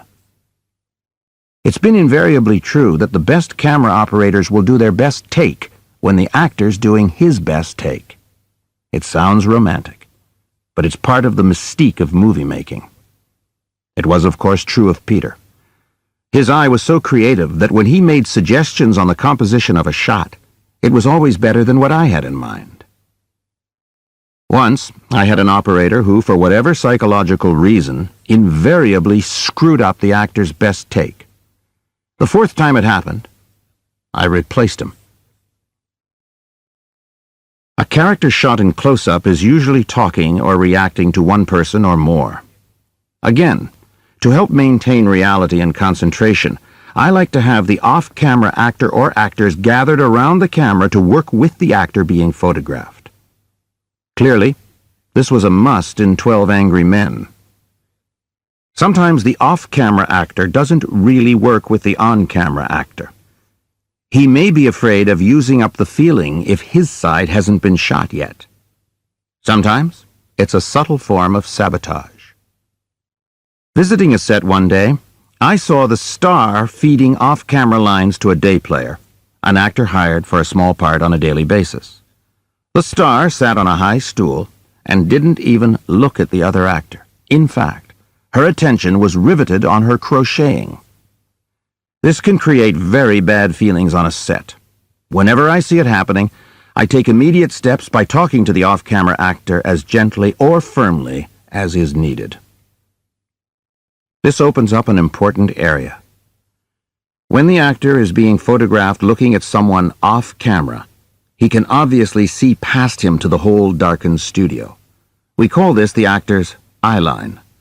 It can involve both sides of the camera. Just before we roll, any well-trained AD will always say, "Clear the eye line, please."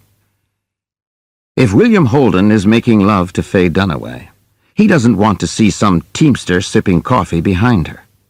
He doesn't want to see anybody other than Faye watching him, even if he has great concentration. Since most crews don't understand this, clear the eye line becomes a never-ending refrain. Take one is over. I saw something I didn't like. I want to go again. The same process. Scene 68, take 2. Sticks, action. Take 2 is all right, but let's try one more. I'll come up to the actor with a new suggestion, just to see if it will stimulate a surprise or a more spontaneous or surprising performance. Sometimes I'll say, "That's a beauty, print it." Now, just for the hell of it, try whatever comes to mind. Sometimes the actor will ask for another take. I always go along with that. About half the time, the actor does do better. Sometimes, if I feel the actor is struggling with a scene, I'll call print, even though I don't intend to use the take. I do it as encouragement. When actors have heard print, they know they have a good one in the can and they relax. This frees them for something more spontaneous. I'd like to explain the process I go through when I call print. After all is said and done, that's the reason we're doing all this. Obviously, certain shots in a movie require nothing beyond mechanical perfection. I'm not thinking of those. I'm thinking of shots that are involved with character, or critical plot points, or highly emotional moments. First, I place myself as close to the lens as possible. Sometimes I sit on the dolly just beneath the lens, or I tuck myself behind the operator's shoulder. This way, I'm not only as close as I can get to the lens's view of the scene, but I'm also out of the actor's eye line. Then comes the hard part. Just before we roll, I make a quick mental check of what preceded the moment we're about to film and what comes afterward. Then I focus my concentration on what the actors are doing. From the moment the actors start working, I play the scene along with them. I say the lines inside my head. I sense their movements and feel their emotions. I'm putting myself through the scene as if I were them. If the camera moves, out of the corner of my eye, I'm watching the lens shade to see if the move has been mechanically smooth or jerky. If at any point in the take my concentration breaks, I know that something's gone wrong. Then I'll go for another take. Sometimes, on particularly good takes, I'm so moved that I stop doing the scene and just watch in awe at the miracle of good acting. As I said earlier, that's life up there. When it flows like that, that's when I say, print. Is it exhausting? You bet it is. One of the most difficult acting scenes I've ever encountered was on Dog Day Afternoon.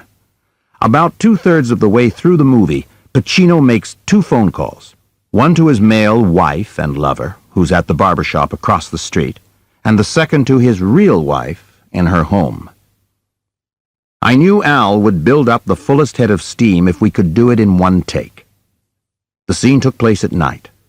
The character had been in the bank for 12 hours. He had to seem spent, exhausted. When we're that tired, emotions flow more easily, and that's what I wanted. There was an immediate problem. The camera holds only 1,000 feet of film. That's a bit over 11 minutes. The 2 phone calls ran almost 15 minutes.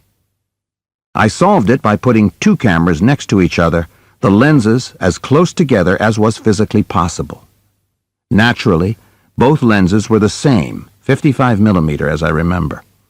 When camera 1 had used about 850 feet, we would roll camera 2 while camera 1 was still running. I knew that there would be an intercut of the wife somewhere in the final film, which would allow me to cut to the film in camera 2. But Al would have acted out the 2 phone calls continuously, just as it happened in real life. I wanted Al's concentration at its peak. I cleared the set, and then, about 5 feet behind the camera, put up black flats so that even the rest of the physical set was blocked out. The prop man had rigged the phones so the off-camera actors could speak into phones across the street, and Al would really hear them on his phone. One more thing occurred to me. One of the best ways of accumulating emotion is to go as rapidly as possible from one take to the next. The actor begins the second take on the emotional level he reached at the end of the first take. Sometimes I don't even cut the camera. I'll say quietly, "Don't cut the camera, everybody back to their opening positions, and we're going again. Okay, from the top. Action." By the way, I always call action in the mood of the scene. If it's a gentle moment, I'll say, "Action," just loud enough for the actors to hear me. If it's a scene that requires a lot of energy, I'll bark out, "Action," like a drill sergeant. It's like a conductor giving the upbeat. I knew a second take would mean a serious interruption for Al. We'd have to reload one of the cameras. Reloading a magazine of film can be quite disruptive. The magazines are usually kept in the dark room, which is always far away. In addition, the camera cover, the Barney, we use to reduce camera noise has to be taken off. The camera has to be opened, and then the film has to be threaded through all those little gears. The whole process, done at top speed, takes 2 or 3 minutes, enough time for Al to cool off. So, I put up a black tent to block off both cameras and the men operating them. We cut 2 holes for the lenses. And I had the second assistant cameraman. There are 3 men on a camera crew, operator, focus puller, and second assistant. Hold an extra film magazine in his lap in case we needed it. We rolled. As camera 1 reached 850 feet, we rolled camera 2. The take ended. It was wonderful. But something told me to go again. Camera 2 had used only about 200 feet. I called out gently, "Al, back to the top. I want to go again." He looked at me as if I'd gone mad. He'd gone full out and was exhausted. He said, "What? You're kidding." I said, "Al, we have to. Roll camera." We rolled camera 2. It had about 800 feet left. Meanwhile, behind the camera tent, out of Al's sight, we reloaded camera 1. By the time camera 2 had used 700 feet, close to 8 minutes into the take, we started the reloaded camera 1. By the end of the second take, Al didn't know where he was anymore. He finished his lines and, in sheer exhaustion, looked about helplessly. Then, by accident, he looked directly at me. Tears were rolling down my face because he'd moved me so. His eyes locked into mine, and he burst into tears, then slumped over the desk he'd been sitting at. I called, "Cut! Print!" and leapt into the air. That take is some of the best film acting I've ever seen. Peter Finch's "I'm mad as hell and I'm not going to take it anymore" speech in Network was done in almost the same way. In that picture it was easier because the speech lasted only about 6 minutes. All I needed was to have a second camera ready. No reloading, no time lost between takes. Halfway through the speech on take 2, Peter stopped. He was exhausted. I didn't know then of his weakened heart, but I didn't push for another take. And that's how it wound up in the finished movie. The first half of the speech from take 2, the second half from take 1. Back to our day of shooting. I've started with the widest shot against wall A, as described earlier. Now I start moving in for tighter and tighter shots against the same wall. When I've finished everything that could be shot against wall A, I'll move to wall B. I try to lay out the shooting order so that we can move the basic camera position as little as possible. The smaller the move, the quicker we'll be ready because relighting takes less time. Clearly, this isn't always possible. The actor might move around the room from wall A to wall B. Sometimes I've staged a scene so that the camera is in the center of the room and has to pan around 360 degrees. All 4 walls appear in the shot as the actor moves. These shots are very difficult to light. It can take 4 or 5 hours to light a shot that goes 360 degrees, sometimes a full day. Katharine Hepburn had a shot like that in Long Day's Journey into Night. She circled the room twice, talking more and more frenetically as she went. Boris Kaufman took 4 hours to light it. I had another one in Q&A, as a young numbers cruncher recited polling results to a room full of politicians. In the group, we did the reverse. The girls in the group would gather periodically for coffee clatches and gossip. It could be at someone's home or in a cafeteria. Each time there would be 4 or 5 of them around a table. I wanted to link these scenes visually. The camera would dolly 360 degrees around the outside of the table, shooting in at the girls. We kept the camera movement quite rapid to give these scenes an airy, gay spirit, since the get-togethers were always a source of happy college memories for the characters involved. One of the most complex lighting jobs was the first shot inside the jury room in 12 Angry Men. The shot lasts almost 8 minutes. We meet all 12 jurors. The shot starts over the fan, which will matter later in the movie, and at one point or another moves into at least a medium shot of each person. I did it on a crane. The base of the crane, the dolly, had 13 different positions moving in and about the small set. The arm, the boom, on which the camera sat had 11 different positions left and right, and 8 different positions up and down. Boris Kaufman needed 7 hours to light the shot. We got it on take 4. If I'm going to make a big turnaround, going from wall A to wall C, I try to time it for the lunch hour. Generally, the construction crew, 4 grips, 2 carpenters, go to lunch an hour earlier than we do. By the time we break, anywhere between 11:30 and 1:30, they're already back and can make the changeover. They put wall C back and pull out wall A. It's more complicated than it sounds. Everything has to move. Chairs, makeup tables, sound boom, camera dolly. The dressing, curtains, shelves, pictures, etc., comes down off wall A and has to be put back up on wall C. The paint, plaster, or wallpaper on the walls gets damaged from constant movement and has to be repaired. If ceiling pieces are being moved, the old ones have to be removed and new ones put in. The floor becomes filthy during shooting and has to be swept. Dolly tracks have to be taken up. Every lamp has to be disconnected. The main power cable has to be rerouted to the opposite side of the set. The break is usually welcome.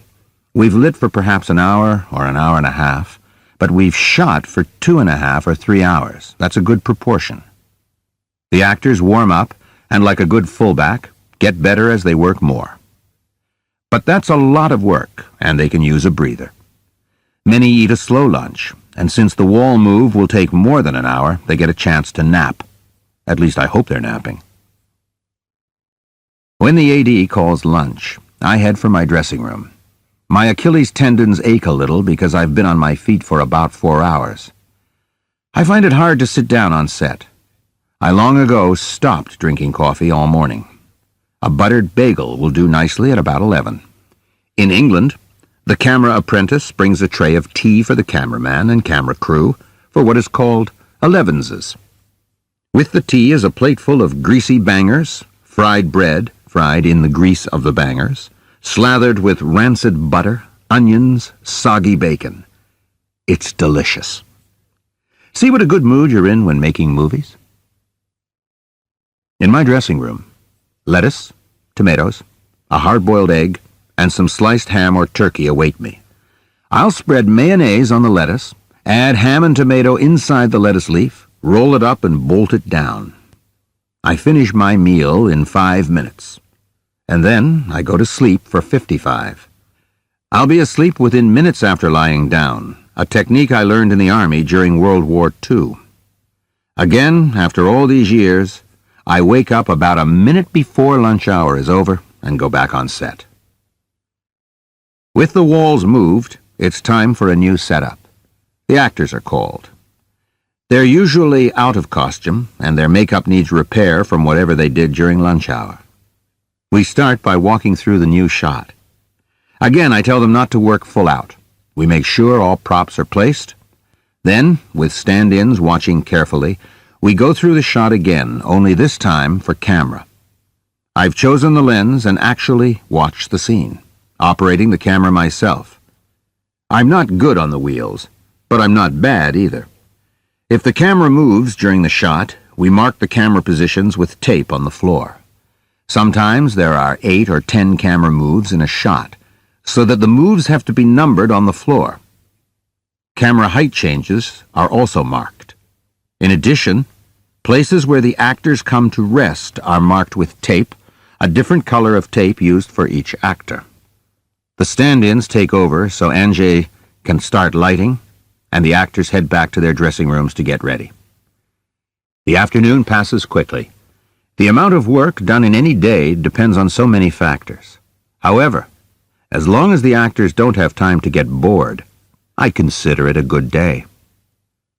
Around 3 o'clock, the production office sends down a copy of the next day's call sheet. I check how far along I am with today's planned shooting. If I think I'll get more done or less in the remaining time today, I'll have them change the call sheet accordingly. If the actors can get another 15 minutes sleep in the morning, I want them to have it. By 4:30 or so, I'm careful not to start a sequence or shot that I won't be able to finish by 5:30, which is our quitting time. That repeated shot I made with Brando in The Fugitive kind was an exception, only because I thought we'd have it in the can by his usual take 1 or take 2. I can always go into overtime, but I don't unless it's absolutely essential. To begin with, I've worked hard all day and I'm tired. The actors are too. Crews are used to many hours of overtime, so they generally don't start losing efficiency until they've put in 12 hours. I'll try to end shooting for the day around 5, but I'll try to get the first setup before I release the actors. If it's a particularly difficult setup, the crew can stay a little later so they can get a good jump on the lighting for tomorrow morning. If walls have to be changed, the grips can stay late to do it. Then it's on to rushes. Then into the station wagon. My teamster had better be at the front door with the motor running. And home. A half-hour nap, a shower, dinner at 8, with a good Brunello and in bed at 9:30. Mentally, I'll review the day. Did I get what I wanted? Do I need any additional coverage? Is there anything I want to reshoot? I don't go out at all during shooting. Sometimes my wife and I will have close friends in for dinner on a Friday night. Saturday, a day off, I still haven't come down from the week's work. It's not too restful a day. But Sunday, with the help of the Times crossword puzzle and the acrostic, and in the fall, football on TV, I relax a little. If all this sounds like very hard work, let me assure you that it is. And as far as shooting the movie goes, this has been the easy part of shooting. We've been in the studio. We've had total control. There were no distractions. All of that goes out the window when we work on location. Try to picture the following. In A Stranger Among Us, one of the climactic scenes is a shootout in the heart of New York's Diamond District on 47th Street. During the shootout, 3 taxis collide. Another car has its windshield shot out and crashes into the tailgate of a truck. The Hoods then commandeer a 4th taxi. Melanie Griffith shoots out its windshield, and the taxi mounts the sidewalk and crashes into the window of the jewelry store we duplicated in the studio. Under normal circumstances, considering the difficult and dangerous stunt work, the special effects of windshields being shot out and the staging of 103 extras, we would allow 3 or 4 days to shoot the sequence. The sequence would require 67 setups, and doing 20 setups a day is sensational work. We rarely do 20 in the studio, where everything is under our control. But we had only 1 day to shoot the entire sequence, and it had to be a Sunday because we needed the entire block, and to buy out every jewelry store on the block for the day would have been financially impossible. Within each jewelry store, space is often rented to other jewelers, so that would have meant buying out the day's worth of business of 250 individual owners. Even if we'd been willing to spend the money, a weekday wouldn't have worked. There's an amazing network of private security on that block. There are untold millions of dollars worth of merchandise in the stores and vaults. No truck just pulls up and starts to load or unload.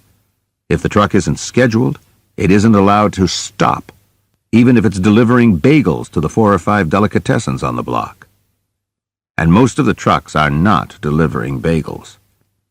Additionally, every store is on an automatic alarm system that opens and shuts the vaults at fixed times. This can't be changed without the approval of the many companies that insure the stores. When we first went scouting locations, there were 4 of us. We found out later that the private security people had spotted and photographed us the first day we walked down the block.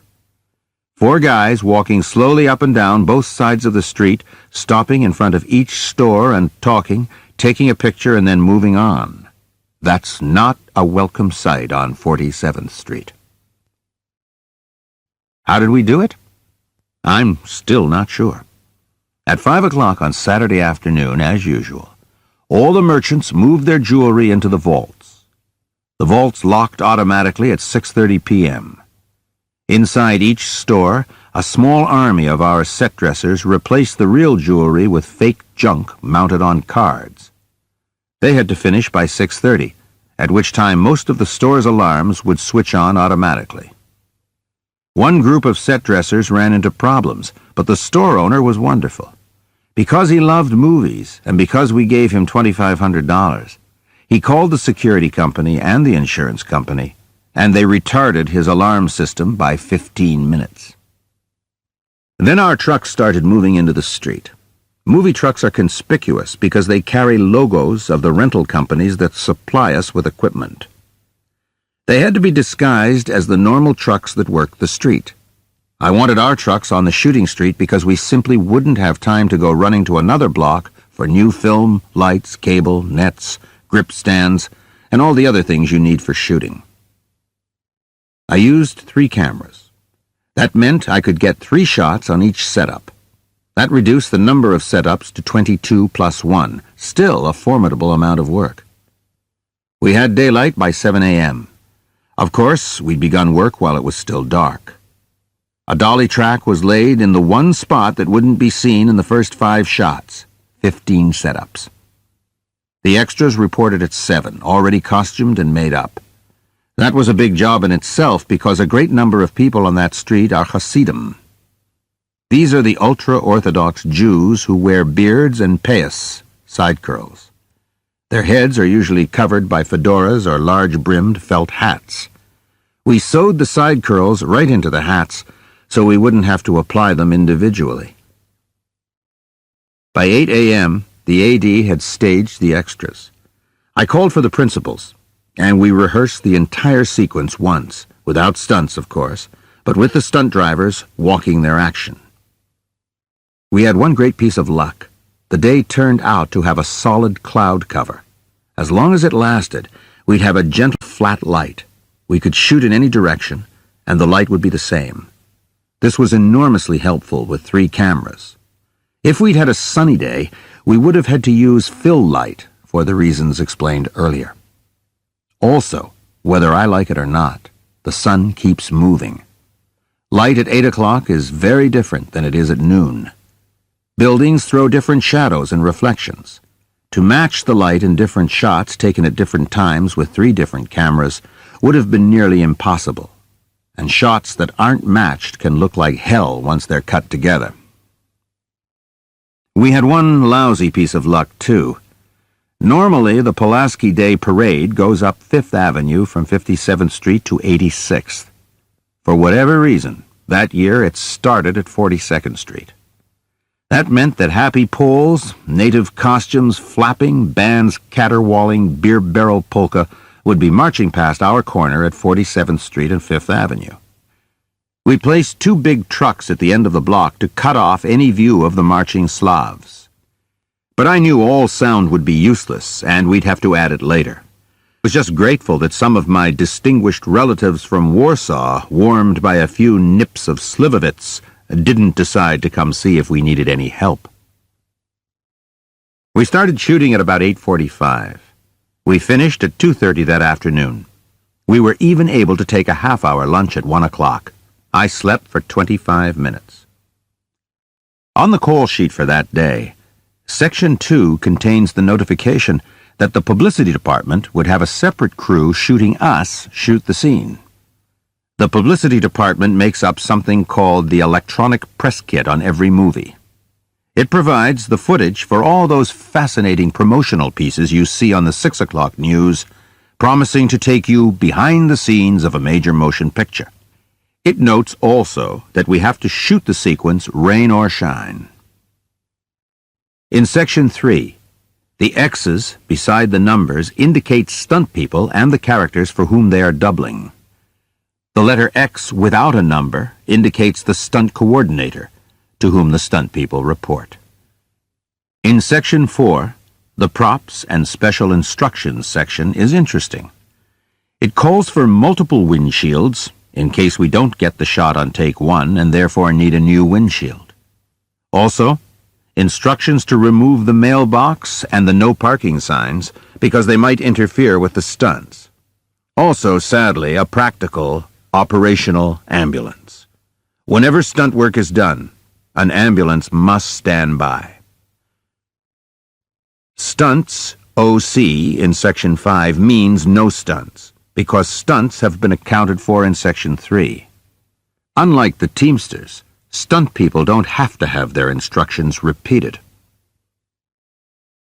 Because of the time pressure, that Sunday's shooting involved a great many people, but all location work requires a huge crew. Even a small, low-budget picture like Running on Empty needed the following for one location day: 1 grip truck, 1 electric truck, 1 prop truck, 1 generator truck, 1 makeup and hair truck, and 2 campers. Campers are portable dressing rooms for the actors. Each contains 3 compartments, so 3 actors can share it. I get one of the compartments for my lunch hour snooze. Every camper requires 1 union Teamster to drive it, so you try to keep the campers to a minimum. Then add the 3 station wagons that brought the actors to the location. If extras are being used in the locations outside the city, as Running on Empty was, a bus must transport them. Each bus has room for 49 extras. You must use up to 120 extras who are union members. If your crowd is larger, you can use local people. Then there's the honey wagon, 4 portable toilets built into one truck. We're now up to 12 trucks, which means not only 12 drivers, but parking problems. So add a Teamster captain and an assistant Teamster captain. Add 1 or 2 additional ADs and 3 or 4 additional PAs. Add 2 station wagons to transport them. Add 6 security men, 2 per shift, 3 shifts if you're on that location overnight. Add 2 to 4 local off-duty cops to control traffic if you're using streets or need police barricades. In addition, when on location, we also use a rigging crew. On a small picture, the rigging crew consists of 2 electricians and 2 grips. They work in advance of us, the shooting crew. Depending on how much lighting the location will need, they arrive 1, 2, sometimes 3 days ahead of us. They place all the major lamps in position. Every minute saved by pre-rigging means hours saved when the enormous shooting crew arrives. On Prince of the City, we had 135 locations. We had a 52-day schedule. That meant we had to average a little over 2 locations per day. In addition to a rigging crew of 4 electricians and 3 grips, we had a cleanup crew.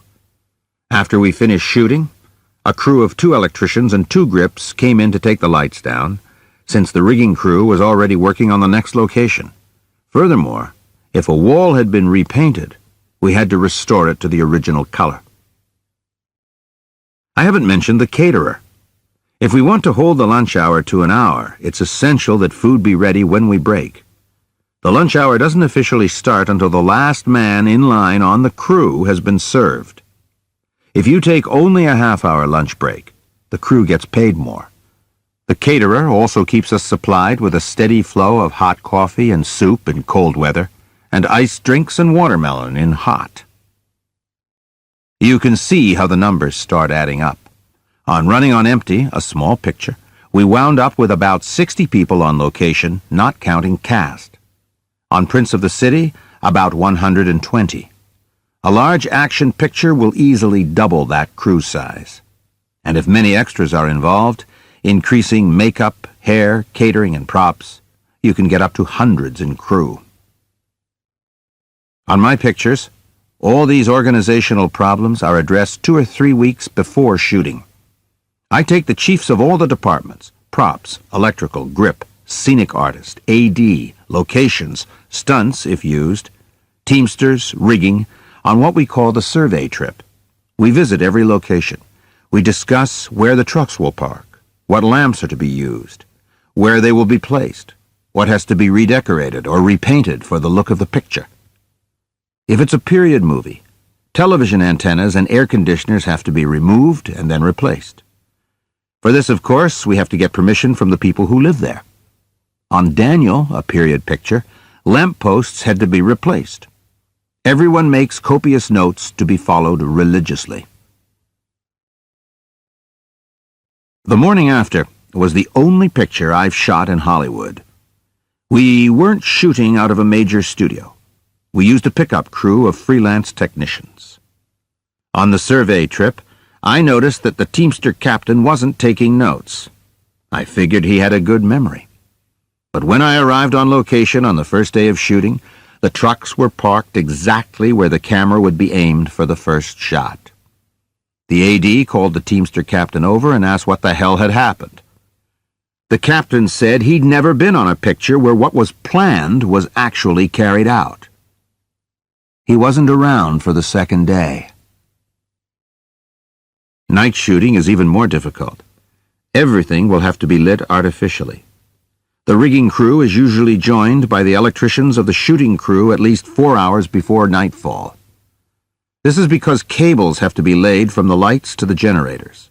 Because the generators make a lot of noise, they're usually placed fairly far from the set so they don't interfere with the sound department. It's a lot easier and safer to lay the cables in daylight when you can still see. Many weeks of night shooting exhausts everyone, including the crew. You really can't sleep during the day, or I can't. But there's a wonderful intensity about night shooting. After 11 o'clock, the neighborhood goes to sleep. And here, in the midst of blackness, a group of people are painting with light, creating something. We shot the Seagull in Sweden. We built Madame Arkadina's house in a clearing in the woods by a lake. There was only one night of shooting. Jerry Fisher, the cameraman, told me to take a long dinner break, since he'd need about an hour and a half to finish lighting once night had fallen. Cameramen can't fine-tune their lighting until it's completely dark. An hour after nightfall, I drove out to the set. The road led over a hill. As the car came over the crest, I saw below me a small, concentrated, white-hot diamond. Everything around it was black except for this beautiful burst of light, where the set was being lit. It's a sight I'll always remember. People working so hard, all making the same movie, creating, literally, a picture in the middle of a forest, in the middle of the night. Chapter 8. Rushes. The Agony and the Ecstasy. At Technicolor in New York, on the second floor of a ratty building surrounded by porn shops, there's an ugly little screening room. It seats about 30 people. The screen is no more than 14 feet wide. Very often, the light from the projectors is hot in the center of the screen and falls off on the sides, giving you an uneven picture. The sound system is to sound what 2 tin cans and a string are to telephones. Morty, the projectionist, has been complaining for years, but to no avail. When the air conditioning clanks on, the hum is so loud that all dialogue is inaudible. If the air conditioning hasn't been turned on for at least a half hour before we come in, the smell of food gets mixed with the odor of chemicals from the lab upstairs. The food smell wafts up into the room from the restaurant on the ground floor. Even before the restaurant leased the space, the room smelled of food. Chinese. I don't know why. The men's room is far away. It's always locked so that street bums can't get in to mug you. Morty has the key, which is attached to a long, heavy piece of wood. This is where we come to look at yesterday's work. After all that labor, this is where I come to look at yesterday's work and try to estimate how well we did. It's called going to rushes because the lab, in order for you to see the work as quickly as possible, does one-light printing. Most pictures that are shooting in town send their negative to this one lab, where it goes into its chemical bath. Despite many different shooting conditions, a mid-range printing light is selected, and all positive prints are made on this one light. Later, greater care will be taken on the final print, but for now, speed's the first priority. It's always an exciting but terrifying moment. Ozzie Morris, the British cameraman, told me that even after having made hundreds of movies, he crosses his fingers each time the lights go down in the screening room as rushes begin. We straggle in, feet dragging, because we've just finished another tough day of shooting. We arrive at different times because we've come by different transportation. First AD, script girl, cameraman, operator, focus puller, sound man, art director, costume arrive. The editor and first assistant editor are there ahead of us, having brought the film and sound. Very often the second and third ADs come. Sometimes the gaffer, chief electrician, likes to come, or the dolly grip, if there was a particularly difficult dolly shot the day before. Makeup and hair come if there's been a problem or a change. They usually sit near the door because they arrive late.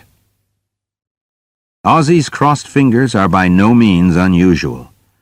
There are more superstitions in this room than a baseball team's locker room when a 15-game winning streak is on the line. If I'm shooting in the winter, I'll wear the same sweater every day. I always sit in the front row so the screen looks bigger. No food allowed. Editor on my right, cameraman one row behind me and one seat to my left. Wherever people sit that first day, that's where they have to sit for the rest of the picture. No changing. For whatever reason, producers and studio executives sit in the last row. I'm convinced it's because they hate movies and want to be as far from the screen as possible. Maybe it's because the phone is usually in the back, though nobody makes a call during rushes. Some actors never come. They hate seeing themselves. I told you the self-exposure was painful. Henry Fonda never went to rushes in his whole career. In fact, he rarely saw the movie until it had been out for over a year. But on 12 Angry Men, he was also the producer, so he had to come. After we'd seen the first day's rushes, he leaned forward, squeezed my shoulder, whispered, "It's brilliant," and fled, never to return. Pacino always comes. He sits on the side, alone, and an icy calm comes over him. He's very tough on himself. If he feels he blew it, he'll ask you to reshoot if possible. It invariably comes out better. Sometimes actors use rushes self-destructively. They get sidetracked by how they look. The slightest hint of bags under the eyes will send them into a fit of depression. When I see this happening, I ask them not to come anymore. This usually sets off a minor crisis, but I'm prepared to be very tough about it. Some actors contractually have the right to come to rushes. Actually, actors are no worse than many of the technicians. Rushes provoke a great deal of vanity. Almost everybody's concentrating on his own work. I've seen production designers near tears because a seam where two walls were rejoined was not perfectly repainted. No one else will ever notice it, but they'll talk to the set's scenic artist first thing the next morning to make sure it doesn't happen again. And they're right. Sound men suffer because of the transfer. On the set, they record on quarter-inch tape. This has to be transferred to 35mm tape so it synchronizes with the film. This is done at a transfer house. If the technician at the transfer house is sloppy, you get a bad transfer that changes the quality of the sound. Sometimes the technician at the transfer house gets creative and filters the highs or lows, or reduces or raises the volume of the original recording, and the sound man goes crazy. And again, he's right. In other words, we're there to see if what we intended has ended up on the screen. That's our first priority, and it requires a strange combination of rooting for the film and being brutally honest about its failings. Good work comes from passion. When I arrive in that room, I can't suddenly make believe that I'm objective. I'm not.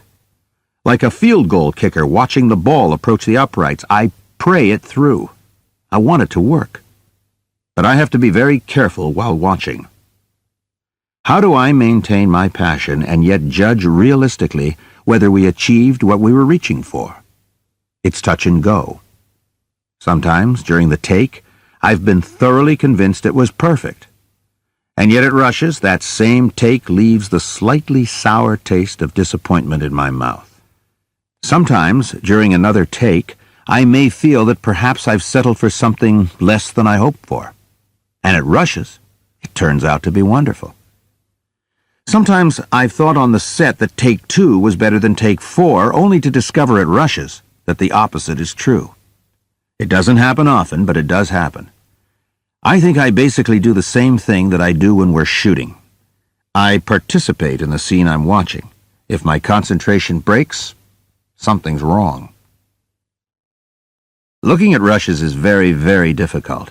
Not many people know how to do it or what to look for. Sometimes a take has been printed because I want one tiny moment from it. But I'm the only one who knows that.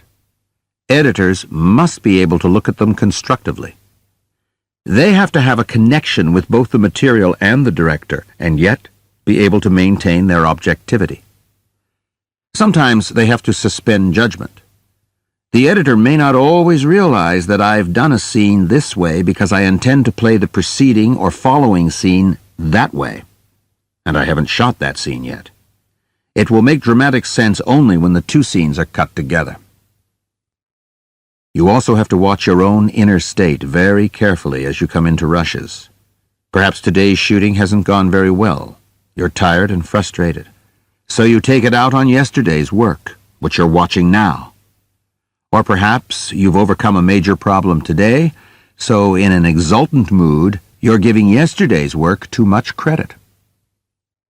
The first day of shooting The Wiz was one of the most difficult I've ever had. We were down at the World Trade Center. The lighting of the enormous set had taken 3 nights, and construction had taken 3 weeks. For the scene of Dorothy arriving at the Emerald City, we had to be able to change the color of the entire set from green to gold to red. On the day of shooting, the dancers worked to a click track. A click track is an electronic metronome that gives the dancers the exact beat of the orchestra's tempo. In addition, they hear bar counts on it. 1, 2, 3, 4, 5, 6, 7, 8. 2, 2, 3, 4, 5, 6, 7, 8. 3, 2, 3, 4, 5, 6, 7, 8, etc. So the dancers know exactly where they should be choreographically. For the rushes, the editor had replaced the click track with the track of the orchestra's recording. Because it was the first day of rushes, and because there are so many more departments on a musical movie, the screening room was packed. We weren't at Technicolor's screening room. It was a much larger room with excellent sound. As the first shot came up, the orchestra burst out through 6 speakers. The shot was quite spectacular, an overhead shot of 64 dancers at a high point in the choreography. Led by the irrepressible and wonderful Joel Schumacher, who'd written the script, people started cheering and clapping. As shot after shot came up, the enthusiasm grew. It felt like the Broadway opening night of My Fair Lady, and yet my heart kept sinking. Whenever a shot came up of anything in the red sequence, it revealed a hot white center where the lamp had been placed. We could see the source of the light, one of the basic no-nos of lighting. When rushes were over, people left the screening room bubbling with delight. Sitting there, I could feel Ozzie Morris behind me, not moving in his seat. Tony Walton, the art director, and Dee Dee Allen, the editor, didn't move either. I turned to Ozzie. His head was in his hands. My balance was wrong. I should have used smaller units and opened up more. Then we wouldn't have had the hot spots. His voice was almost choking with tears. "Can we reshoot the red sections?" he asked. I knew we had only 4 nights at the World Trade Center. It had been incredibly difficult to get permission to shoot there in the first place. The Trade Center is run by the Port Authority of New York and New Jersey, a bureaucratic nightmare. Even with the help of 2 United States senators, we'd barely eked out the 4 nights. I said, "Ozzie, we'll try. We've got to finish the sequence. If there's any time left over, we'll reshoot whatever we can." Ozzie and I had done 4 pictures together. We were close. We hugged, and I drove him home. But we couldn't get the extra day we needed from the Port Authority. We were able to reshoot only one of the shots, so in the final editing, I reduced the red sequence as much as I could. Unfortunately, we ran out of time on that picture. With time, most technical problems can be fixed. But on a picture called Child's Play, something much graver happened. Child's Play had been quite successful on Broadway. It was a Gothic murder mystery set in a boys' parochial school. As a play, it had a spooky theatrical effectiveness that worked. But around the 3rd day of rushes, I realized that I'd completely deceived myself. Whatever I'd seen in the script and throughout the pre-production period simply didn't exist. Whatever had worked about it as a play remained in the theater. What once appeared scary now seemed totally unthreatening. A terrific Gothic melodrama on stage had become a mundane mystery with a telegraphed resolution. It couldn't transfer to the screen, or at least I couldn't do it. What was worse, I couldn't fix it. I didn't know what the problem was, so I couldn't solve it.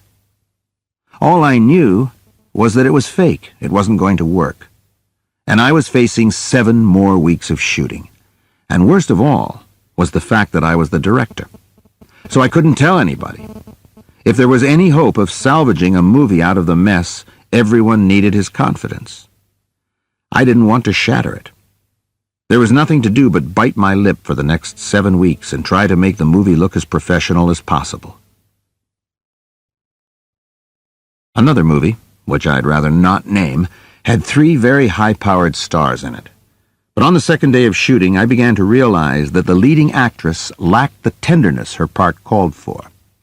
She simply didn't have it in her as an actress or a person. She was superb with anger. She had humor.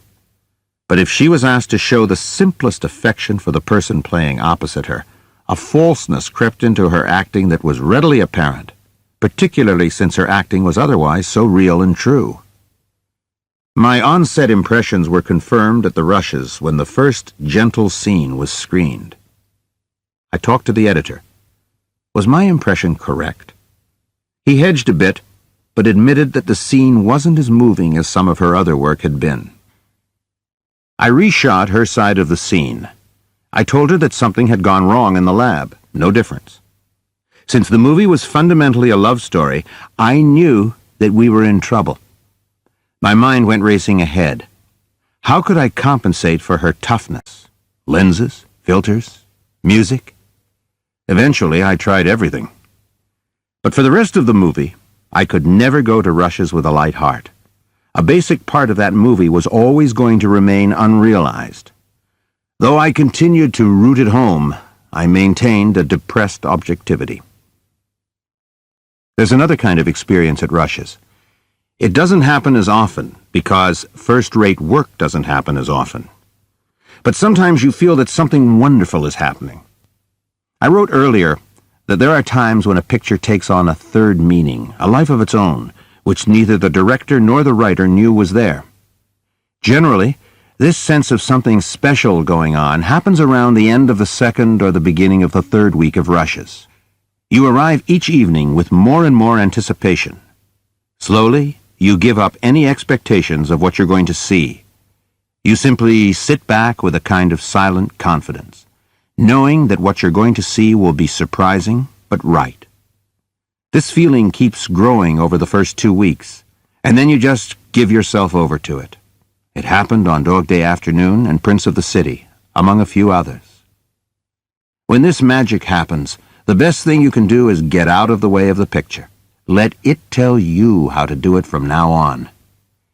I think it's quite clear by now that my movies proceed with great control and pre-planning. But on those pictures when this feeling arose at rushes, I'd slowly jettison a lot of the ideas I'd formed before shooting began. I'd trust my momentary impulses on the set and go with them. If I'd planned a dolly shot for such and such scene, I would shoot it differently when the day came. I wouldn't do this arbitrarily. But if instinct told me to do the shot another way, I'd follow it without doubts or fears. And the rushes would corroborate that the picture was taking on a new life. But that new life had better be there, or you may wind up straddling 2 stools, losing what you had in mind in the first place and not achieving the wonder you thought you saw at rushes. The rushes can, and sometimes do, deceive you. I guess I'm talking about self-deception. In any creative effort, I think that's absolutely necessary. Creative work is very hard, and some sort of self-deception is necessary simply in order to begin. To start, you have to believe that it's going to turn out well, and so often it doesn't. I've talked to novelists, conductors, painters about this. Unfailingly, they all admitted that self-deception was important to them. Perhaps a better word is belief. But I tend to be a bit more cynical about it, so I use self-deception. The dangers are obvious. All good work is self-revelation. When you've deceived yourself, you wind up feeling very foolish indeed. You dove into the pool, but there was no water there. Perfect Buster Keaton. Another great danger in self-deception is that it easily leads to pretension. My God, did we or I do that? Wow! And you start to believe that you are that good.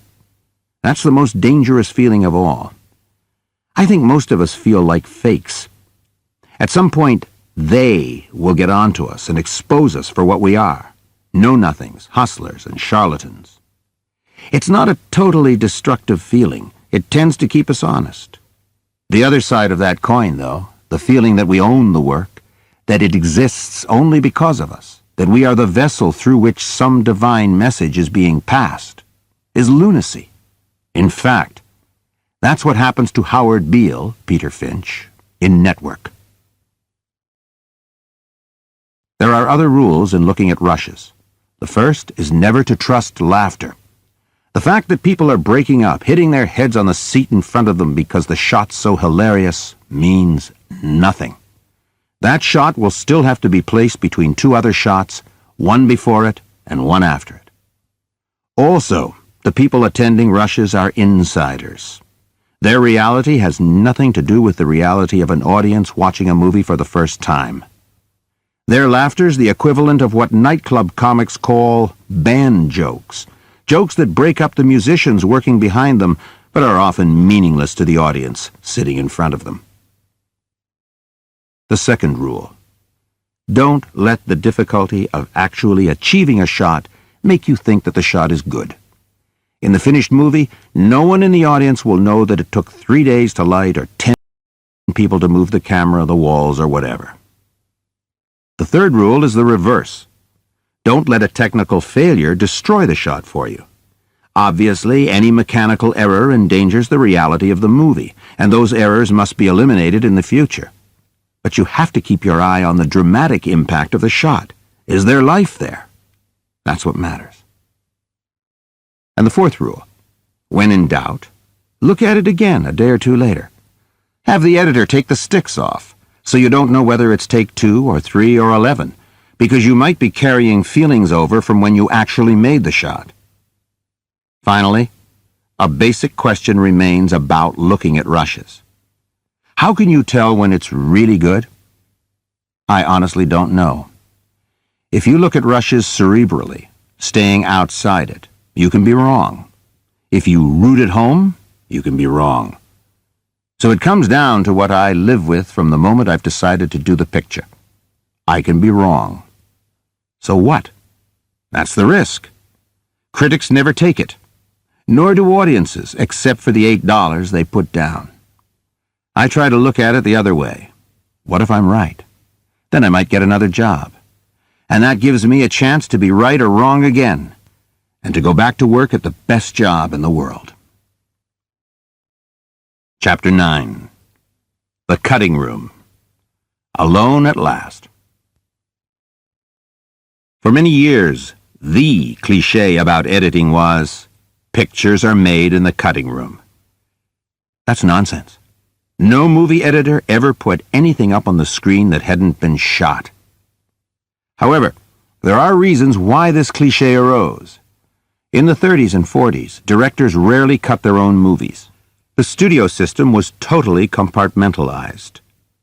There was an editing department. It had its chief editor, to whom all the editors reported. The chief editor saw the cut movie even before the director did. In fact, the director might not see his movie until it had been completely finished. He was probably off doing another movie. In those days, directors under contract to a studio did 4 or 5, sometimes 6 movies a year. Like everyone else at the studio, they were simply assigned to a new job as soon as they had finished their last one. Sometimes the director would go on to a movie only a week before shooting began. The art department had done the sets and picked the locations, if there were any. The casting department had drawn the cast from the pool of actors under contract to the studio. The camera department had assigned the cameraman, the costume department assigned the designer, etc. The director stepped into a completely pre-selected operation and picked it up from there. Joan Blondell once told me that when she and Glenda Farrell were under contract to Warner Brothers, they often shot 2 movies simultaneously. They would be on one movie in the morning, then another in the afternoon. All the logistics of scheduling, etc., worked out by the production department. The editor would cut the movie as it was being shot. When the first cut, the rough cut, was ready, he would show it to the chief editor, who would suggest changes. Then the picture was shown to the producer. After his changes had been incorporated, they would show it to the vice president in charge of production. Finally, all of them trooped into the screening room to show the rough cut to the head of the studio. Then the picture would be previewed, taken to a movie theater out of town, shown to an audience, and depending on the reaction, recut and put into final post-production, supervised by the post-production department. If the director was a studio favorite, he'd usually come to the preview. The writer? Forget it. When I think about it, it's quite amazing that so many good pictures were made. Out of this system, certain rules, not only of editing but of shooting the picture, were established by the editing department. For example, every scene had to be covered. This meant it was mandatory for a scene to be shot as follows: a wide master shot, usually with the camera static, of the entire scene. A medium shot of the same scene. Over his shoulder to her, the whole scene. Over her shoulder to him, the whole scene. A loose single shot of her, a loose single shot of him, a close-up of her, a close-up of him. In this way, any line of dialogue or any reaction could be eliminated. Ergo, pictures are made in the cutting room. Obviously, the more successful directors had a little more freedom, but not an awful lot. The chief editor attended all rushes, and if he thought that a scene had not been adequately covered, he often appealed to the vice president in charge of production, or even to the head of the studio, who would then order the additional material to be shot, and the director would shoot it. In addition to destroying any originality in the shooting of a picture, this system also put actors through hell because of the endless repetition of the same scene and the seeming importance of taking a puff on the cigarette on the same line in each of the 8 camera angles. And each of those angles would, of course, have numerous takes. If an actor mismatched, that is, puffed the cigarette on the wrong line, the script girl would write it in her script notes, which were subsequently sent to the cutting room. The editor would often ignore a superior acting take, because his job was much easier if he used a take where the cigarette action matched. I always tell the script girl to check with me if the actor has mismatched. I have a pretty good idea of how I'm going to edit a scene while I'm shooting it. The mismatch might not matter. If I get into trouble later, I can almost always get around it with a little hard work, going frame by frame between the outgoing shot and the incoming shot until I find the frame that will make the cut work. The same limitations applied to the audio side. One of the rules that developed was no overlaps. This meant, for example, that in a scene where 2 people were yelling at each other, one actor wouldn't speak or overlap while the other actor was still speaking. In fact, on close-ups, the actors had to leave a tiny pause between each other's lines so that the editor could cut the soundtrack. Of course, this made it very difficult to get life into a scene that required a fast tempo. This rule was created to make life easier for the editors. Nowadays, we usually cut the track any way we want to. It just takes more work. We have to find the cut not only on the frame, but often on the sprocket hole. There are 4 sprocket holes per frame, so we have to go up and back many times to find the right place to cut. But it can be done. A good place to make an audio cut is on a plosive, a P, or a B. An S works well. Most consonants will work as the point where you can splice 2 different audio tracks together. Vowels are harder, because they're rarely at the same vocal pitch, and you might hear the difference at the splice or cut. Finally, as much as I resist it, I can always have the actor come in and redo the line in an audio studio. We call this dubbing or looping, for reasons I'll explain later. When I said earlier that the chief editor could go directly to the head of the studio, I wasn't exaggerating. In the 30s and 40s, MGM alone was turning out over 200 movies a year. That meant that Margaret Booth, the chief editor, saw Irving Thalberg and Louis B. Mayer much more often than any producer or director did. Margaret Booth was a remarkable person. She was bright and tireless, and she loved movies. I don't know if she had any other life. She was made chief editor when Irving Thalberg was running the studio. Thalberg was considered a genius, though I have no idea whether he was or wasn't. He and Booth would screen the picture endlessly. When they were satisfied with the rough cut, they would preview the picture. Thalberg would then decide what had to be redone. But reshooting was absolutely no problem. All of the sets were stored on the lot, not taken apart until the okay was given. If rewrites were necessary, the writer was under contract and on the lot, as was the director. If for any reason they were unavailable, others could be substituted. The actors were all under contract and therefore available. If they were working on another picture, no problem. Remember Joan Blondell and Glenda Farrell? I was told that over 60% of Captains Courageous, a good movie with Spencer Tracy and Freddie Bartholomew, was reshot. Even if that wasn't true, it doesn't matter. It could have been reshot. All of it. I think Mr. Thalberg had a very good setup. Shoot it, show it, reshoot it if necessary. I wish we could do it today. I have a warm spot in my heart for Margaret Booth. When I was shooting The Hill in England in 1964, she was still chief editor for MGM. By then she was in her late 60s or even older.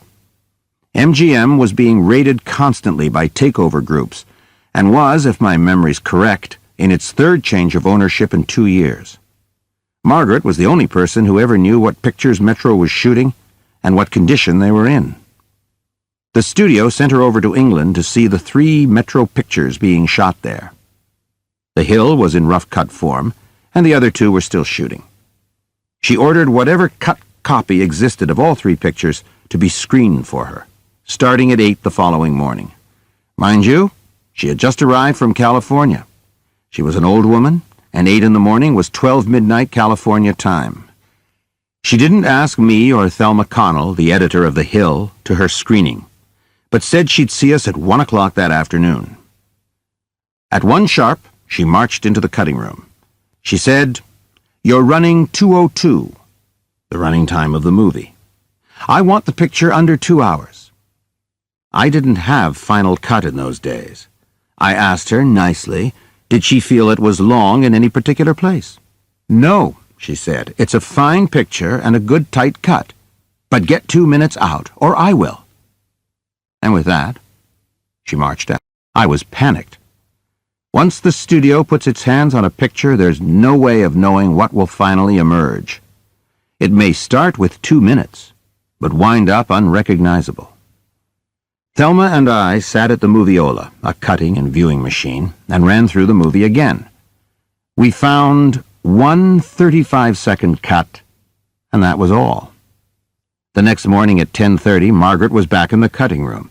I told her what we'd cut, adding that I thought any further cuts would hurt the picture. "What about," and she mentioned a shot. I gave her my counter-argument. "What about on the shot where," and she mentioned another shot. Her film memory was phenomenal. She named 7 or 8 moments, always perfect on where the shot occurred, what took place in the shot, how its beginning or end might be trimmed, and she'd seen the picture only once. At each suggestion, I gave my reasons for keeping the shot as it was. Finally, she said, "Run it for me." We ran the picture on the Moviola. You have to sit on a high stool because of the height of the screen, which is only 8 inches wide. She sat there on the hard, high stool, watching with complete concentration. When it was over, she said, "You're right. Keep it. It's a good picture."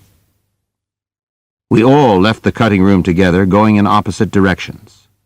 Thelma and I headed for the commissary. We were ecstatic, knowing the studio would now leave the picture alone. Arms around each other's waists, we talked animatedly about what a phenomenal film person Margaret Booth was. That night, around 10:30, Thelma called. In a shaky voice, she reported that Miss Booth had called and wanted to see the picture again at 8 in the morning. My heart sank. Movies are full of battles you think you've won, only to have to fight them over and over again. She saw the picture again. Grumpily, she said, "Leave it," and asked me to walk her to the car. We went into the hall.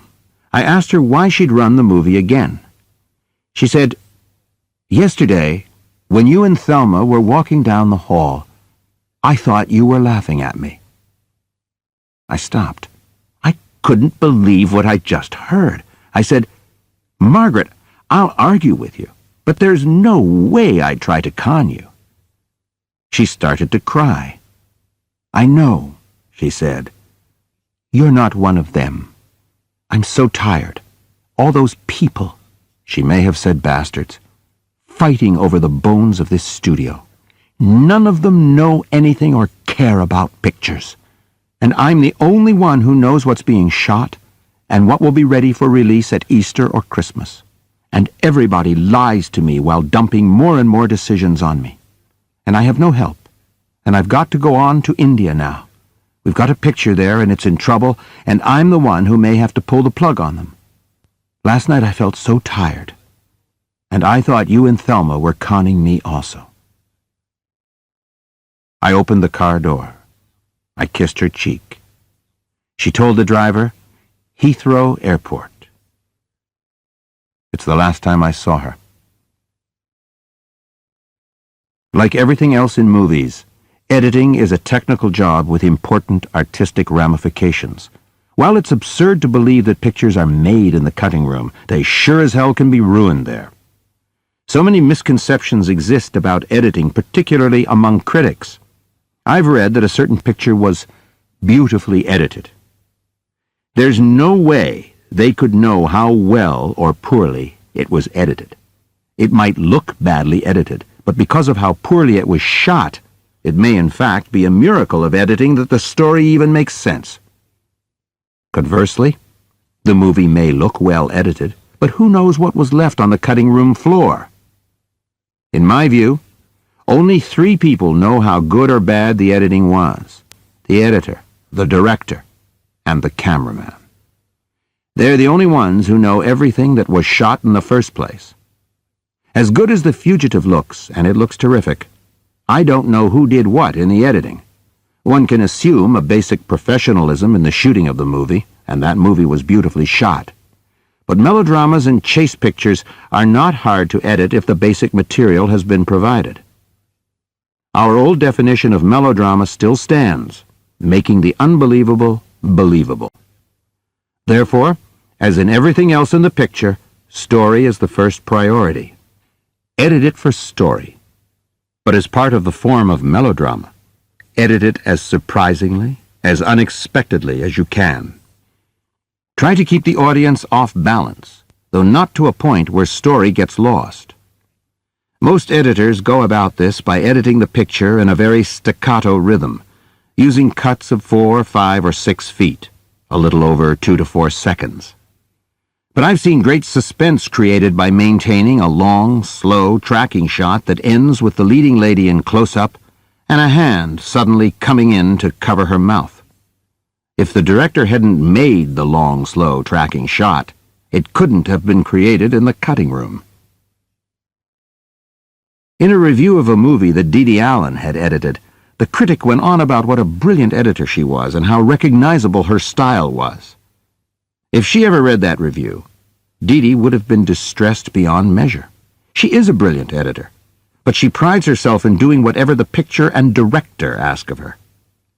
She's proud that the movies she edited for George Roy Hill are totally different from the ones she did for Warren Beatty, or that she and I have done together: Serpico, Dog Day Afternoon, and The Wiz. She wants the picture, not Dede Allen, to stand out. She's selfless. She's making the same movie. When we began to shoot Serpico, right after the July 4th holiday, the opening date for the movie had already been set, December 6th. This is an incredibly short time to shoot, edit, and do all the post-production, sound, music, answer print. 6 months of post-production is a tight schedule. 3 months is insane, but we had no choice. We would shoot in July and August and finish everything else in September, October, and November. For the first time in my career, the editor was cutting behind me. As I finished a sequence, Dede would start editing it as soon as she had the last shot. Up until then, I'd always asked the editor to wait until I'd finished shooting and was in the cutting room. But that way, we never would have made the release date. After rushes, Dede and I would sit and talk for an hour. I would explain my choice of takes, and Dede would make her notes. This scene is about his first moment of fear, Dee Dee. The emphasis should be on... Then she would go to work. As shooting continued, the footage started to accumulate more rapidly than Dee Dee could cut it. She began to assign sequences to her wonderful assistant, Richie Marks. So in essence, 2 editors were now working behind me. When I finally finished shooting, I went directly to the cutting room. Many of the sequences Dee Dee had cut realized my intentions better than I could have. Others, particularly those about the women Serpico was involved with, required extensive revisions in the editing. Possibly this was because those scenes weren't the best written and didn't have the melodramatic drive of the police scenes. Whatever the reason, we re-edited the sequences as best we could, and we made the schedule. But at all times, under terrific pressure, Dee Dee's devotion to the work was what came first. And that's the Dee Dee Allen style. The first thing I notice when I walk into the cutting room is how quiet it is. Making movies is always so noisy. In the studio, as you're shooting on one set, they're building another. A door opens and you hear that ear-splitting screech of the buzzsaws in the carpentry shops. Hammers going constantly, the thuds of sandbags being dropped, the hum of conversation among the extras, the squeak of nails being pulled, the shouts of electricians as they focus their lamps. Out on location, of course, the sounds are the normal street pandemonium. But now, in the cutting room, blessed silence. There's even a rug on the floor. The apprentice is going through the tedious job of recording edge numbers. She usually has a small portable radio, tuned quietly to a classical or jazz station. In the past, I might have heard the comforting clatter of the moviola as the editor reviewed a shot or a sequence. But now, with electronic editing, even that sound has disappeared. As I take my coat off, I start to smile. I'm so happy to be here. And if the picture involved a lot of tough location work, I'm tired and therefore deeply appreciative of the calm of the place. No more questions. Peace. Quiet. A time to reflect, to reconsider, to re-examine, to discover, and to enter a whole new technical world that can fulfill and enhance the original reason for making the movie. To me, there are 2 main elements to editing: juxtapositioning images and creating tempo. Sometimes an image is so meaningful or beautiful that it can capture or illuminate our original question. What is this movie about? In Murder on the Orient Express, the shot of the train leaving Istanbul had that quality. It had all the mystery, glamour, nostalgia, action I wanted the entire movie to have. But in a movie, every shot is preceded or followed by another shot. That's why the juxtaposition of shots is such a great tool. In the agonizing, soul-bearing fights in Long Day's Journey into Night, the shots kept getting wider and wider as father and son found themselves telling each other the cruel, ugly truths about each other. At the culmination of the fight, 2 extreme close-ups ended the scene. The frames were so tight that foreheads and chins were lost. The impact of the close-ups was doubled because of the wide shots that had preceded them. In Prince of the City, when Cielo was considering suicide, the presence of the sky mattered so much because the sky had never appeared before in the movie. In The Verdict, the most important transition in the movie was illuminated by the close-ups of Paul Newman examining a Polaroid photograph. He had taken the picture of the victim, and he watched it develop. As the photograph took on life, he did too. I could feel the present breaking through for a man who up until then had been trapped in the detritus of his past life. It was the intercutting between the developing Polaroid and the close-ups of Newman that made the transition palpable.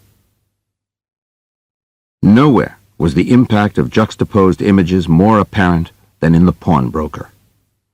Saul Nazarman, the leading character, is going through a profound crisis as he approaches the anniversary of his family's deaths in a concentration camp.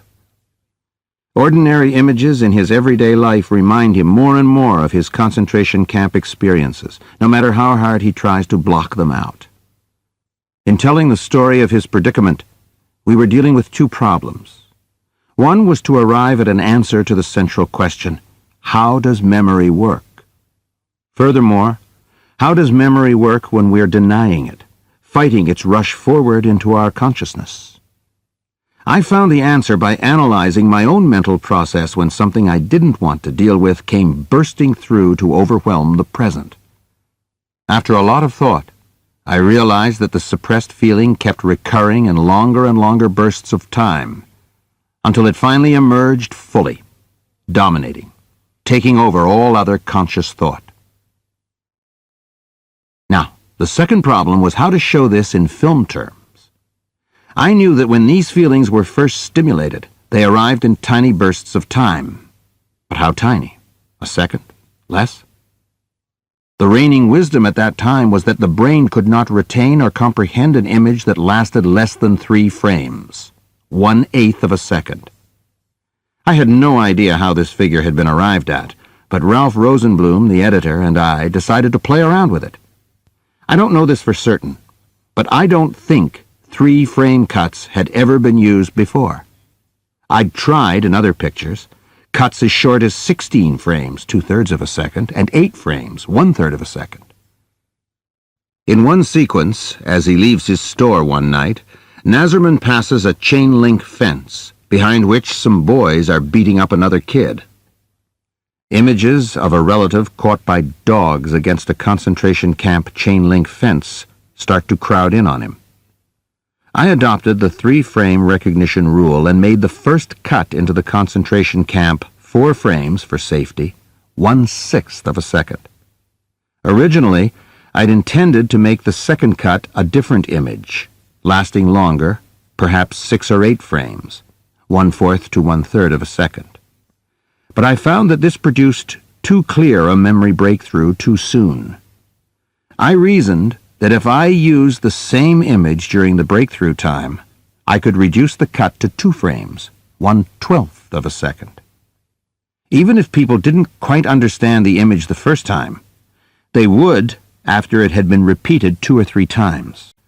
I now had the technical solution for the subconscious memories forcing themselves into Nazarman's conscious mind. If the oncoming image was more complex, I felt free to repeat it in 2-frame cuts as often as necessary until it became clear. As the scene continued, I could lengthen the images to 4 frames, 8 frames, 16 frames, and so on in a mathematical progression, until they took over and the flashback could now be played out in full. The technique reached its ultimate fruition in the climactic scene when Nazarman is riding in a subway car. Slowly, the subway car becomes the railway car that carried his family to the extermination camp. The entire transition stretched over a period of a minute. Starting with 2-frame cuts, I gradually replaced one car with the other. In other words, as I cut in 2 frames of railway car, it replaced 2 frames of the shot in the subway car. When I used a 4-frame cut of the railway car, it replaced 4 frames of the subway car, and so on until the subway car became the railway car. As the intensity kept mounting, Nazarman rushed to another subway car to escape the memory. He wildly pulled open the connecting door, and we cut to the filled railway car, proceeding from there to play out the flashback scene in its entirety. There was no escape for him. What made the sequence even more visually exciting was that I shot both the subway car and the railway car in a 360-degree pan. With the camera in the center of each car, we rotated a full circle. So when we cut the 2 different shots together, we could match the same arc of the circle. The picture was always in motion, both in the past and in the present. By now, we were so confident of the technique that we marked the subway-railway transition on a piece of paper and let the assistant do the physical labor. And it took a lot of physical labor. In those days, splicing 2-frame cuts together meant that transparent tape would be placed over each frame, connecting the outgoing and the incoming film. But when we looked at the sequence for the first time on a large screen, we knew we had it. We never changed it from the first time we cut it together. Within a year after the picture opened, every commercial on television seemed to be using the technique. They called it subliminal cutting. My apologies to everyone. The second, but equally critical element in editing is tempo. Every splice in a film changes the point of view because every cut uses a different camera angle. Sometimes it may simply bounce in from a wide shot to a medium shot or close-up on the same angle. Still, the point of view has changed. Think of each cut as the beat of a visual metronome. In fact, quite often entire sequences are cut in a rhythm that will accommodate the musical scoring that will be added later. The more cuts, the faster the tempo will seem. That's why melodramas and chase sequences use so many cuts. Just as in music, fast tempo usually means energy and excitement. However, an interesting thing happens. In music, everything from a sonata to a symphony uses changes in tempo as a basic part of its form. Typically, a four-movement sonata will change not only its musical themes in each movement, but also its tempo in each movement and sometimes even within each movement. Similarly, if a picture is edited in the same tempo for its entire length, it will feel much longer. It doesn't matter if 5 cuts per minute or 5 cuts every 10 minutes are being used. If the same pace is maintained throughout, it will start to feel slower and slower. In other words, it's the change in tempo that we feel, not the tempo itself. For some reason, I still remember that I made 387 setups in 12 Angry Men. Over half of those setups were to be used in the last half hour of the movie. The cutting tempo was accelerating steadily during the movie, but would break into a gallop in the last 35 minutes or so. This increasing tempo helped enormously both in making the story more exciting and in raising the audience's awareness that the picture was compressing further in space and time. On Long Day's Journey into Night, I found that I could use editing tempos to reinforce character. I always shot Katharine Hepburn in long, sustained takes, so that in the editing, the legato feel of her scenes would help us drift into her narcotized world. We would move with her, into her past, and into her own journey into night. Jason Robards' character was edited in exactly the opposite way. As the picture went on, I tried to cut his scenes in a staccato rhythm. I wanted him to feel erratic, disjointed, uncoordinated. Richardson's and Stockwell's characters were handled for the picture's sense of tempo rather than their characters. In movies where I'm not using tempo for characterization, I'm very careful to continually change the pace of the movie in the editing. The use of sustained shots with no intercuts is laid out very carefully at the beginning before shooting begins. If it's going to wind up a long, uncut take in the final movie, chances are that I'll want camera movement. That means I'll want a floor that I can dolly on so that I can move freely. In my original conference with the art director, at least 16 weeks before my entry into the cutting room, I'm already thinking of the tempos of my final cut. I may not use the sustained take in its entirety. I may chop it up. But if I haven't shot it, I can't create it now in the cutting room. Having used a sustained take in scene A and or B, I'll start looking to change tempo in scene C. It isn't hard to justify this. When I placed the camera in its position originally, I asked myself the question, what do I want to see at this moment in the script and why? Now, in the cutting room, I ask myself the same question. It's easy to find a reason to cut from him to her. In fact, with good performances, sometimes it's painful not to see both of them together, full face, at a particular moment. So depending on what tempo the scene needs in relation to the picture as a whole, I can cut back and forth as much or as little as I want to. As well as a sense of tempo change between scenes, I think of the tempo change over the arc of the whole picture. Melodramas usually accelerate in their tempo because the stories demand an increasing sense of excitement and tension. But in many pictures, toward the end, I've wanted to slow things down, to give the audience, as well as the movie, time to breathe. This is by no means unusual. The classic last shot in romantic melodrama, a slow pullback and an upward movement of the camera, is by now a cliché. Think of Casablanca. Bogart looks at Rains. Louis, I think this is the beginning of a beautiful friendship. As they move away, their backs to us, the camera rises and dollies back. Our two cynics, now on their way to join the Free French, get smaller and smaller in the frame. Fade out. I remember a series of 20th Century Fox movies that used that shot, adding the same music to it. There was always the lonely saxophone or lonely trumpet feel about it as the detective trudged home, having solved the case but lost the girl, while the rest of the city slept. I can sing the musical theme for you even now. There can be other reasons for slowing a movie down.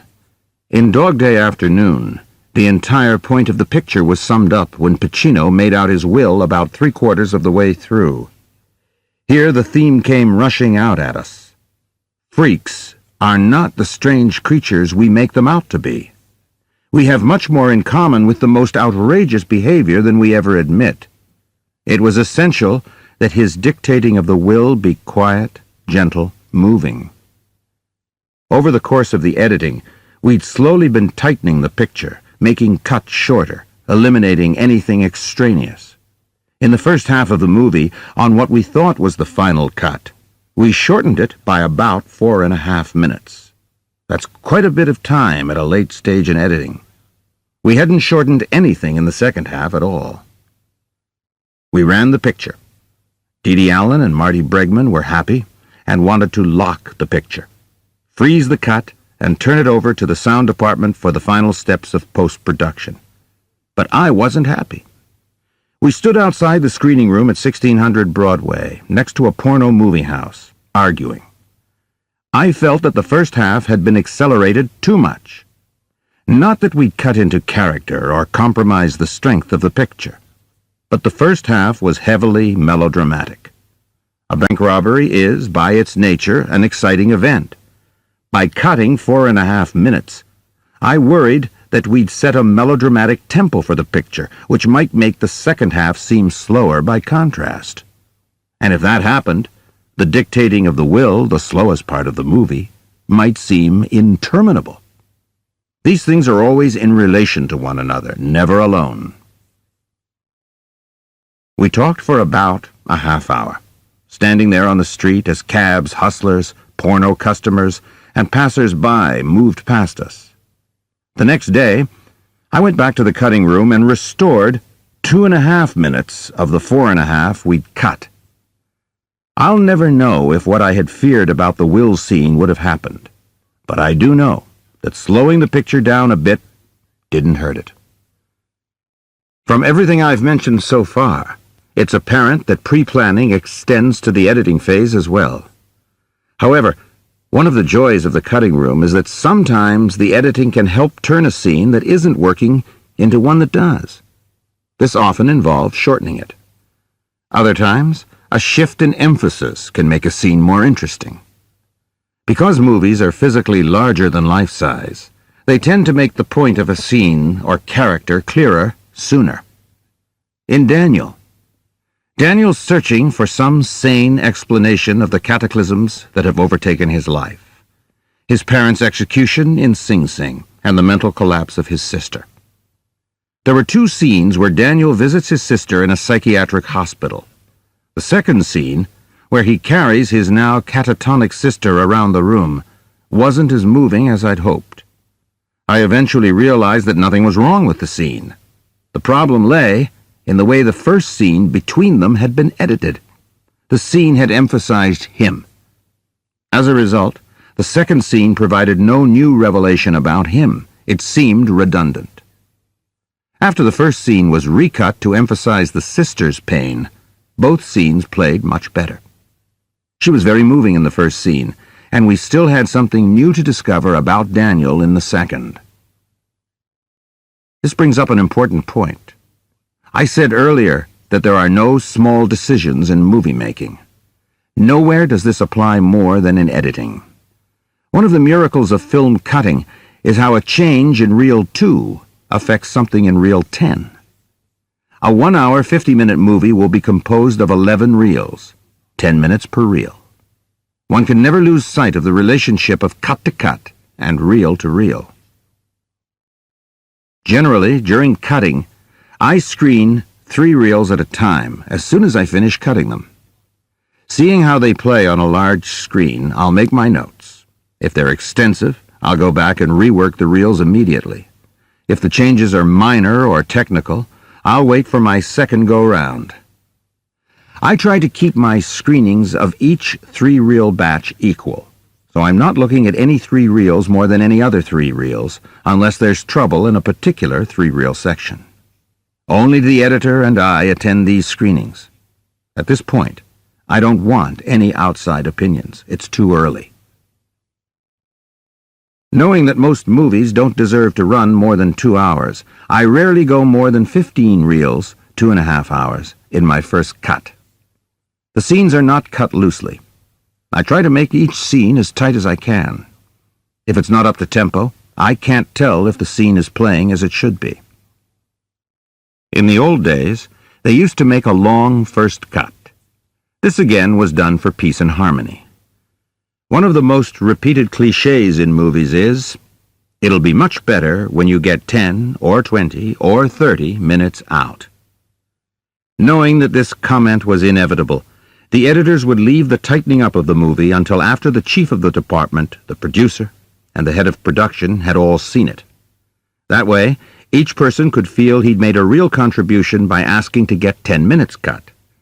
8 minutes would go as each person saw it on the way up the corporate ladder. That still left 6 minutes to be cut when the head of the studio saw it. Guess what he'd say? That's right. The editor would remove the last 6 minutes, and the picture would now be down to a previewable length, and each person felt that he'd saved the movie. I've never understood why directors bring in a 3-hour first cut. Almost always, it means that they'll have to cut at least 1 foot in every 3, since most studios demand a running time of less than 2 hours. The main reason for this is economic, since the studios and the exhibitors want a certain number of screenings per day. And in most cases, I must say I agree with them. Movies are very powerful. You'd better have a lot to say if you want to run over 2 hours. I didn't feel that Schindler's List was 1 moment too long. But fried green tomatoes? A first cut that runs over 3 hours can really damage a picture. In the desperation to get rid of time, the actors' pauses go, tracking shots are cut in half, everything that isn't bare-bones plot goes flying out the window. Overlength is one of the things that most often results in the destruction of the movie in the cutting room. We've done the first cut. Now, before screening the entire picture for the first time, we go through it once again. I make my corrections from notes of the 3-reel screenings. I want to include every scene, every line of dialogue, and every shot on the first cut, even though I can already get a sense of what lines or even scenes may eventually go. I want to give everything its fair shot, but I want every scene running the shortest possible length I feel it can be at the moment. One day I look up. We've finished the rough cut. Now comes the first critical, nerve-wracking test, screening the entire picture. No matter what enthusiasm or despair we feel, we're going to find out whether either is justified. All the self-deception, good or bad, is going to lead us to another potential self-deception, also good or bad. Will the middle of the picture sag, seem slow? Is the picture as moving as I hoped, or as tough? Does the opening work, the ending? The questions and therefore the fears are endless. Before screening the picture, I want at least 24 hours away from it. I don't want to be tired or out of my normal rhythm. And since I normally see movies in the evening, I set the screening for 8 or 8:30. I don't eat or drink anything before. If the writer's available, I ask him to come. The producer, the composer, my wife, and a small devoted brain trust. 5 or 6 friends who know me and my work and wish us both well. There'll be plenty of time for objective opinions, not to mention hostile ones, later. Also, it's important that people in the Brain Trust know the techniques of filmmaking. General opinions are helpful to a point, but it's better to hear someone say, "You know that whole section about 40 minutes in, where he's wandering around trying to make up his mind? It's unnecessary. If you can get the time-lapse you need in another way, you can drop it." And of course you can get the time-lapse another way. You don't even have to do a shot of hands spinning on a clock or dissolve from an empty to a full ashtray. You can find an original way of doing it and drop whatever section is redundant. I like to sit alone during that first screening. Again, in the front row. Because the soundtrack is in rough shape, the editor usually sits in the back, riding the pot, using a volume control to increase low dialogue sections or lower loud ones. Sometimes, if there are long silent sections, we put in a temporary music track taken off a commercial recording. As usual, I'm there early. Members of the Brain Trust are never late. They've changed over the years. Faith and John Hubley used to come, and Bob Fosse, and Robert Allen Arthur. Phyllis Newman comes, and Herb Gardner. Betty Comden and Adolph Green come, Nora Ephron, Ann Roth, Tony and Jen Walton, and Petey, my wife. That's about it. I owe them many thanks for good and true help over the years. They've sat through some bad times. I once did a picture for David Merrick, Child's Play. Among other problems, we were undecided about how to end it, so I had shot 2 different endings. I ran both on the first screening. As the lights came up, Merrick derisively called from the back, "Is that it?" I called back, "Ask me in that tone of voice again and I'll smack you, you shitheel." Like all bullies, he hurried out of the room. But they've sat through good times, too. Sometimes 1 or 2 have said the magic words, "Don't touch a frame." You have to listen carefully. They don't want to be destructive, but you want the truth from them. Often we go out to supper afterward. Good pasta, good wine. And I ask all sorts of questions, large and small. How did this feel? Is that clear? Were you bored? Were you moved? This goes on for a long time. The truth is, I can almost always feel what they thought of the picture as our eyes meet once the lights come up immediately after the screening. But fundamentally, that screening was for me. Did I like it? Have I spent 6 months, 9 months, a year pursuing something that means something to me? And have I been good enough at my work to put it up there on the screen? Chapter 10. The Sound of Music. The Sound of Sound. If the cliché about pictures being made in the cutting room is false, that other cliché, "It'll play better when we add the music," is true. Almost every picture is improved by a good musical score. To start with, music is a quick way to reach people emotionally. Over the years, movie music has developed so many clichés of its own that the audience immediately absorbs the intention of the moment. The music tells them, sometimes even in advance. Generally, that would be the sign of a bad score, but even bad scores work. When the score is predictable, when it duplicates in melody and arrangement the action up there on the screen, we call it Mickey Mousing. The reference is obviously to cartoon music, which duplicates everything down to Jerry kicking Tom's teeth in. Pictures with scores like that are probably not injured by them.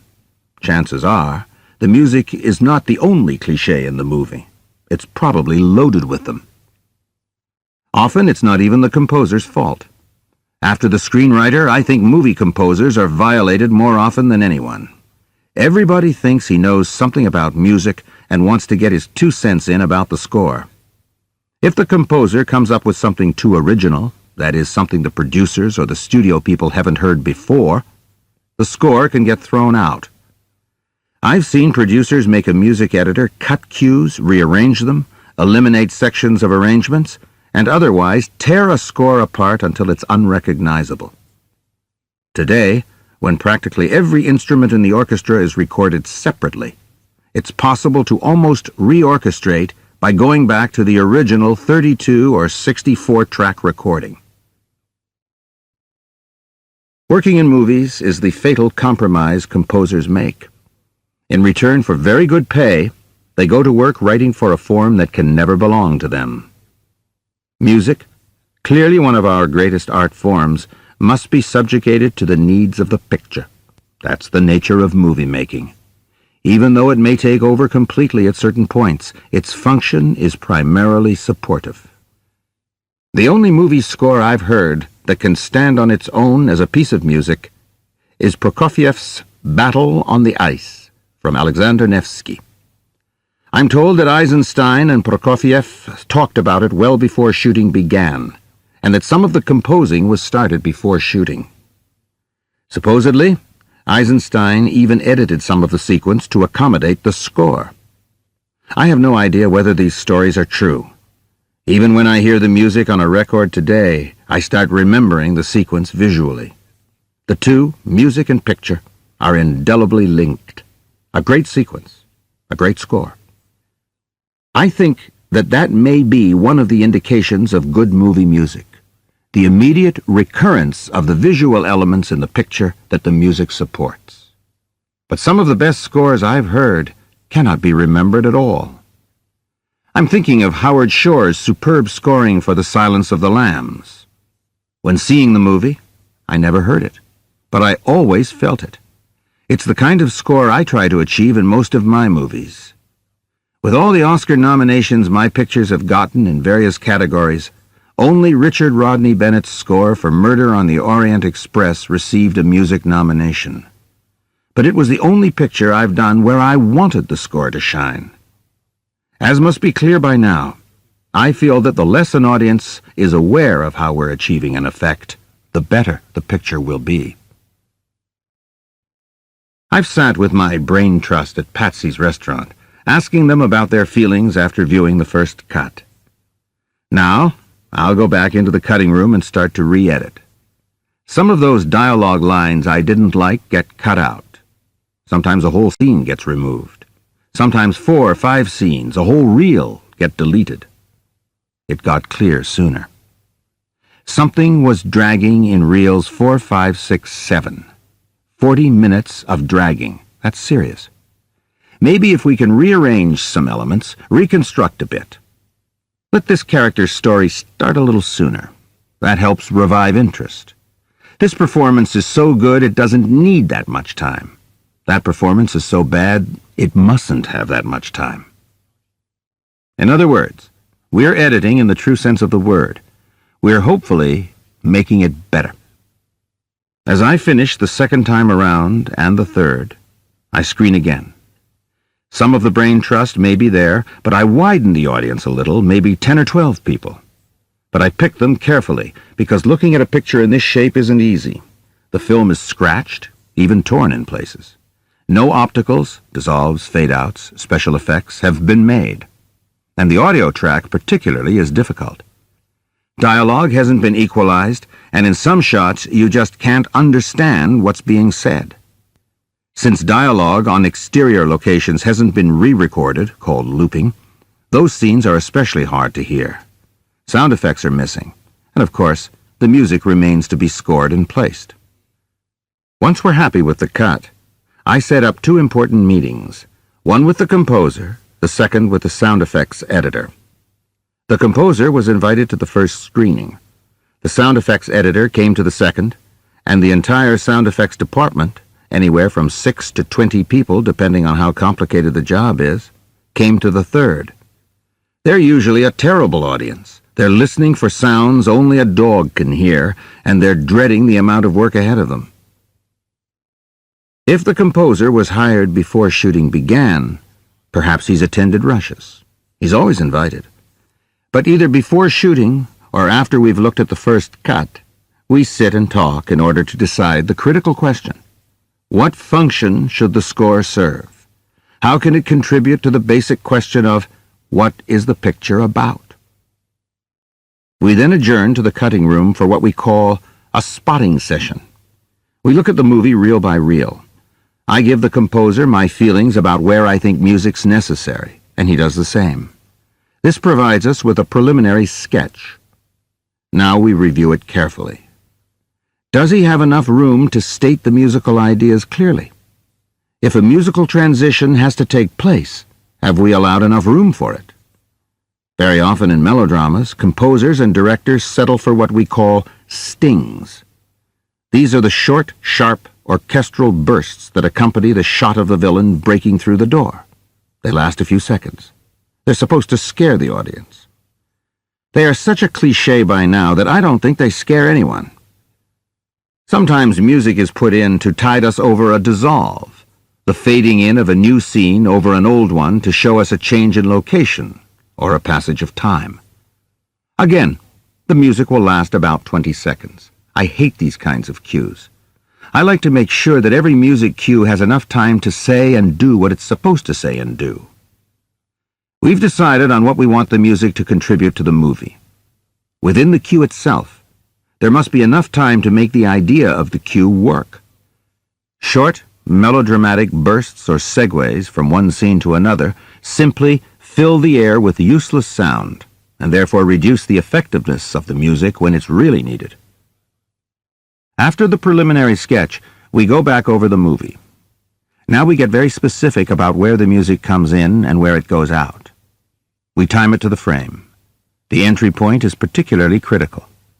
The shift of a few frames or a few feet can make the difference between whether the cue works or doesn't work. This process takes 2 or 3 days.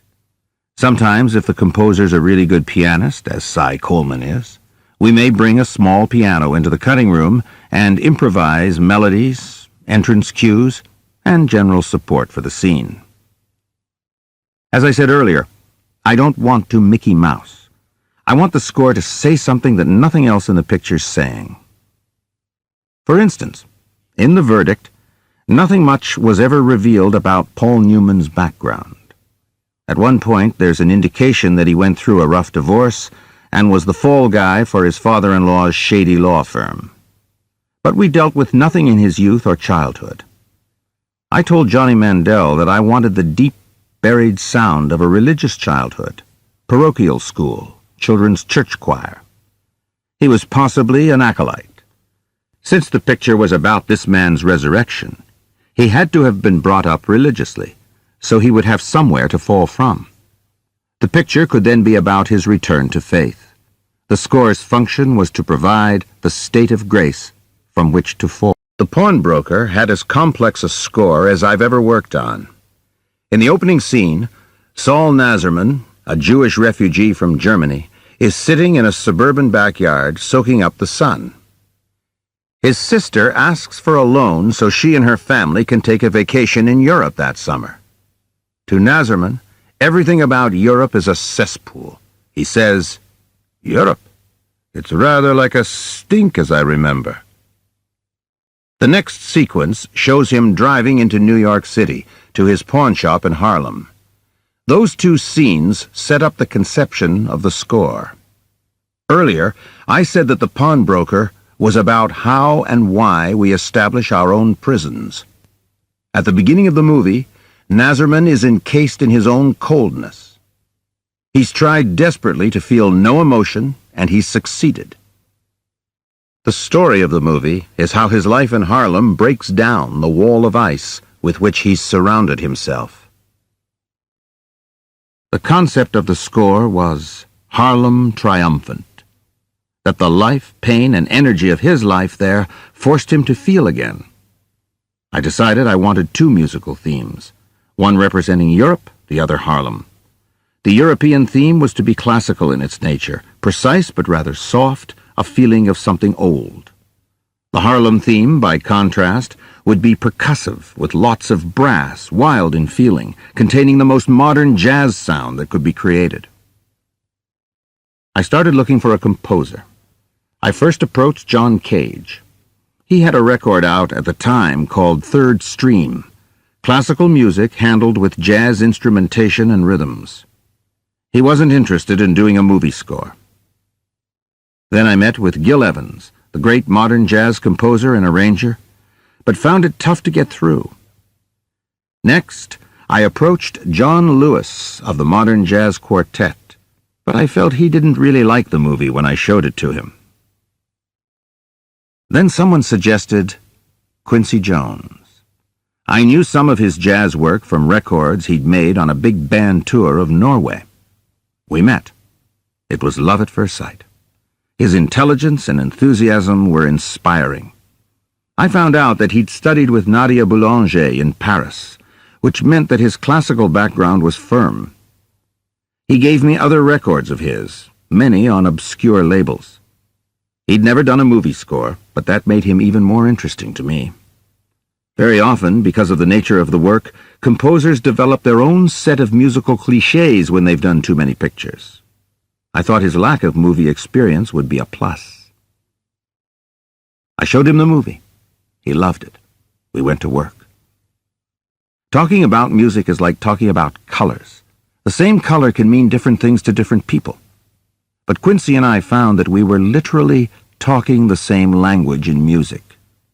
We laid out a musical plot that was almost mathematical in its precision. Just like the subway to railway car transition, we moved in steps from the European theme to the final total dominance of the Harlem theme. At midpoint in the picture, they were equally balanced. It was a magnificent score, and the recording sessions were the most exciting I've ever been to.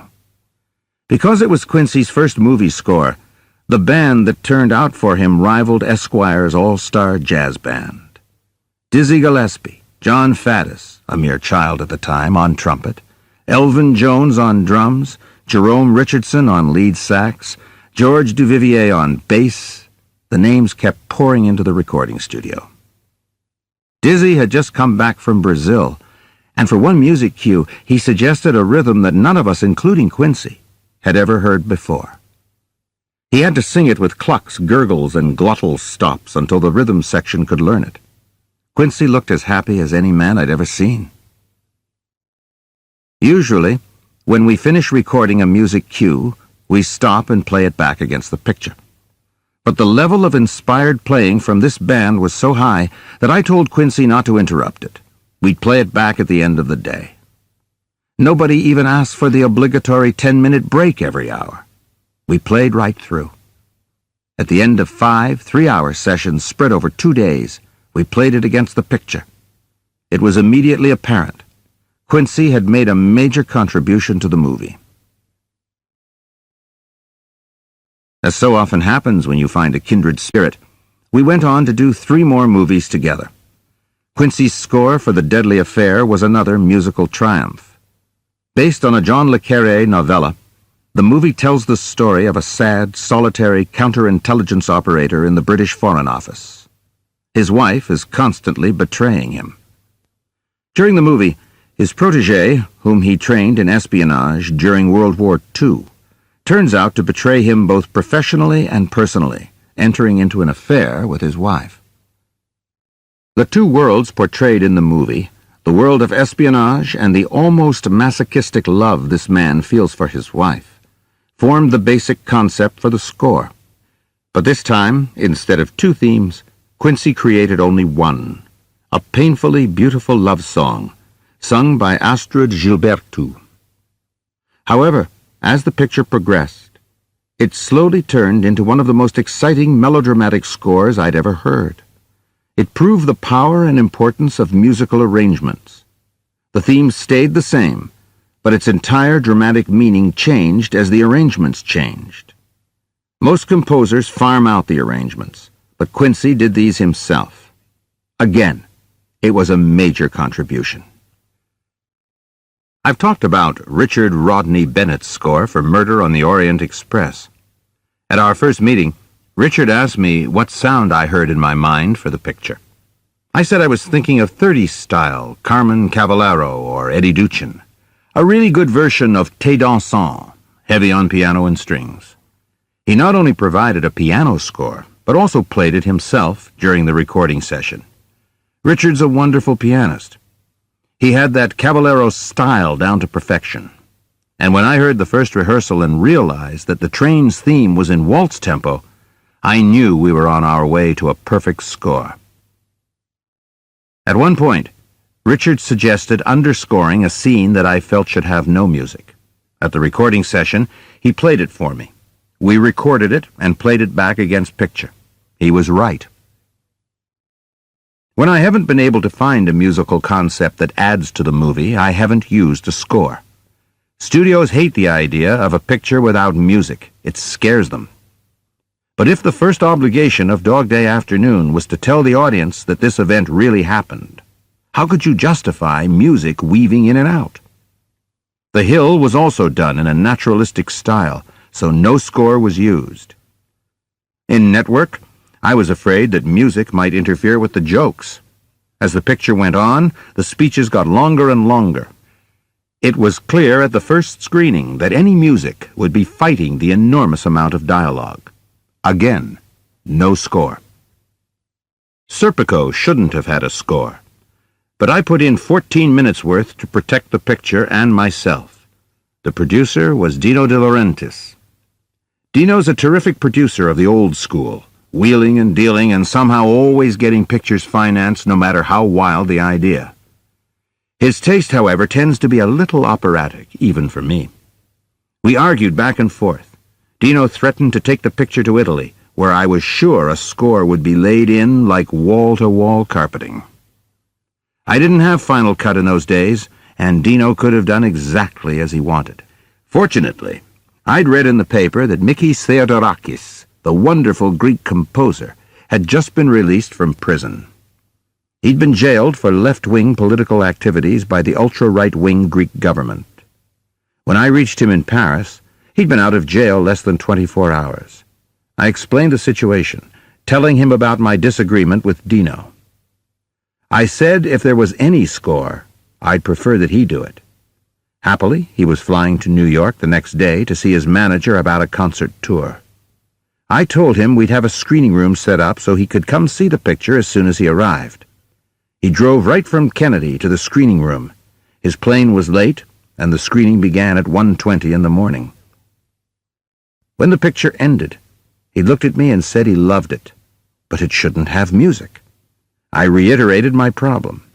I pointed out that Dino would be thrilled to have a composer of Mickey's prestige doing the score, so that we could get away with a minimum amount of music, perhaps only 10 minutes. With opening and closing titles consuming about 5 minutes of music, that would leave very little in the body of the picture.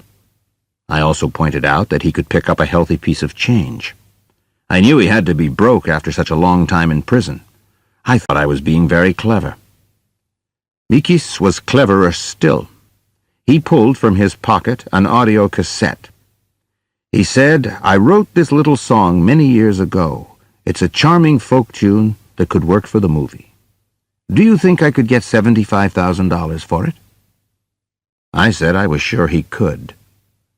His Never on Sunday score was still being played, by Muzak anyway. He said there was another problem. He would be touring with his orchestra and wouldn't be able to see the picture again or be back for spotting, arrangements, and recording sessions. I told him that I knew a marvelous young arranger named Bob James who would be happy to join him on the road when necessary. I could do the spotting sessions with Bob, who could then arrange the music and conduct the recording sessions. Everybody wound up happy. Dino had his prestigious composer. I wound up with only 14 minutes of music, including the 5 minutes of credit music.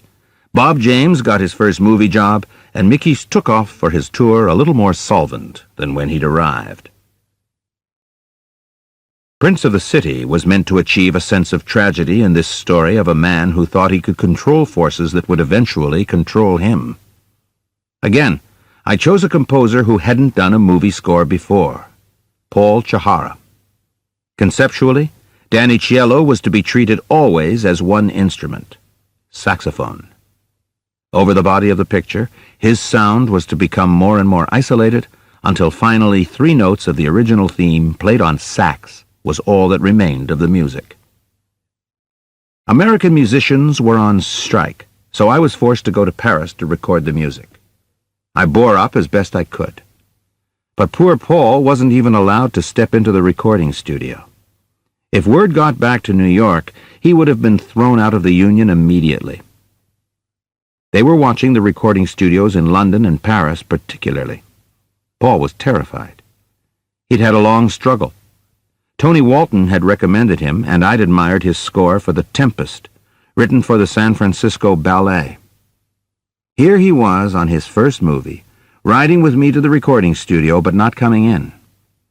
During lunch, I'd see him across the street, gazing at us like a starving man in front of a bakery window. Every night I brought him a cassette of the day's work. Fortunately, George Delarue was conducting. He knew and loved Paul's classical work. No composer ever had a more devoted interpreter. What makes my work so endlessly interesting is that every picture requires its own specific approach. Prince of the City had close to 50 minutes of music. For a picture of mine, that's a lot of scoring. Long Day's Journey into Night was also a picture that I hope achieved tragic dimensions. The musical approach was exactly the opposite. Andre Previn wrote a simple, slightly discordant piano score, which was used very sparingly. At the end of the movie, Mary Tyrone, thoroughly drugged out, wanders into the parlor, opens an ancient upright, and painfully, with arthritic fingers, stumbles through a piano piece. At first it sounds like a typical piano etude. Then we recognize it as the bare, sparse piano piece that Previn had written and been playing intermittently through the movie. I don't think there was more than 10 minutes of music in a picture that ran over 3 hours. Two other scores are worth mentioning. Like everything about Daniel, the score was easy to conceive and hard to execute. For the only time in one of my pictures, I used music that already existed. I knew from the beginning that I wanted to use Paul Robeson recordings. He was perfect for the period. He was right politically. Since it's at a Robeson concert in Peekskill, New York, that one of the leading characters has a traumatic experience. But which songs and where to spot them? Through trial and error, the score shaped itself. The first song, This Little Light of Mine, didn't occur until halfway through the picture. It was reprised at the end, when Daniel, restored to life, attends an enormous anti-war rally in Central Park. Only this time around, it was played and sung in a more modern Joan Baez arrangement. For his sister's funeral, There's a Man Going Round Taking Names worked wonderfully. Editing had to be changed to accommodate the already finished recordings, since the changes we were allowed to make in them were very limited. We could cut chorus, but that was about it. Two other Robeson recordings were used, including his magnificent Jacob's Ladder. For Q&A, which took place largely in Spanish Harlem, with the climax in Puerto Rico, I asked Ruben Blades to do the score. He'd made a recording of a song he wrote called The Hit. It fit perfectly into the spirit and the meaning of the picture. Here was a movie about the racism, conscious and subconscious, that governs so much of our behavior. Ruben recorded the song anew, matching the performance to the intensity of the movie. Then he built a full-fledged score based on the song's melody. The other vital component in the audio power of a movie is sound effects. I'm not talking about the car crashes and explosions of a Stallone or Schwarzenegger epic. I'm talking about the brilliant use of sound in, for example, Apocalypse Now, which has the most imaginative and dramatic use of sound effects of any movie I've seen. A close second is Schindler's List. I've never done a movie that required such elaborate sound effects. This is partly because many of my pictures have a great deal of dialogue, which forces you to keep sound effects to a minimum. Immediately after the spotting session with the composer, I have my second meeting, a session with the sound editor and his entire department. If possible, we try to come up with a concept for the sound effects. I don't know what was discussed on Apocalypse Now, but a concept was clearly at work. To create an unearthly experience in sound, emerging from the realism of the sounds of battle. On Prince of the City, we simply started with as much sound as possible, then kept reducing it as the picture went on. On location interiors, there's always an exterior ambience that comes into the set. We added exterior sounds to interior locations, pile drivers, buses, auto horns, at the beginning of the movie. Then we slowly kept reducing those sounds until we played the final interiors with the least exterior sound possible. Sometimes a sound can carry a subtle dramatic effect. In Serpico, as Pacino tiptoed onto the landing near the door of a drug dealer he was about to arrest, a dog in a nearby apartment barked. If the dog heard him there, could the dealer hear him also? We again go through the picture, reel by reel, foot by foot. Much of the work is sheerly technical. Because so much work, both interior and exterior, is done on location, we use highly directional microphones. Their spread is about 7 to 15 degrees. The reason is that we want to pick up dialogue with as little background sound as possible. When we go into the studio, we stay with the same mics because the quality of the sound would change too drastically if we switched to normal studio mics. That would create a lot of extra work later on, because we'd have to equalize the two different types of microphones. So a great deal of the discussion is about adding footsteps, or the sound of someone sitting down on a couch, or the scrape of a chair as someone gets up, and so forth. Sounds that are lost because of the highly directional mics. All of this added sound has to be done anyway in preparation for the foreign versions of the movie. Dialogue will be dubbed by the various foreign distributors, but we are obligated to provide all background sound effects and music. The sound editor splits the reels among the people in the sound department. This group takes reels 1 to 3, that group reels 4 to 6, and so on. Each group usually consists of an editor, an assistant editor, and an apprentice. But the sound editor is responsible for the overall supervision. A normal sound job takes 6 to 8 weeks. Obviously, bigger pictures need more personnel and time. Even if no overall concept has been articulated, I like effects that enhance the dramatic value of a scene. In The Pawnbroker, Saul visits a woman he has consistently rejected. It's the actual anniversary of the day he and his family were loaded into cattle cars to be taken away to the camps. She lives in a modern complex of buildings that overlook a railroad yard in the distance. On location, we could see the railroad yards. We put in the sounds of a railway switching yard, the sound of engines, of cars being shunted and bumping into one another. Sound loses its distinctiveness when it continues for any length of time.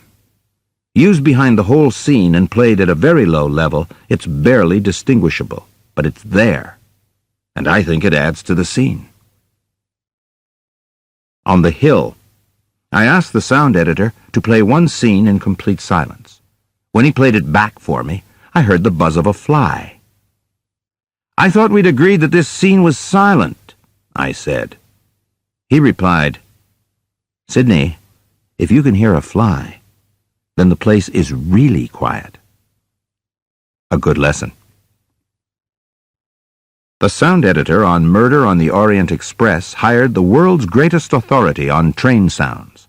He brought me the authentic sounds of not only the Orient Express, but the Flying Scotsman, the 20th Century Limited, every train that had ever achieved any reputation.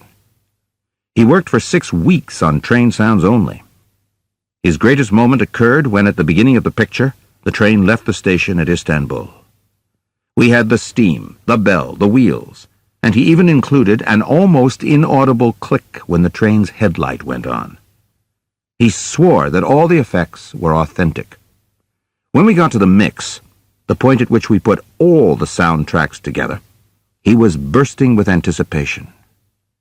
For the first time, I heard what an incredible job he'd done. But I'd also heard Richard Rodney Bennett's magnificent music score for the same scene. I knew one would have to go. They couldn't work together. I turned to Simon. He knew.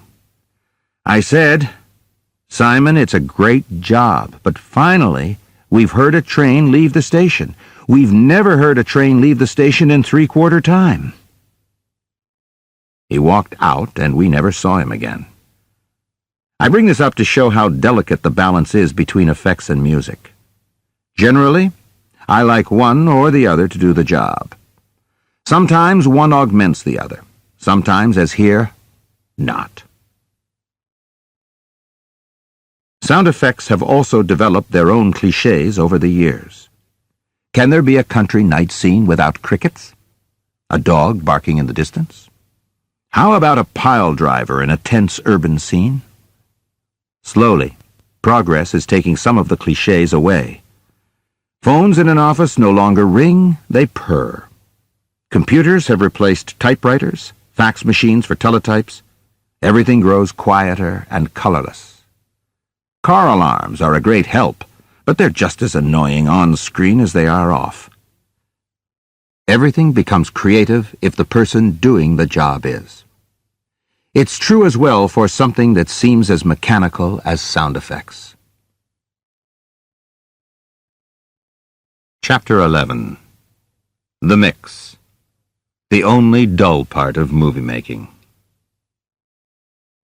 Life has a cruel way of balancing pleasure with pain. To make up for the joy of seeing Sophia Loren every morning, God punishes the director with the mix. The mix is where we put all the soundtracks together to make the final soundtrack of the movie. It's a job that can be left to sound technicians, but that has its dangers. For example, I've seen mixers raise the audio level of a quiet scene or moment and lower the audio level of a loud scene or moment.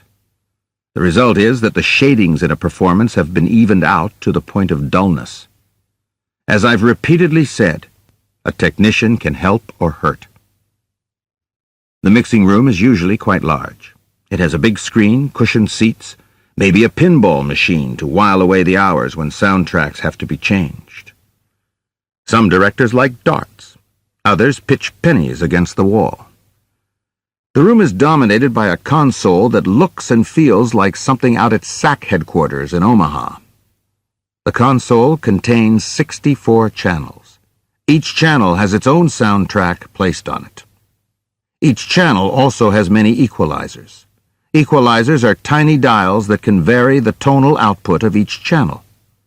The equalizers can reduce or emphasize the high frequencies, mid-range frequencies, or low frequencies in each track. With some additional equipment, they can even eliminate frequencies.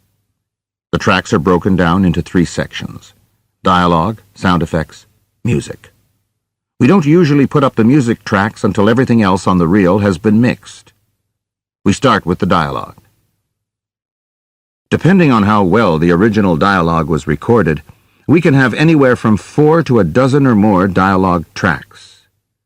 If there are 2 characters in a scene that was shot on an interior location, their tracks might be quite different. For example, the character standing near the window might have a lot more traffic and general exterior sound on his track than the character in the center of the room. The exterior sound has to be reduced on that track and sometimes added to on the other actor's track. We call this balancing the 2 tracks. On exteriors, these problems are more severe. His side of the scene was shot at a different time of day than her side of the scene. So he'll have buses, jackhammers, and noon whistles on his track. Her track will have none of those sounds. But it will have pigeons, trucks, and subway rumblings. These 2 tracks have to be equalized and balanced. Even in the studio, tracks come out with very different sound qualities. Her side was shot in a part of the set that had a ceiling. His had none. The 2 tracks will be markedly different and now have to be equalized in tonal quality, not in extraneous noise. This is done with those tiny little dials which subtly add or subtract frequencies from the very low to the very high. When tracks are beyond rescue or a word is unclear, we loop it. The actor comes into a recording studio. The scene or line is placed on a repeating film loop. The original sound is fed into an earphone. The actor then says the line in the quiet of the studio, trying to get exact lip synchronization. There's an editor in charge of looping called the ADR editor. Generally, I try to avoid looping. Many actors can never recapture their performance because the process is so mechanical. But some actors are brilliant at looping and can actually improve their performances. European actors are particularly good at it. In France and Italy, they usually shoot without synchronous sound and loop the whole performance in a sound studio later. I'm constantly amazed at how superbly actors can adjust to technical demands. Let's say we have 6 dialogue tracks. Track A, his. Track B, hers. Track C, his looping. Track D, her looping. Track E, an off-camera maid's voice. Track F, a voice on the telephone. I sit there with the dialogue editor, going up and back on the same sentence, sometimes the same word, removing noise, equalizing tone, balancing. It's a 4-minute scene. That's 360 feet. We'll spend perhaps 2 hours equalizing it, sometimes more.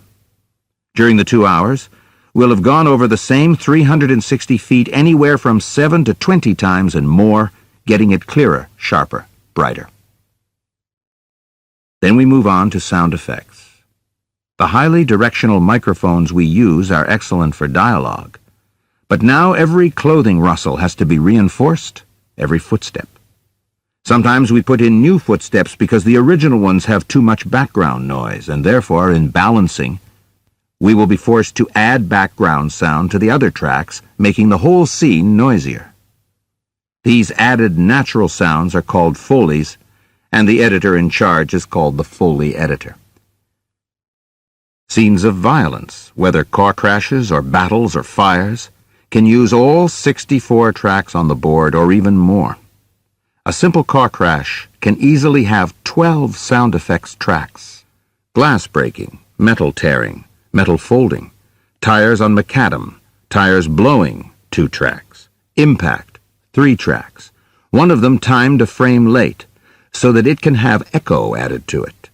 Car doors popping open, 2 tracks, one overall crash effect to provide body for the basic sound. The last would be played at a very low volume, allowing the specific sounds to dominate. Each one of these effects will have to be equalized, the volume levels set and recorded. Today, many of the effects are pre-recorded on digital CDs, which supposedly saves time. But you'd better have a wonderful effects editor, because once placed on the CD, the effects are pretty well locked in. You can easily change where they occur, but it's harder to change the effect itself. I've noticed that with every technical advance, mixes take longer and longer. When I first began, an entire reel had to be mixed in one take. If a mistake was made at 880 feet, we had to go back to the beginning and start all over again. We'd rehearse all day and usually go for a take at the end of the day. But we finished a movie in 12 to 14 days. Now 4 weeks of mixing is quite normal. Every technical advance has brought added problems. Since Dolby came in, the Dolby technician had better line up the Dolby equipment correctly, or the whole reel will have to be redone. Dolby came in because of music recording. In order to have more control, music engineers began using more and more microphones at the recording session. I've been at sessions where each instrument has its own microphone. In a way, this almost eliminates the need for a conductor because the dynamics of the recording can be adjusted in the mixdown, reducing the existing 32 tracks to 4 or 6 for the final mix. The engineer can raise the volume of the strings here, a piccolo there, brighten the piano so its sound cuts through more. The only problem with each microphone recording on its own tape was that we ended up with 16, 32, or 64 separate tapes. As a result, one could hear a high-pitched sound called tape hiss. The hiss was caused by the magnetic heads of all the recorders touching the tapes. When Koussevitzky was recording with the Boston Symphony, there were 4 or 5 microphones placed over general sections of the orchestra, with another mic to capture the entire orchestra. All the microphones were fed onto one tape. No tape hiss there. But now, with anywhere from 16 to 64 mics, there sure was. The Dolby process simply took all the tapes and suppressed them so that the tape hiss was lost in the upper frequencies. Soon, in movies, because of the equalization problems between Dolby-recorded music and non-Dolby sound recordings, we had to start using Dolby on dialogue, even though only 1 or 2 tracks were being used. Then we had to add Dolby to sound effects recordings.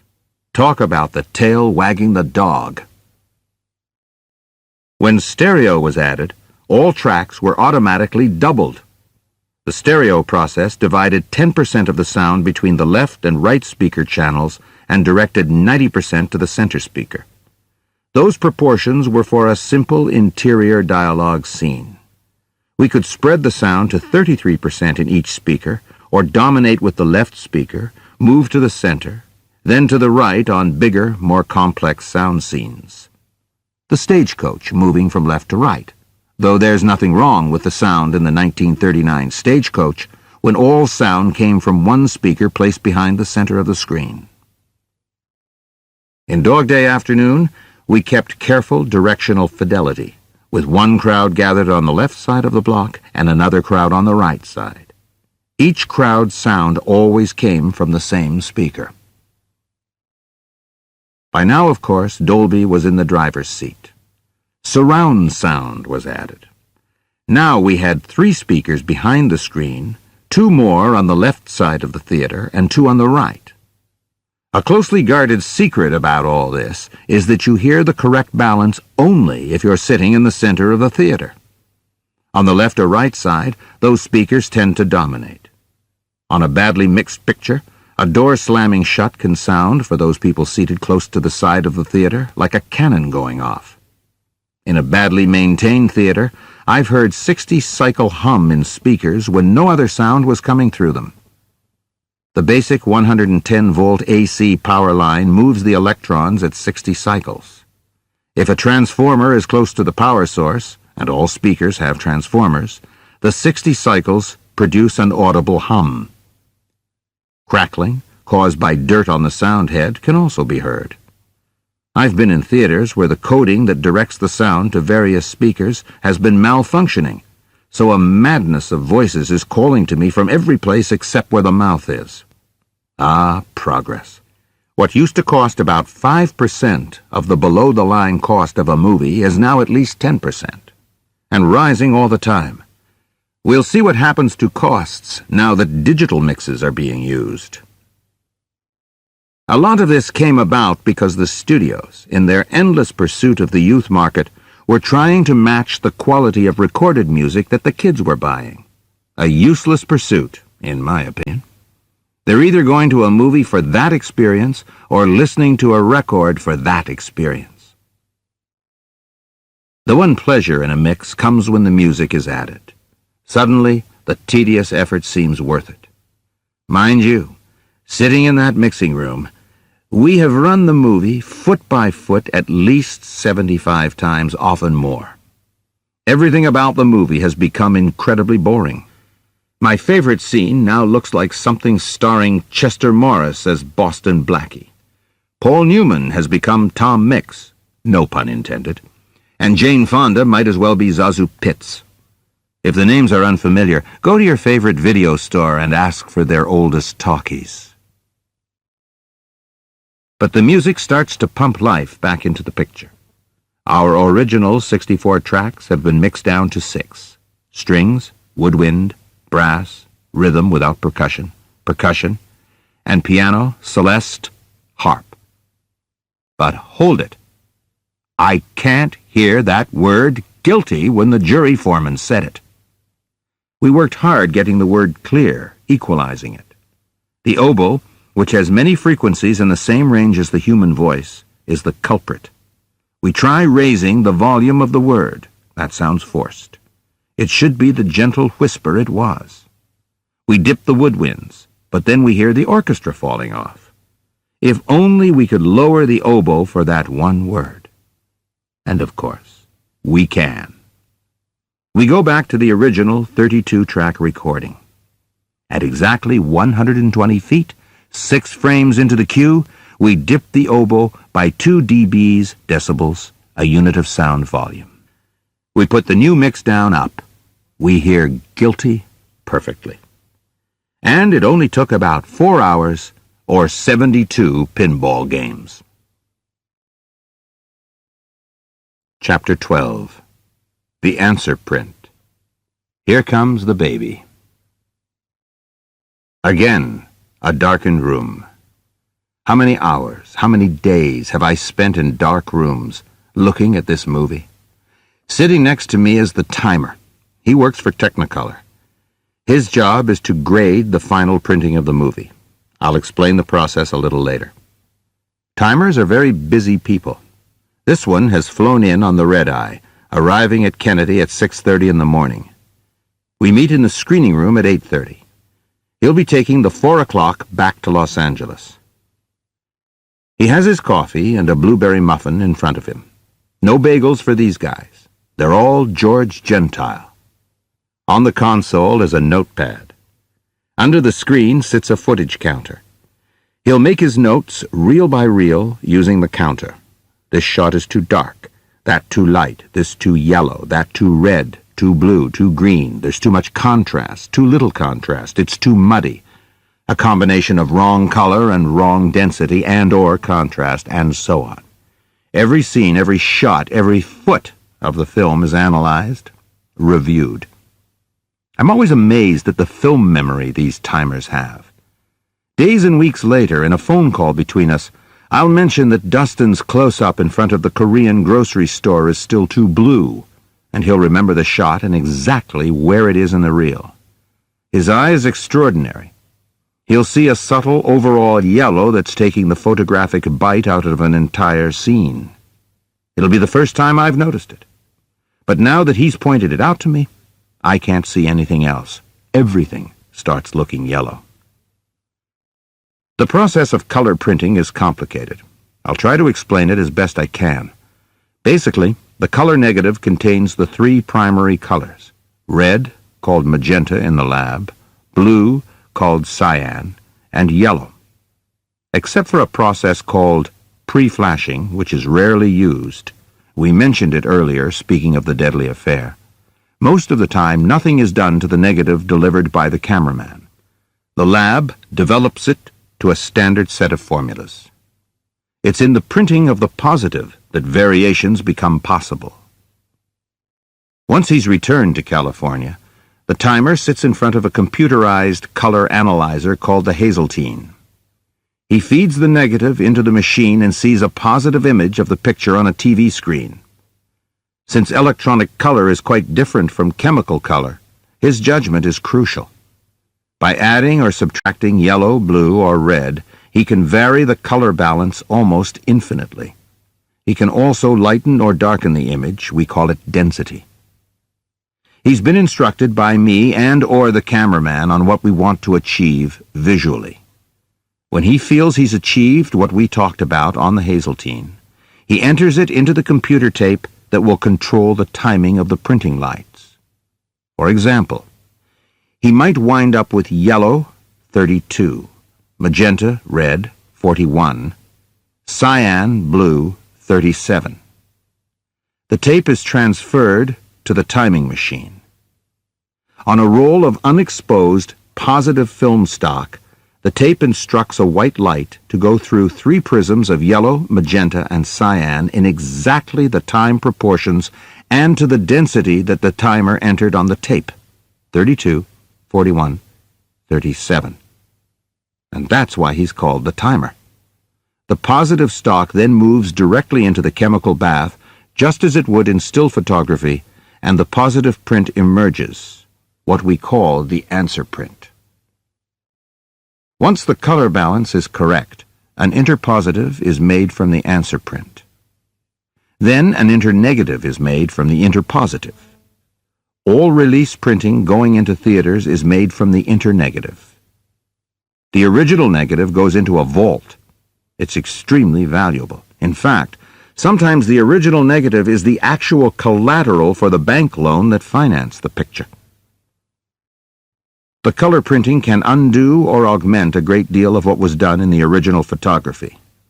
For example, I've described what we wanted to do with color in Daniel. Everything in Daniel's past was done with filters, turning his childhood life with his parents into golden shades, warm and protective. Everything in his present life was blue, since in essence he'd buried himself with his parents. As the picture continued, and Daniel came slowly back to life, his present existence took on more warmth, more life, and therefore a more natural photographic quality. His past became less amber as he acquired distance and resolved the pain and conflict that the past evoked in him. By the end, the colors of the picture were completely natural. Daniel's past and present were now one. He had returned to life. It was critical that the final timing of the print follow the concept of the original photography. Much of what is done in the camera can be undone in the lab. If a blue scene, Daniel's present, had yellow and red added to it in the printing, it could wind up too normal. The same could happen to the golden or amber scenes, representing Daniel's past, if blue was added to them. This wasn't only a question of mood. The flashbacks to his early life appeared throughout the picture. The strong color identification was also letting the audience know where we were in time. The timer had to know clearly what our intention was, otherwise he could have defeated the entire style of the picture. Everything that the cameraman, the production designer, and I have done to create a visual style is affected by the timing. As has happened all through the making of the picture, once again a technician is central to its success or failure. Phil Downey at Technicolor in California was a pleasure to work with. After 2 minutes of conversation, he could translate the intention into the timing of the movie. I don't think I ever went through more than 3 attempts with Phil in getting the print correct. On the other hand, John Schlesinger once told me he had to go through 13 prints on Midnight Cowboy before the lab got it right. There's a great danger in this. The answer print must be made off the original negative. Every time the negative is handled, there's a risk of dirt and damage. Damage is almost impossible to repair. My heart's in my mouth whenever the negative is touched. John must have been going batty.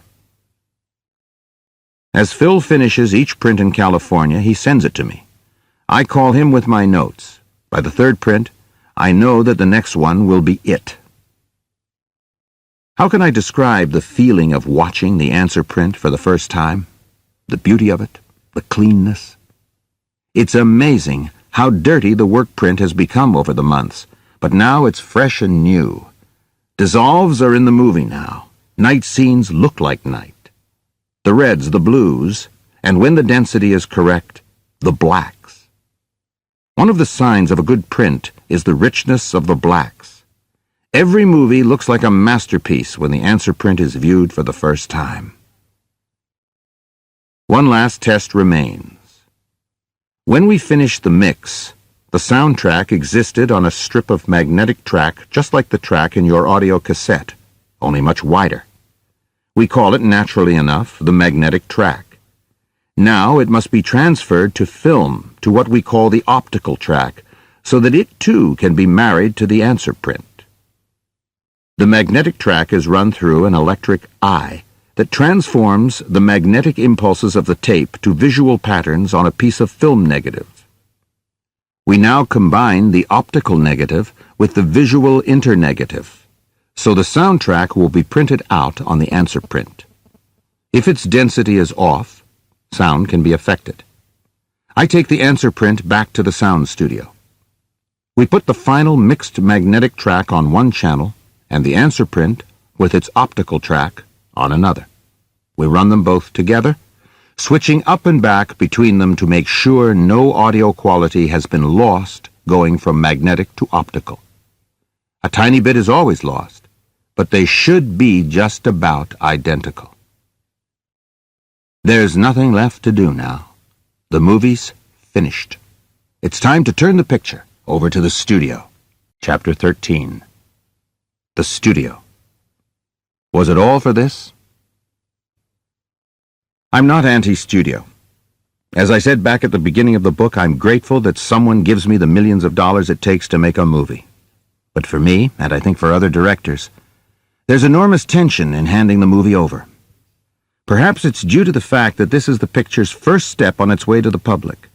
But the real reason, I think, is that after months of rigid control, the picture's now being taken over by people with whom I have very little influence. I don't know what makes a hit. I don't think anyone does. It's not the stars. My own movie, Family Business, starred Dustin Hoffman, Sean Connery, and Matthew Broderick. It died. So did Hoffman's and Warren Beatty's Ishtar. Kevin Costner and Clint Eastwood, in A Perfect World, did no business. But Eastwood alone chalked up major grosses within the line of fire. The inconsistencies of box office grosses in relation to stars are endless. And yet the salaries for individual stars keep rising until many of their fees could finance an entire picture. Nor is it the genre. Westerns were beyond the pale until Dances with Wolves became a hit, and then 7 more followed. Baseball pictures were out of the question until Bull Durham. Then we got a whole string of them. At the moment, cop pictures are out of fashion, but that too will change. In the 30s and 40s, studios controlled the financing, the production, the distribution, and the exhibition of movies. Most studios owned their own theaters. They ran double features, 2 movies at each showing. The bill was changed once a week, which meant that each theater showed 4 movies a week. MGM, making 200 pictures a year, was able to keep its theaters filled with only its own product. There was no way of measuring the financial success of each movie, since the accountants could allocate as much as they wanted of the gross to each feature on the double bill. Unless the whole double bill did no business, either picture could be made profitable by the studio's allocation. In 1954, the Supreme Court ordered the studios to divest themselves of their theaters on the grounds that their ownership of the theaters gave them an unacceptable monopoly. By the end of the 50s and through the 60s, many studios were in a precarious situation. At one point, 20th Century Fox had to cancel a picture I was about to begin because it was out of money. I was to start the movie in March, but its big Christmas release, Hello, Dolly, had done poorly at the box office. That's how tight its cash flow was. The canceled picture was The Confessions of Nat Turner, based on Bill Styron's book. Many of the studios fought television as hard as they could, but slowly they realized the enormous financial potential that was being offered to them. Some of the more financially strapped studios began selling off their old libraries of films to the networks. Then other sources of income became possible with cable television. Today it's again getting hard for movie companies to lose money, though they still manage. What are called ancillary rights now provide them with great protection for their investments. Videocassettes, cable television, free television, airline in-flight use. And of course, international rights outside the United States and Canada represent about 50% of the total gross. And each country has its video rights to bring in further income. In addition, many of the studios have bought their way back into theater ownership. As I understand it, they stay below 50% so as not to violate the Supreme Court order separating the studios from theater ownership. Add in merchandising, the toys spun out of Jurassic Park, to name only one example, theme parks built upon blockbuster pictures, and studio ownership of cable television stations. And the financial pages are full of stories about mergers between studios and the television networks. All of this enormous income is based on the movies the studios turn out. One mega-hit can produce ancillary income of $1 billion. That's where major stars do have a value.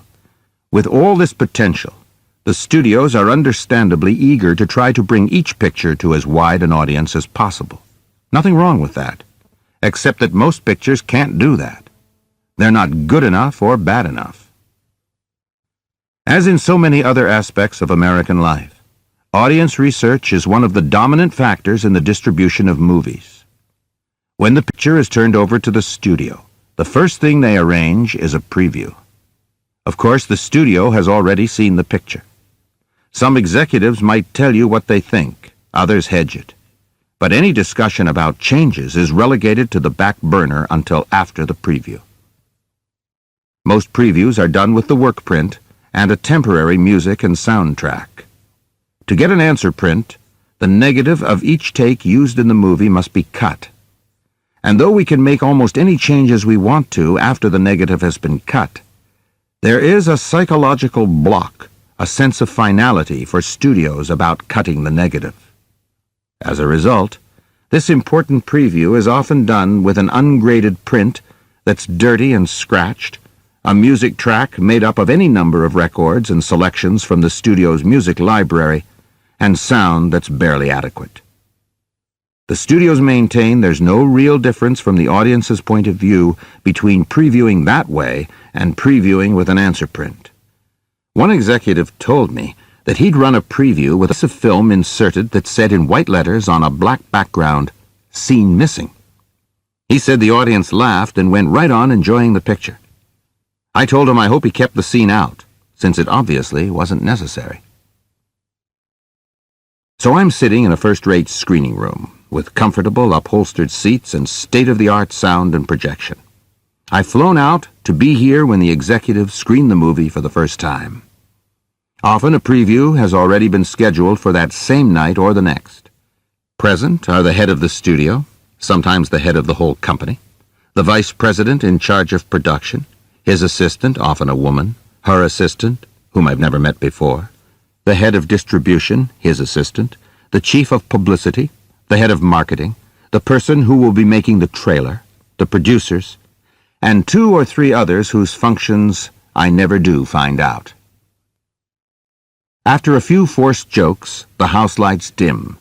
The screenings almost always start on time. At the end of the screening, there is silence. The head of the studio, or the head of the whole company, usually says something polite and encouraging. Nobody's looking for a fight in public. The distribution, marketing, and publicity people leave rapidly.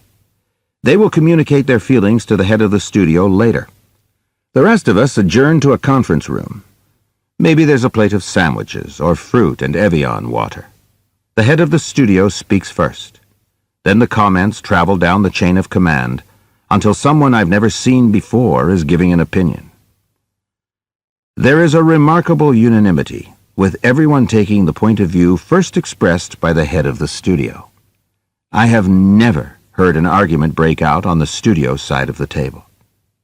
Mind you, I don't think this process of waiting for the head of the studio to speak is exclusively the habit of movie companies.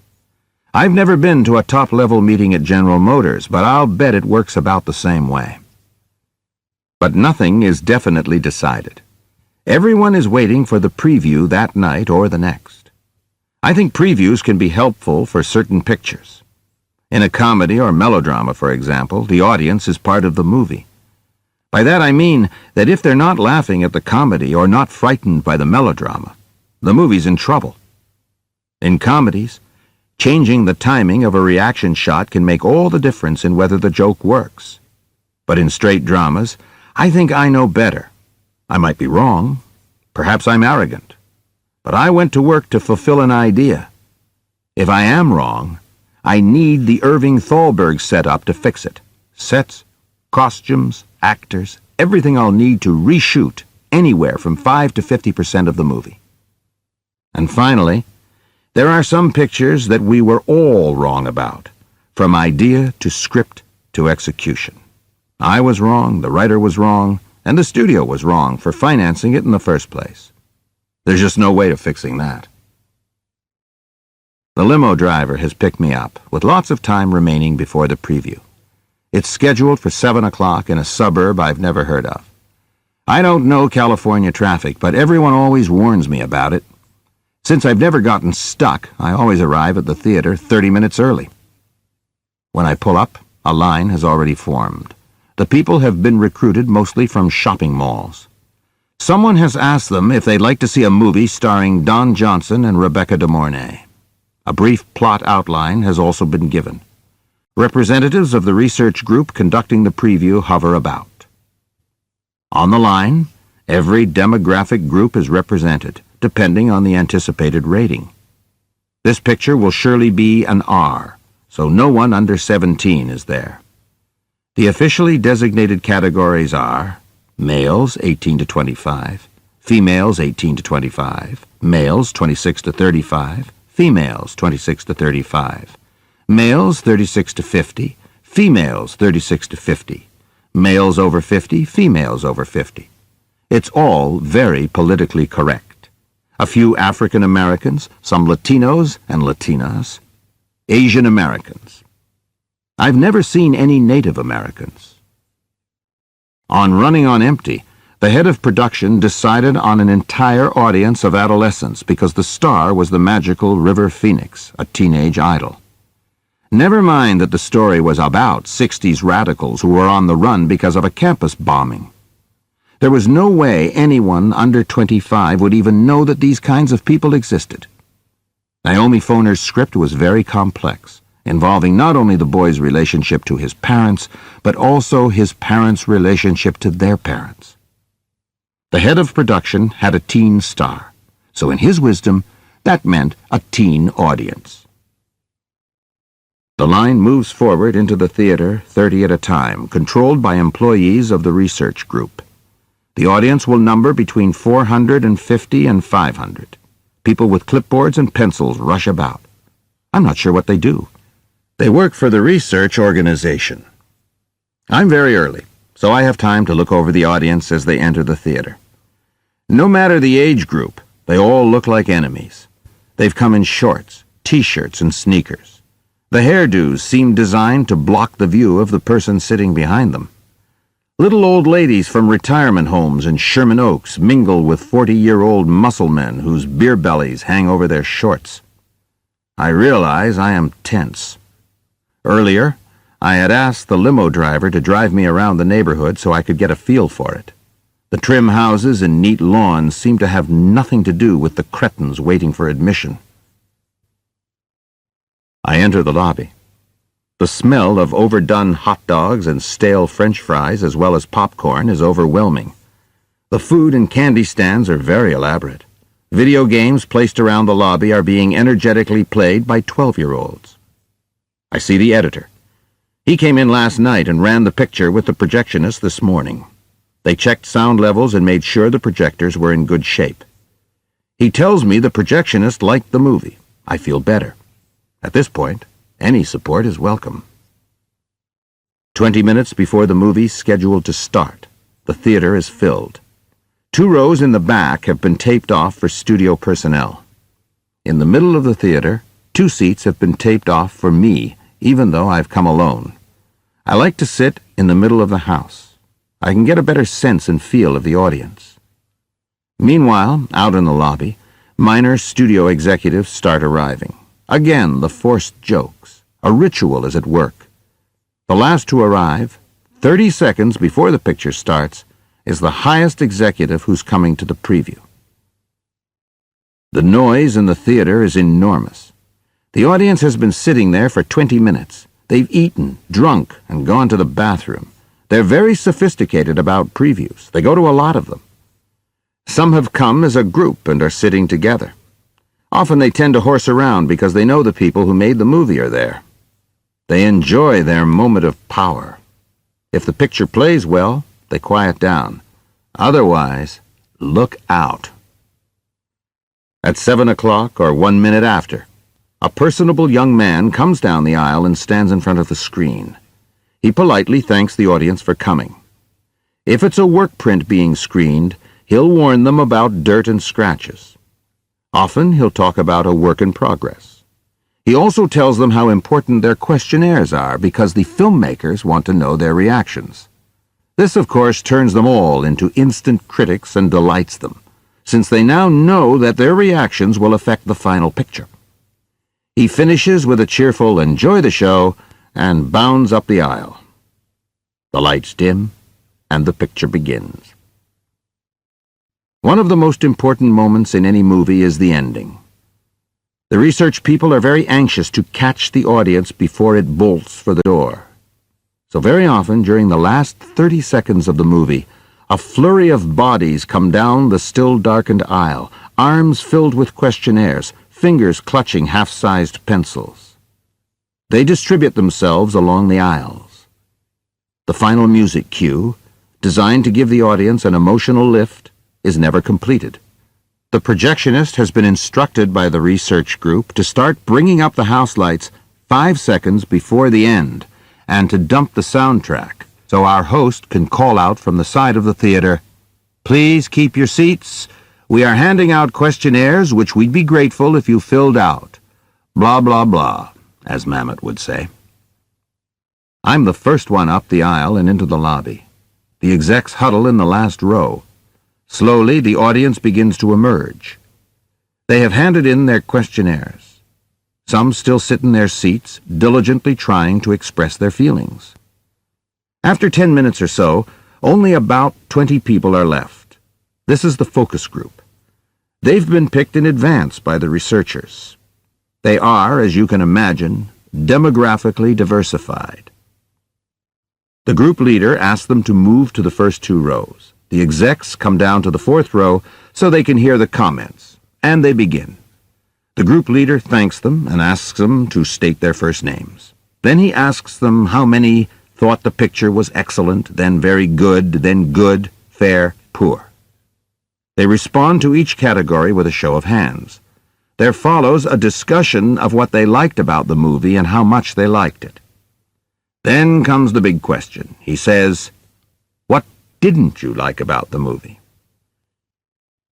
Sometimes there is an awkward pause. Then one person suggests something, then another speaks, and in no time there's a feeding frenzy, with the body of the movie as dinner. There are disagreements, wrangling. Stronger personalities dominate. People who liked all of it have nothing to say, so they sit quietly by. Every comment is being absorbed by the studio people. Later, many of their conversations begin with, "You know, this came up in the focus group, and I've always felt it was a problem." That only one person might have said it doesn't matter. It's treated as if the entire group voiced the same objection. Every opinion, no matter how wild, is given weight, and suggestions about what needs fixing are directly related to what the execs heard at the focus group discussion. We've adjourned to a neighborhood restaurant for some food and a drink. But there is something incomplete about the evening. The numbers haven't come in yet. The numbers are the percentages of the audience that rated the picture excellent and very good. Equally, if not more important, is the percentage that would definitely recommend the movie to others.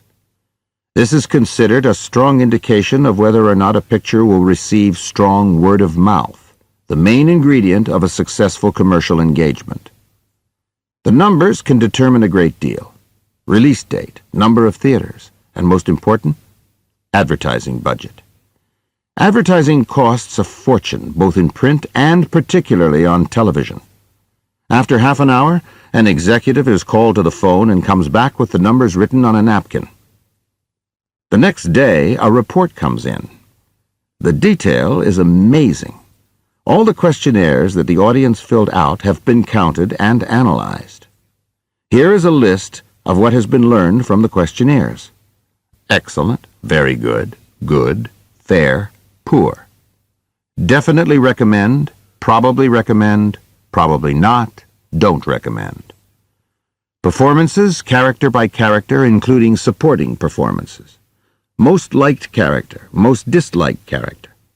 Then under elements, the setting, the story, the music, the ending, the action, the mystery, the pace, the suspense.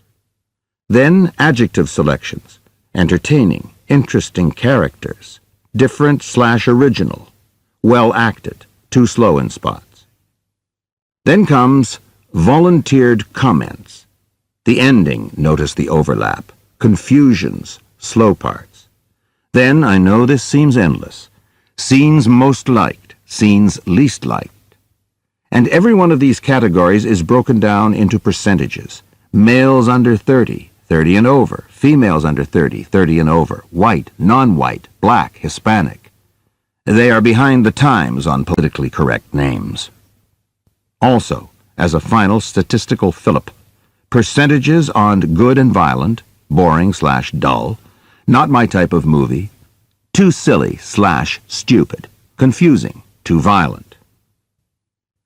In the face of this assault, the discussions about what should be fixed, changed, shortened, or redone can become surreal. A producer once asked me if we could cut all the least liked scenes and leave only the most liked. Some of the cards are literally obscene. He looks like a faggot. I'd like to fuck her. I have no idea what the correlation is between the numbers and the eventual financial success of any movie. I once asked Joe Farrell, whose organization, the National Research Group, conducts most of these tests, if he didn't have a breakdown of this vital piece of information. Almost all the major studios use him, so by now there must be hundreds of movies on file. But no, he said he has no such breakdown. In fact, at the beginning of the audience report, the following disclaimer is printed. These are the exact words. It should be kept in mind that data derived from audience reaction surveys are not necessarily predictive of box office success or of a film's marketability, and cannot assess how large the potential audience might be. While the survey can provide information on how well a movie satisfies an audience interested in seeing it, playability, it should not be used to gauge how large the potential audience might be. That is, it cannot assess the want-to-see level within the broad moviegoer marketplace, marketability. So what the hell use is it? Clearly, movies are not the only product subjected to market audience research. Polling has infected every area of our national life. But I can't imagine Roger Ailes ending a report to George Bush or Ronald Reagan with, "However, I can't tell you how people are going to vote." And in politics, where I'm sure the utmost care is taken because there's so much at stake, the mistakes are constant. In the '89 primary campaign, almost all the polls for the Democratic primaries were wrong. In England's last election, the Tories weren't supposed to win. In Israel, no polling even indicated the extent of Labour's victory. In fact, Likud was supposed to just barely win the election. When I try to combine these polling techniques with something as ephemeral as public taste, which movies invoke, it all collapses around me. Perhaps some pictures have been helped by changes made as a result of these recruited audience surveys. I don't know, because Mr. Farrell won't tell me. Often, after changes have been made, the pictures are previewed again. The numbers go up or down or stay the same, but I wonder how many pictures have been hurt. How many movies went through changes dictated by audience surveys and lost whatever quality or individuality they might have had? We'll never know. Finally, however, it's an impossible way to work. Why wait until the picture's been shot and all that money spent? Why not start by polling the script that has been read by a focus group? Why not vote for cast? How about rushes? After they'd seen the rushes of 5 or 10 movies, they could tell me which take to use. The first rough cut? Some studios already preview those. I've tried to examine my own attitude. After all, most heads of studios are not idiots. Perhaps there's something I could learn from this new method. In the past few years, I've previewed and consequently altered the following pictures: Power, The Morning After, Family Business, A Stranger Among Us, and Guilty as Sin. I never used previews before then except for network. We previewed that to find out about the laughs. They were all there and then some. Except for minor trims, we didn't touch a frame. Other than network, I never previewed any of my pictures that were successes, critical and/or commercial. I don't want to be unfair. I never previewed lots of flops either. But I've never been able to solve the problems of a picture by making changes that were indicated by the previews. And in the quest for a hit, I made those changes after long talks with studio executives who had thoroughly analyzed the questionnaires and focus group results. I tried it. It didn't work. Maybe it was me. Perhaps nothing could have helped the movie. I don't know. Almost always, the changes everyone looks for occur around the ending. When a picture isn't playing as well as it should, most everybody looks to a different last scene or two as the solution to the problem. The reason is fatal attraction. I'm told that in the original movie, Glenn Close killed herself. After it tested badly in previews, a new ending was shot in which Ann Archer shot Glenn Close. The testing results jumped, and the picture became a big commercial hit. But most of the time, fixing the ending can't do the job because most pictures aren't very good. Without ancillary rights, most pictures would lose money. Commercial success has no relationship to a good or bad picture. Good pictures become hits. Good pictures become flops. Bad pictures make money. Bad pictures lose money. The fact is that no one really knows. If anyone did know, he'd be able to write his own ticket. And there have been two who have. Through some incredible talent, Walt Disney knew. Today, Steven Spielberg seems to. I don't say that at all pejoratively. I think Spielberg's a brilliant director. E.T. is a superb picture, and Schindler's List is a great one, in my opinion. But though they are the only two people I can think of who consistently turned out hits, it's interesting that even Spielberg can't automatically do whatever he wants. Perhaps that's why he's starting his own company. And that Disney fell on tough commercial times when UPA came upon the scene with a new style in cartooning that made him seem out of date. The short-lived successes of Gerald McBoing-Boing and Mr. Magoo made the Disney cartoon style seem passé. Disney's solution was to create a show for television so he could save his studio. What are we really talking about here? We're talking about a form that produced The Passion of Joan of Arc, Zero for Conduct, Godfather 1 and 2, The White Sheik, Winter Light. We're talking about Dodsworth and The Best Years of Our Lives. We're talking about A Day in the Country, Monsieur Hulot's Holiday, Schindler's List, Greed, The General, Amarcord, and 8 1/2. Singin' in the Rain, Dumbo, The Bicycle Thief, The Grapes of Wrath, Some Like It Hot, Citizen Kane, and Intolerance.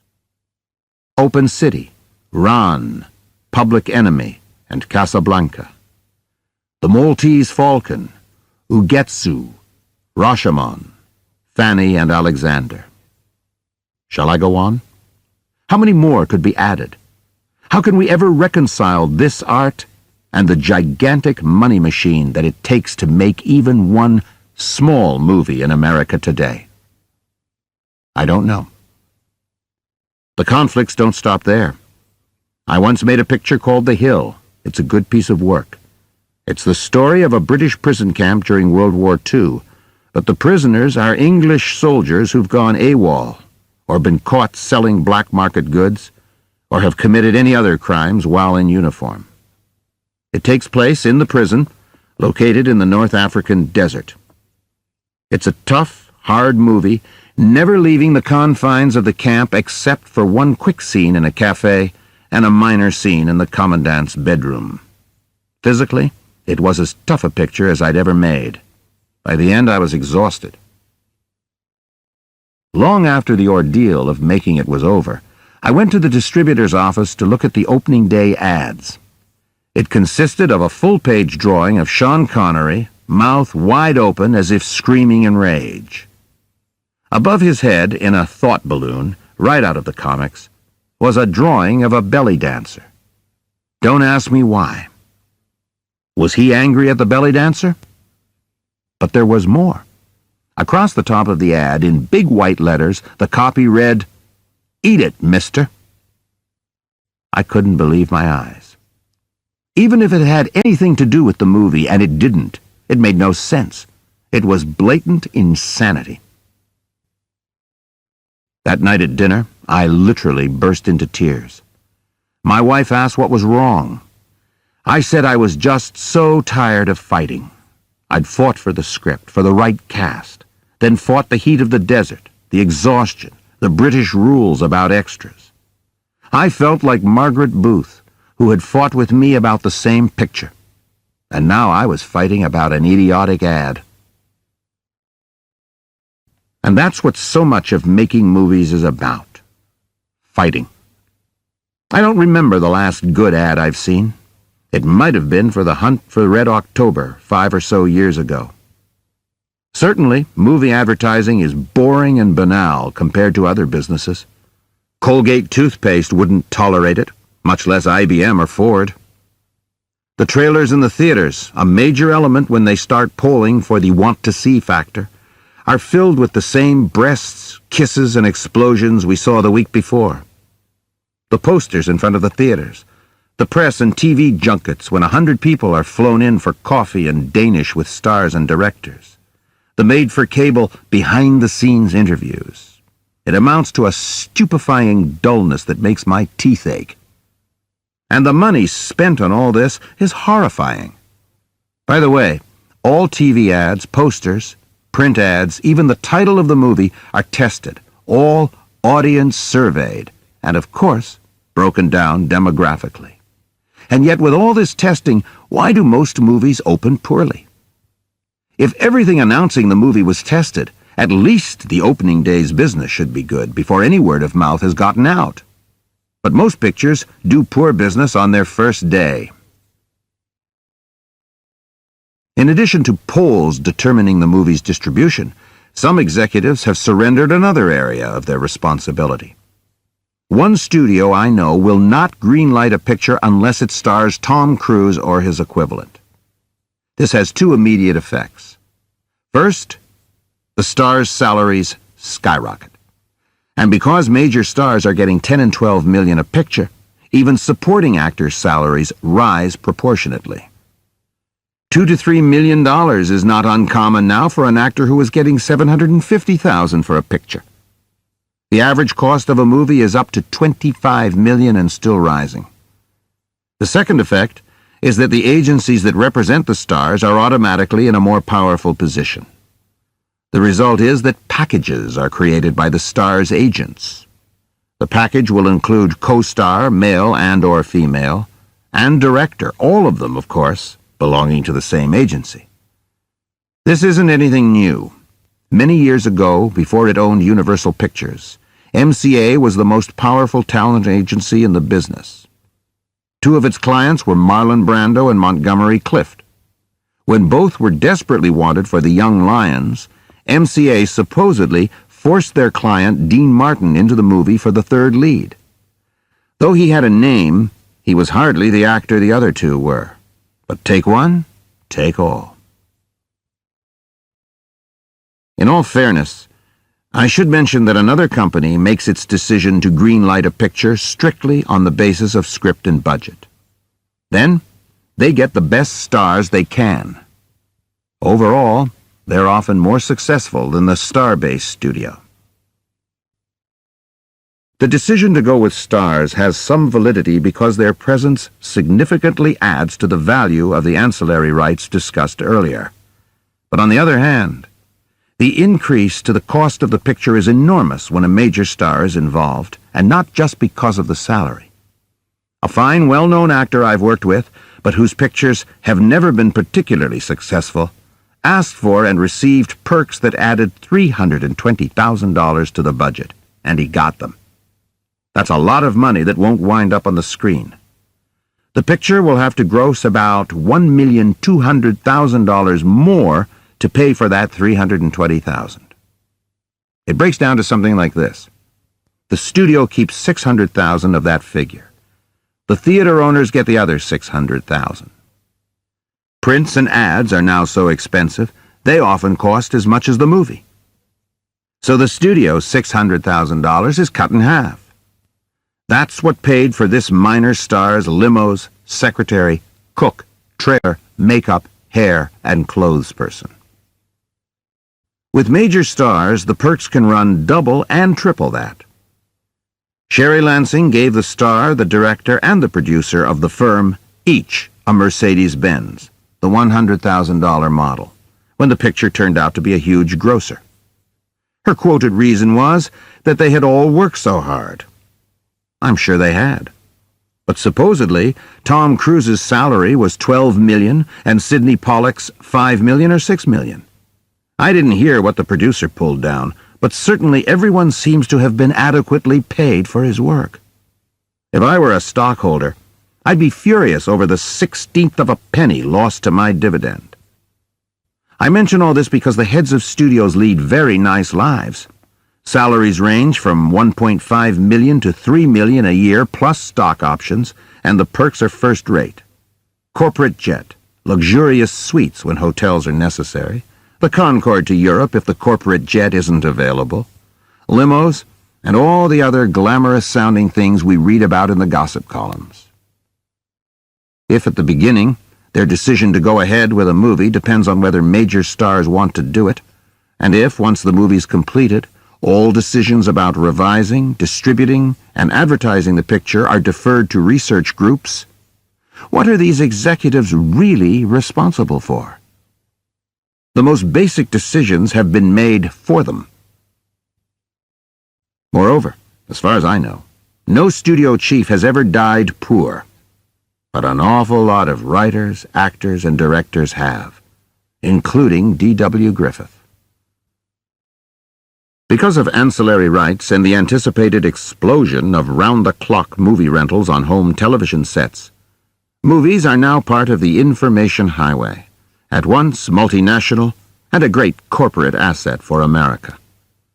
Already one of our highest foreign-grossing products, films have a radically positive effect on our balance of payments. They're now part of the world's economic structure.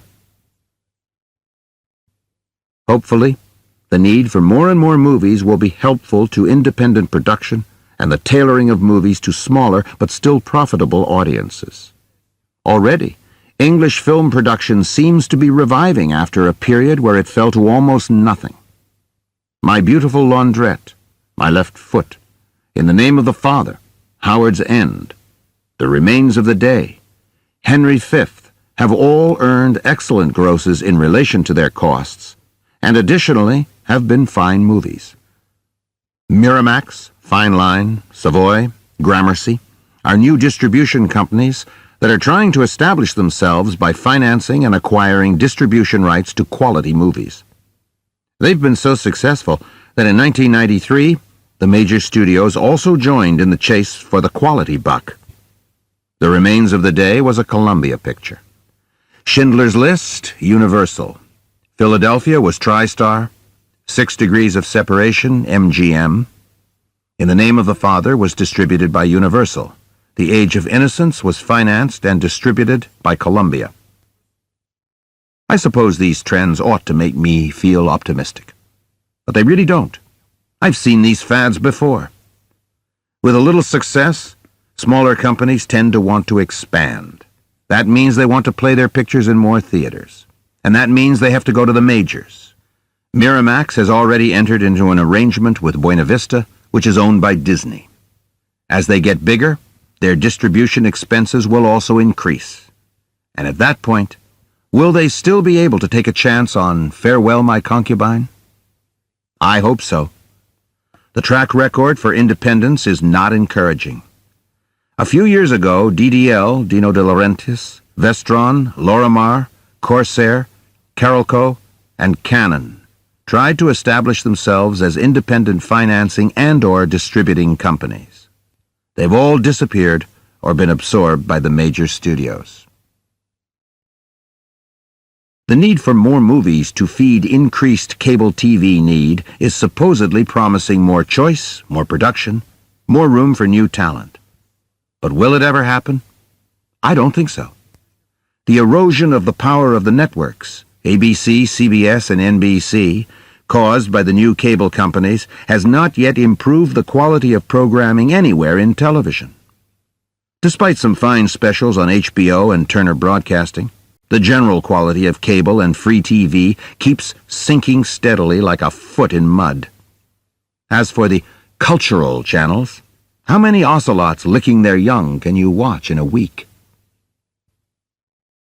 The MGM logo, famous for its roaring lion, also bears the motto, Ars Gratia Artis, art for art's sake.